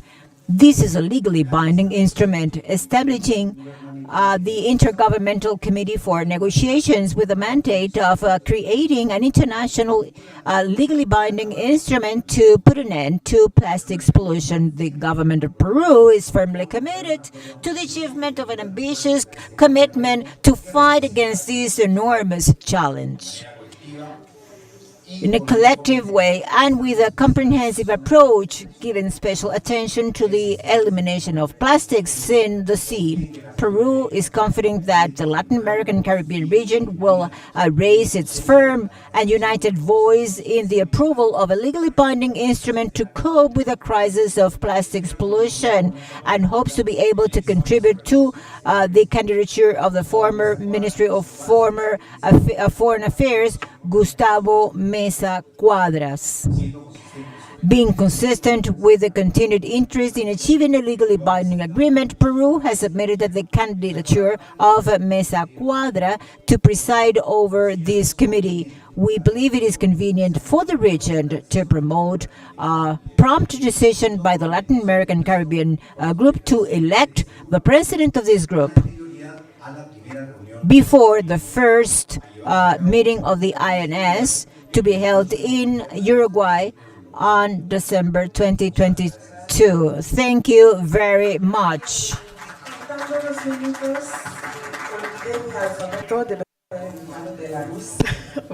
I forgot my alphabet. I now should invite Belarus, and I would like to acknowledge the presence of our Executive Foreign Minister Bruno Rodriguez and Foreign Minister Bucaro and the Deputy Minister. I now call Belarus to come to the podium. You have the floor. Hace 6 años. 6 years ago, the Republic of Belarus received the status of observer state of the ACS. It was a great honor for us to join the work of this prestigious organization, regional organization. The most important component of the foreign policy of Belarus is the will to establish mutually beneficial relations in the long term with other nations. Here is that we see the guarantee of prosperity of our nation and our citizens. Our trade relations, we have over 180 partners. The production of Belarus has earned the confidence of Latin American countries like Cuba, Venezuela, Brazil, Nicaragua. Today, Belarus is a steady, open, and prosperous country despite foreign attacks, sanctions, and the pandemic. Last year, the economy of Belarus experienced 2.3% growth. Latin America is broadly known, and unfortunately, due to sanctions, agricultural producers don't have low price and top quality produce and inputs required for the development of agriculture. Key industry for the Caribbean region stability. We are ready and willing to expand our interaction with countries and specialized structures. Cooperation for the recovery after natural disasters and emergency that often hit the region could be one of the promising areas for cooperation. Our specialized structures have acknowledged confidence in the international community. We believe that experience sharing in this field will be a step forward for strengthening our links with Latin American partners. Thank you very much. We still have 3 more countries to go. 3 observers, the Russian Federation, Slovenia, and Turkey. Buenas tardes. Good afternoon, Your Excellency Bruno Rodriguez, Foreign Minister of Cuba, Your Excellency Mario Bucaro, President of the Council of Ministers of the ACS. Distinguished colleagues, it is my pleasure to warmly greet you all on behalf of the Russian Federation as observer country of the association. For a quarter of a century, Russia has consistently developed constructive interactions with the ACS. We want to build bridges, not to divide countries and people. Despite the economic crisis that affected the country, our economic relations continue to grow. In the context of the pandemic, our country was the first to lend a helping hand to the Latin American and Caribbean countries. We provided personal protection equipment, vaccines, Sputnik, and others, which were the first that prevented the spread of the pandemic. We are ready and willing to accept and send new supplies. We cooperate with Nicaragua. We have a joint venture for the production of 30 million doses of influenza vaccines in the season. An important component of our interaction is cooperation in natural disaster mitigation. Here in Havana, we have the Regional Center for the Training for Search and Rescue between Russia and Cuba, in which over 130 search and rescue brigade members were trained. We are ready to contribute to the development of national systems for the prevention and mitigation of emergencies and natural disasters. Russia has established fruitful cooperation in the region for the law enforcement as well as for counter-drug trafficking and counter-crime activities in general. In Nicaragua, we operate a training center that is supported by the Ministry of the Interior of Russia. Over multidisciplinary training has been received by 1,300 experts from Latin America and the Caribbean in this center. For the school year that began in September, the Russian government provided 422 scholarships for ACS countries. This means that 3 out of 5 students representing Latin America and the Caribbean come from ACS member countries.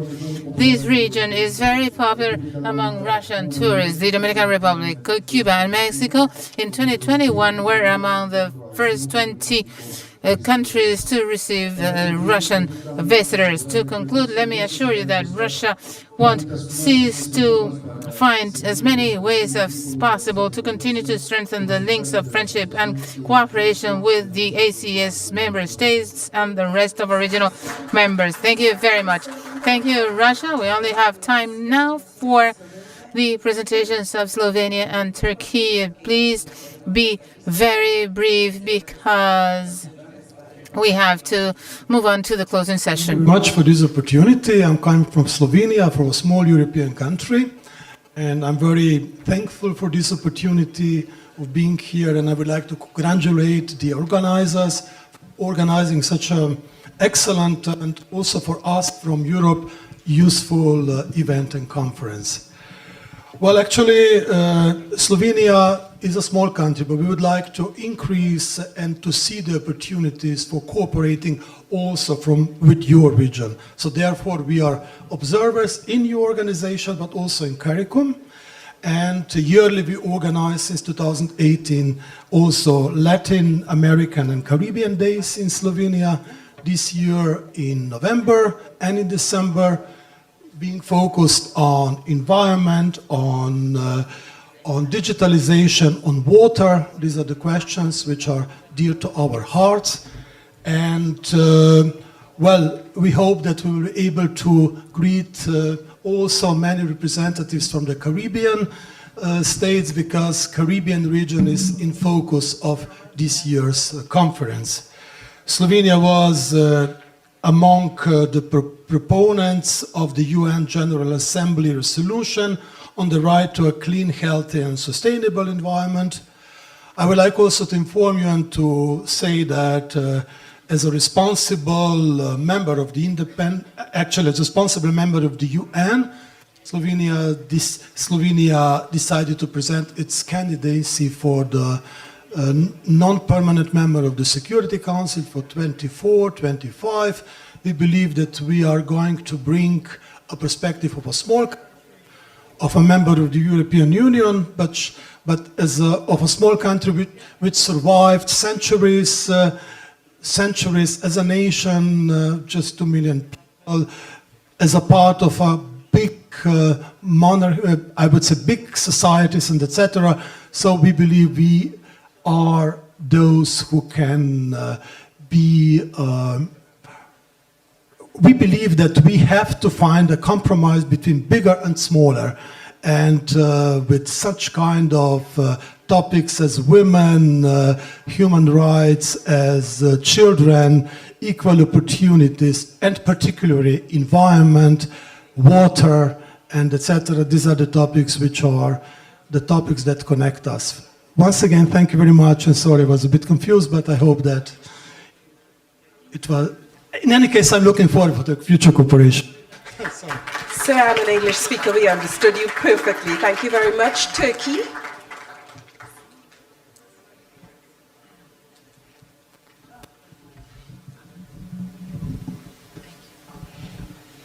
My name is Burcu Cura, and today I'm representing my country here, Turkey. First of all, I would like to thank you all for organizing this successful event. And it was a wonderful opportunity for us to gather together here and discuss such important topics. As Turkey, we believe that in today's world, distances are only mental barriers. That's why we are strongly committed to the work of ACS, and we'll continue our contributions. Thank you.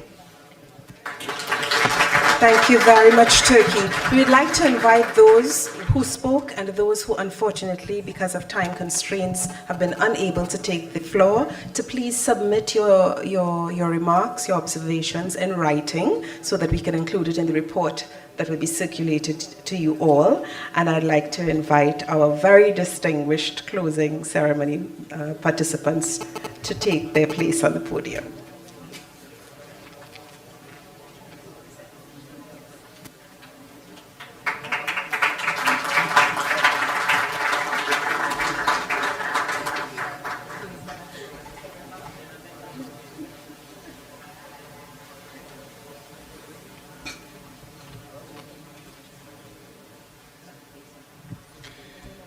Muy buenas tardes a todos.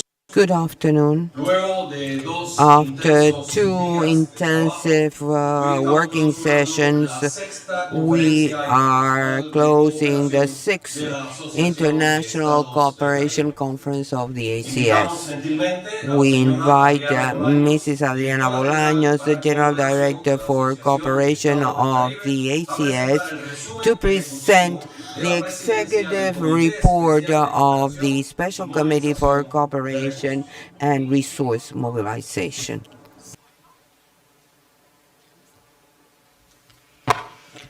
Hola, muy buenas tardes. Well, good afternoon once more. Cuban Foreign Minister, Your Excellency Bruno Rodriguez, good to see you. Foreign Minister of Guatemala, Don Maria Bucaro, the Minister of Foreign Trade of Cuba, Rodrigo Malmirca, and of course, Secretary General of the ACS, Rodolfo Sawanj.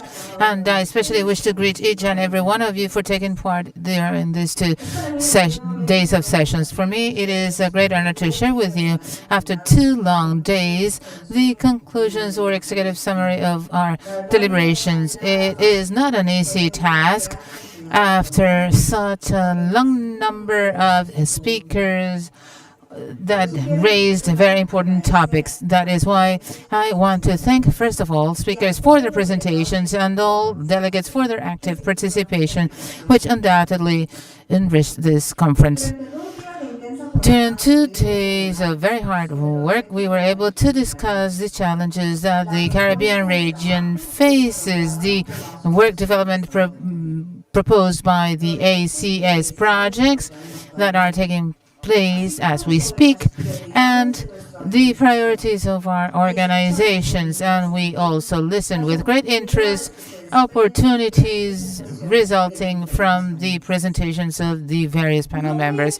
I'm not going to recap all the presentations made. I believe all of us listened to them very attentively. I will focus on cross-cutting messages and ideas that were conveyed by each and every one of you, and in which we think we should focus our work. Yesterday, during the opening session, I was telling you that one of the major values of this activity was that we have a large number of stakeholders and actors, member states, associated states, observer states, international institutions, financial organizations, regional banks, cooperation agencies, civil society, academia, and private sector.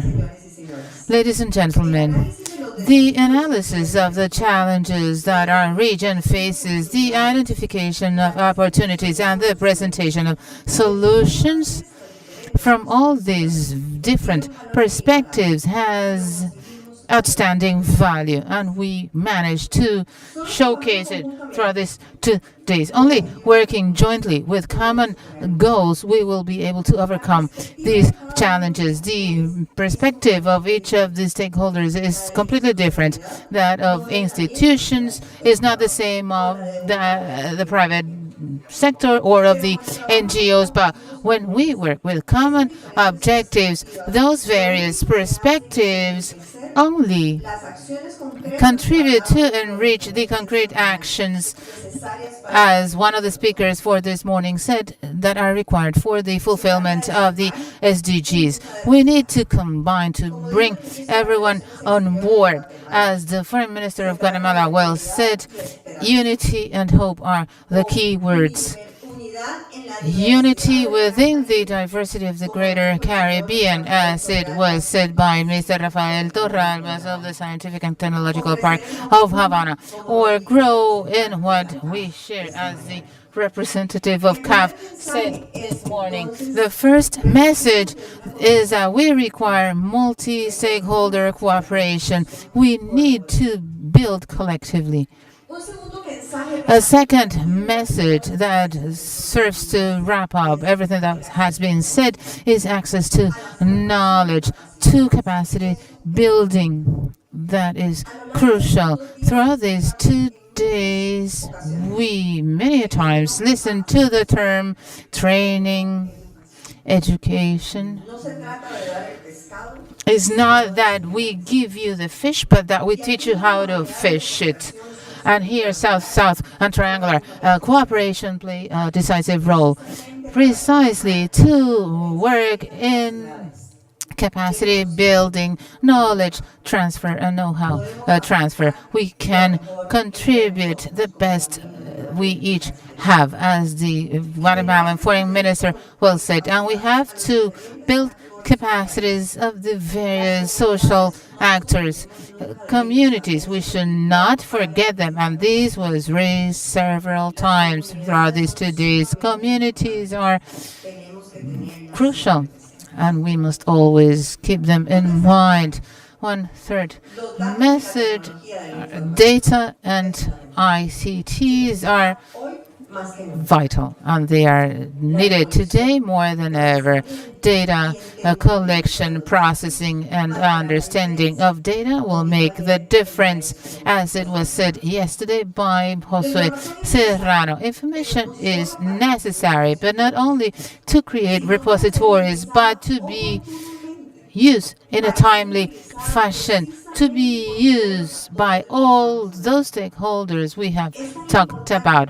Data is so important for decision makers and for the overall population or for a specific community. When yesterday we saw it also when you have to prepare yourself for a disaster, when you have to be ready to cope, and capacity building and knowledge transfer is crucial, and technology transfer is also equally important. For that, international cooperation continues to be essential.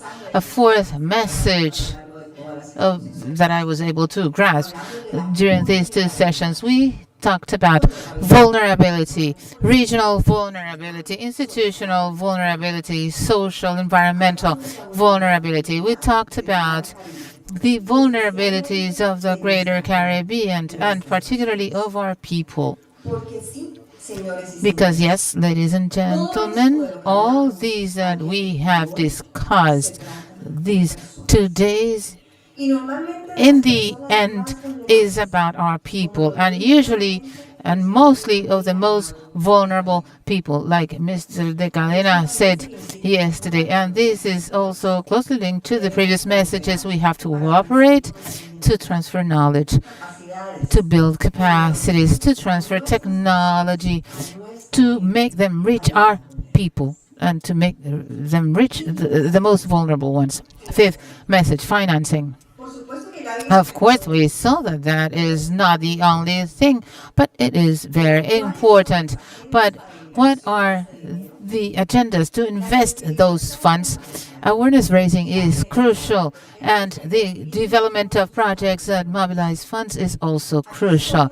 Here, the capacity building for the project creation and management is crucial. Capacities that we often lack in our countries. Access to funds. How can we access those funds when we don't have even the capacities to formulate projects and launch them to the market? And when we talked about funds, we are not only talking about the funds of international financial organizations or of development banks or regional banks. Actually, this morning, we listened to the big number of projects that they facilitate. But we also are talking about private funds that are available worldwide and that are unlimited. There is a lot of money in the world, but how can we have access to that money? And that is what's difficult. So we have to innovate. What private investors require? They require profits. They require that their investments are safe and secure. They require guarantees, and we have to make sure that financial organizations and regional banks provide those guarantees and that private financial flows can invest more safely. We have to innovate in the regional and global financial infrastructure. So the message is that financial cooperation, whether we can get a yield or we can reimburse it or not, is as important as technical cooperation. A sixth message. I hope I have plenty of time because it's not easy to sum up 2 days of work. My sixth message, problems could become or could be transformed into opportunities, into value chains, as it was said by Andre Bissonon from SOS Carbon.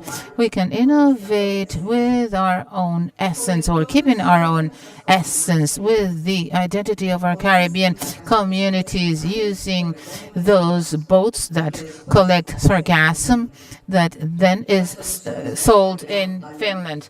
Solutions can add value and can be sustainable throughout time. And here I want to talk about something that was raised earlier thanks to the questions by Jamaica and Suriname. And that message is that we need to work on cooperation policy, fostering cooperation for middle and high middle income countries, depending on their challenges, vulnerabilities, and structural gaps. Costa Rica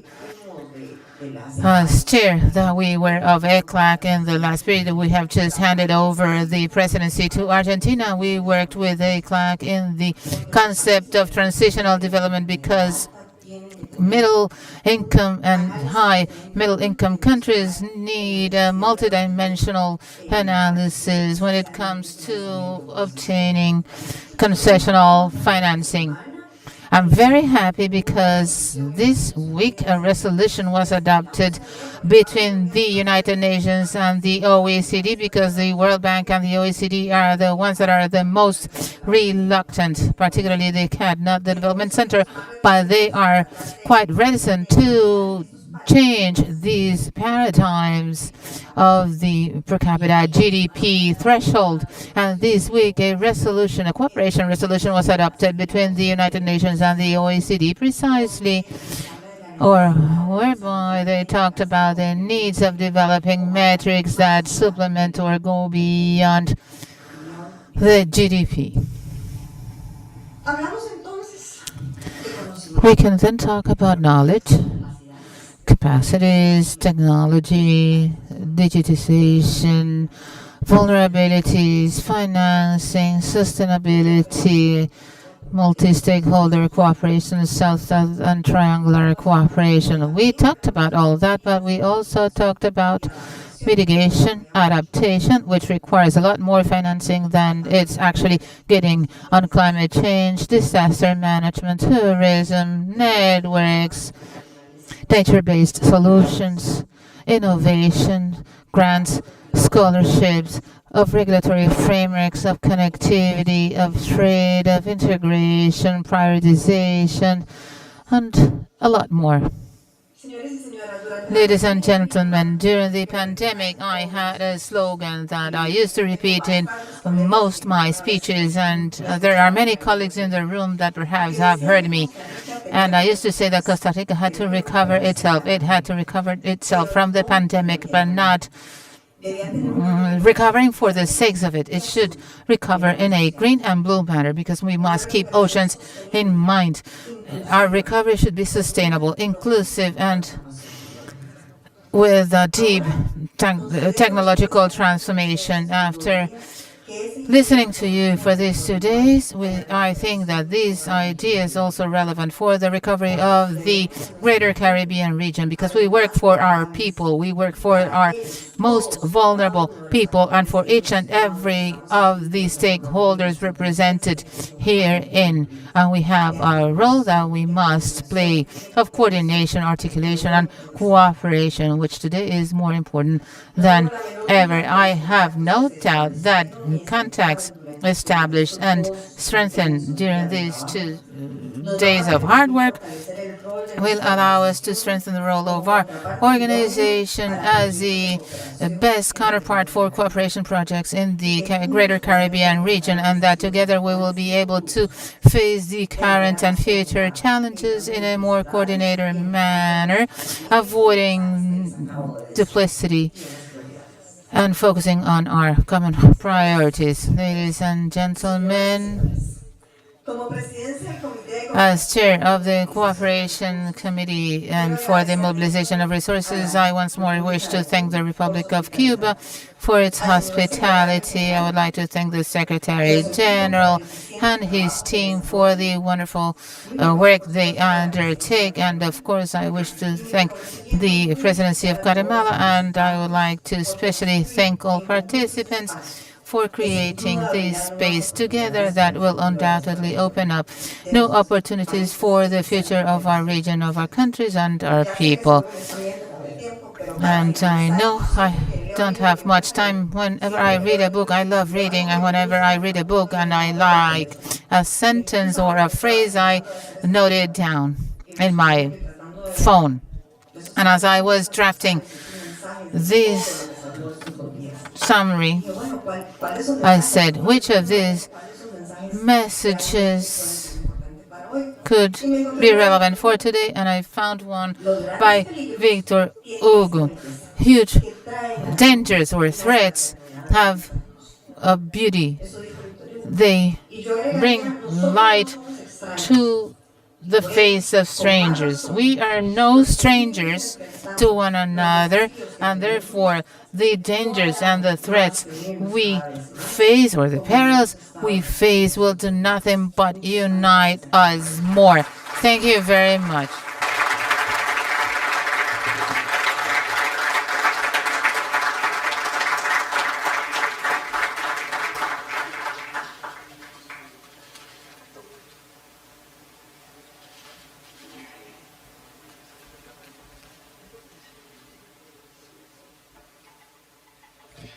Muchas gracias a la directora. We thank Mrs. Bolaño. You said that you like the phrases of poets. The Argentinian poet Borges said, "Time was never a limit. It's always a possibility." And I think you have made an excellent use of the time at your disposal. Now, we invite the Foreign Minister of the Republic of Cuba, Bruno Rodríguez Parrillas, to take the floor.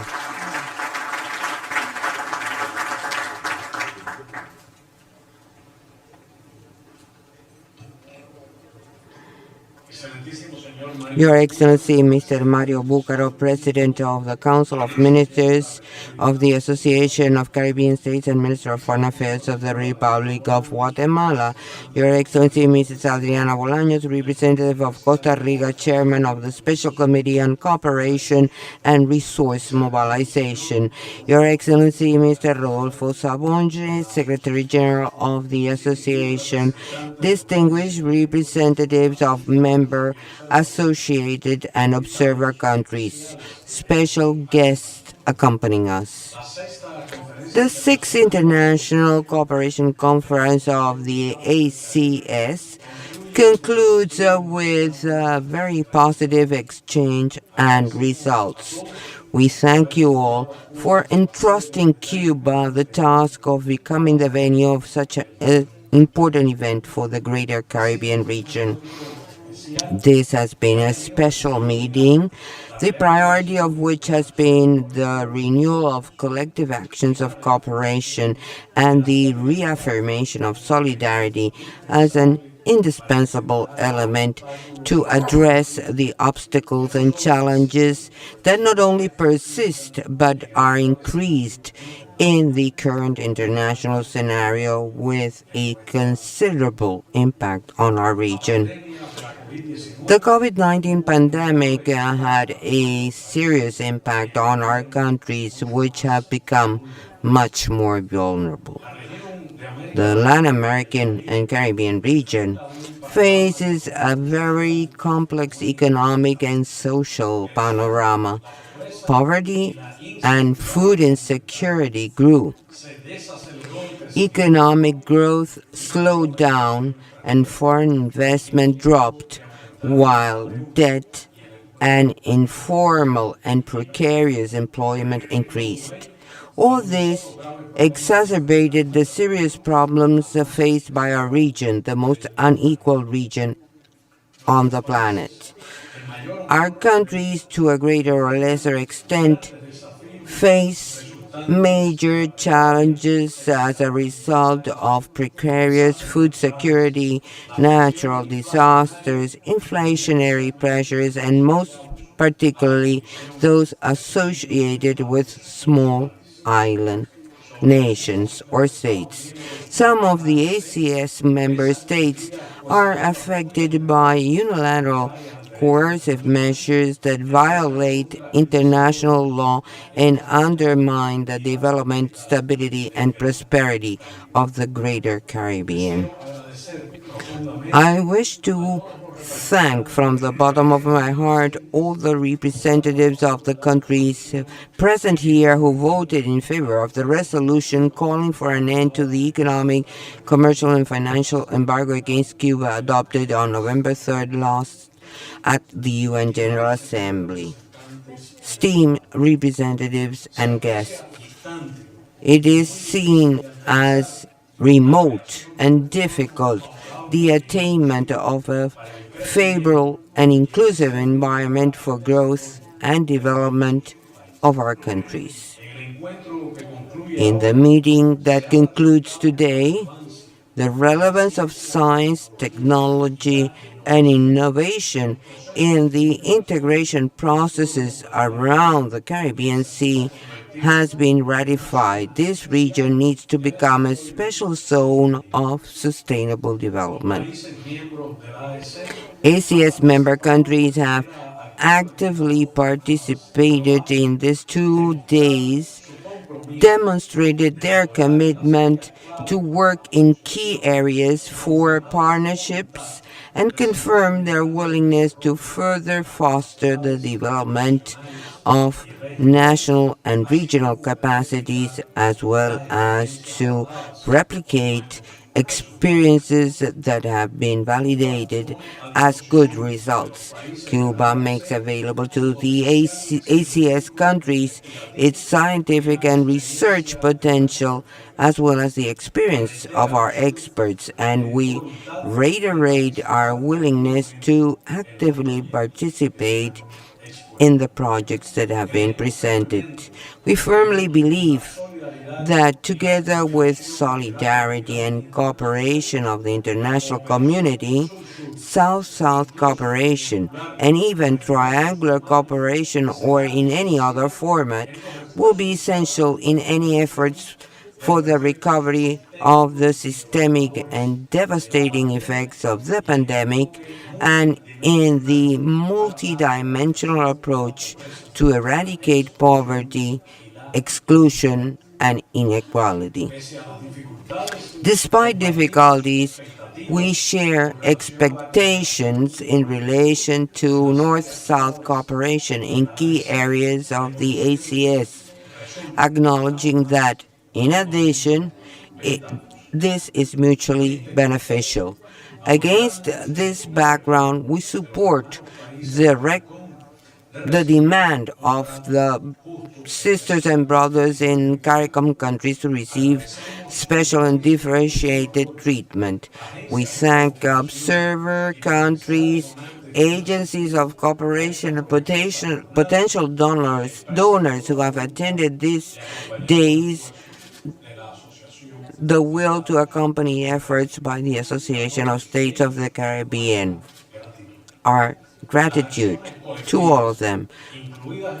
Collective actions included in the projects presented during the conference will demand joint financial, regional, national, and local mechanisms with an intense and fruitful presence of the different cooperation counterparts. Cuba acknowledges and welcomes the essential function of ACS as an indispensable domain for consultation, agreement, and cooperation. The objectives and progress of the Association of Caribbean States are also a valuable contribution to the observance and application of the postulates of the Proclamation of Latin America and the Caribbean as a zone of peace, signed by the heads of state and government in the during the second summit of CELAC in January 2014. We thank the presence of the President of the Ministerial Council of the Association and Minister of Foreign Affairs of Guatemala, Mario Bucaro. We foresee that the summit of the ACS in Guatemala in May 2023 will witness substantial progress in the issues raised in this conference. We acknowledge the significant contribution of Costa Rica's chairmanship in the Committee for Cooperation and Resource Mobilization, and we especially thank Adriana Bolaños. The persistence and hard work of the ACS Secretary General Rodolfo Sabonge has been decisive and deserves our gratitude and appreciation. We greet each and every one of you in the hope that your stay in Havana, in addition to being beneficial, has been pleasant. We will continue to work for solidarity, cooperation, and integration to strengthen fraternal ties among the nations of the Greater Caribbean Basin. Thank you.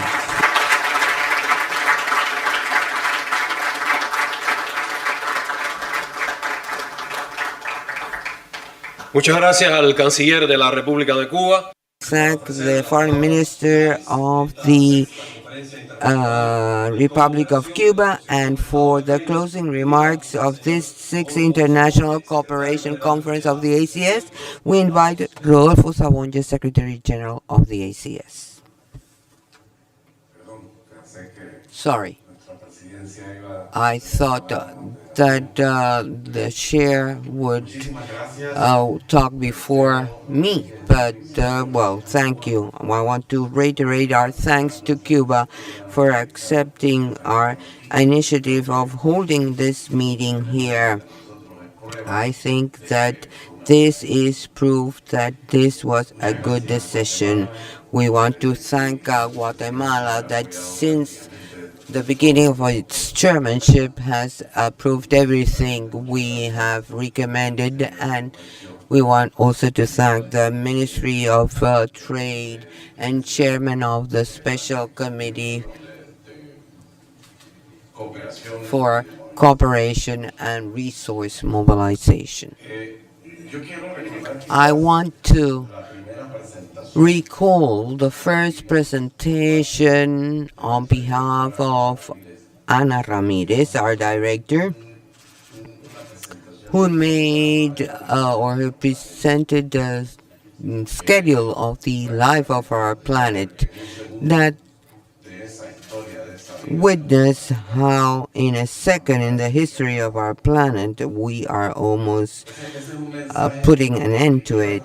That is a message that I want to recall together with a video presented by CAF, where the ocean spoke.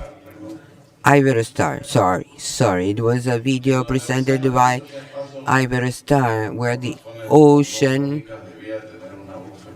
should have a lady's voice, because that is where life stemmed from. But from that point of view, we can see that we are running out of time to act. I come from Panama. You all know that we had to fight very hard to recover our sovereignty and our main resource or asset, which is our geographical location. We could have not done this alone. I come from a country that through global solidarity we were able to recover our sovereignty and the canal. And later on, through solidarity and the support of financial agencies, we were able to do something that even the United States has been able to do. That is to expand the canal for the benefit of international trade and for the benefit of all Panamanians. So in this regard, I want to state here that size is not important if we act together, and I think that is the main message of this event. This is an event. I've been in the Secretary General of ACS for 2 years now, and I can say that since my very first day, since my very first speech, I was planning an event like this. And everything we have done throughout these 2 years has been aimed at seeking the necessary cooperation to materialize projects. So, what we have today is the success of the joint efforts of all countries, because member countries, through our statutory meetings, have been gradually developing and formulating this list of projects and plan of action. And that is why I feel that the ACS is fulfilling that purpose. It's a noble purpose, but we require the contribution of all member countries, associated countries, and observer countries so as to achieve this goal. With this, I would like to dwell on the administrative part. I want to thank all those who participated in this, in the implementation of this event, the interpreters, translators, the personnel that has supported us with the audiovisuals, the hotel personnel that has provided everything necessary for the success of the event, the personnel of the Ministry of Foreign Affairs that since we landed here in Cuba have been taking care of whatever we need. And I would like you to put your hands together for the personnel of the Secretariat.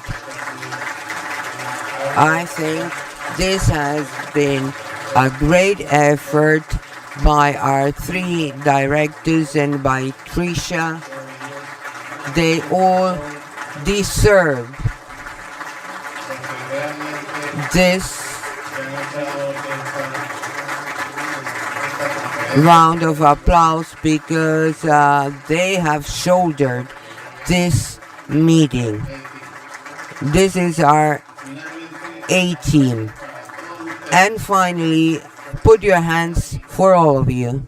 Put your hands together for all of you, because without you, this event would have not been the success it has been. Thank you.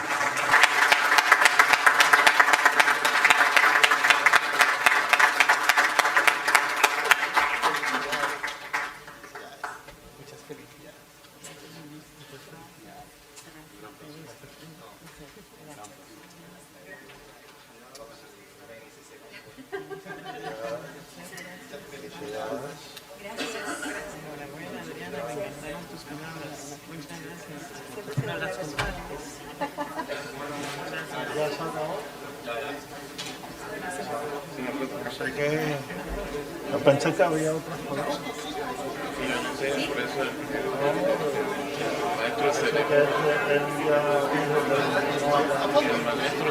Nos tomamos una foto todos.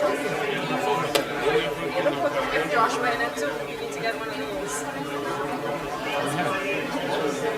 Wow, yeah.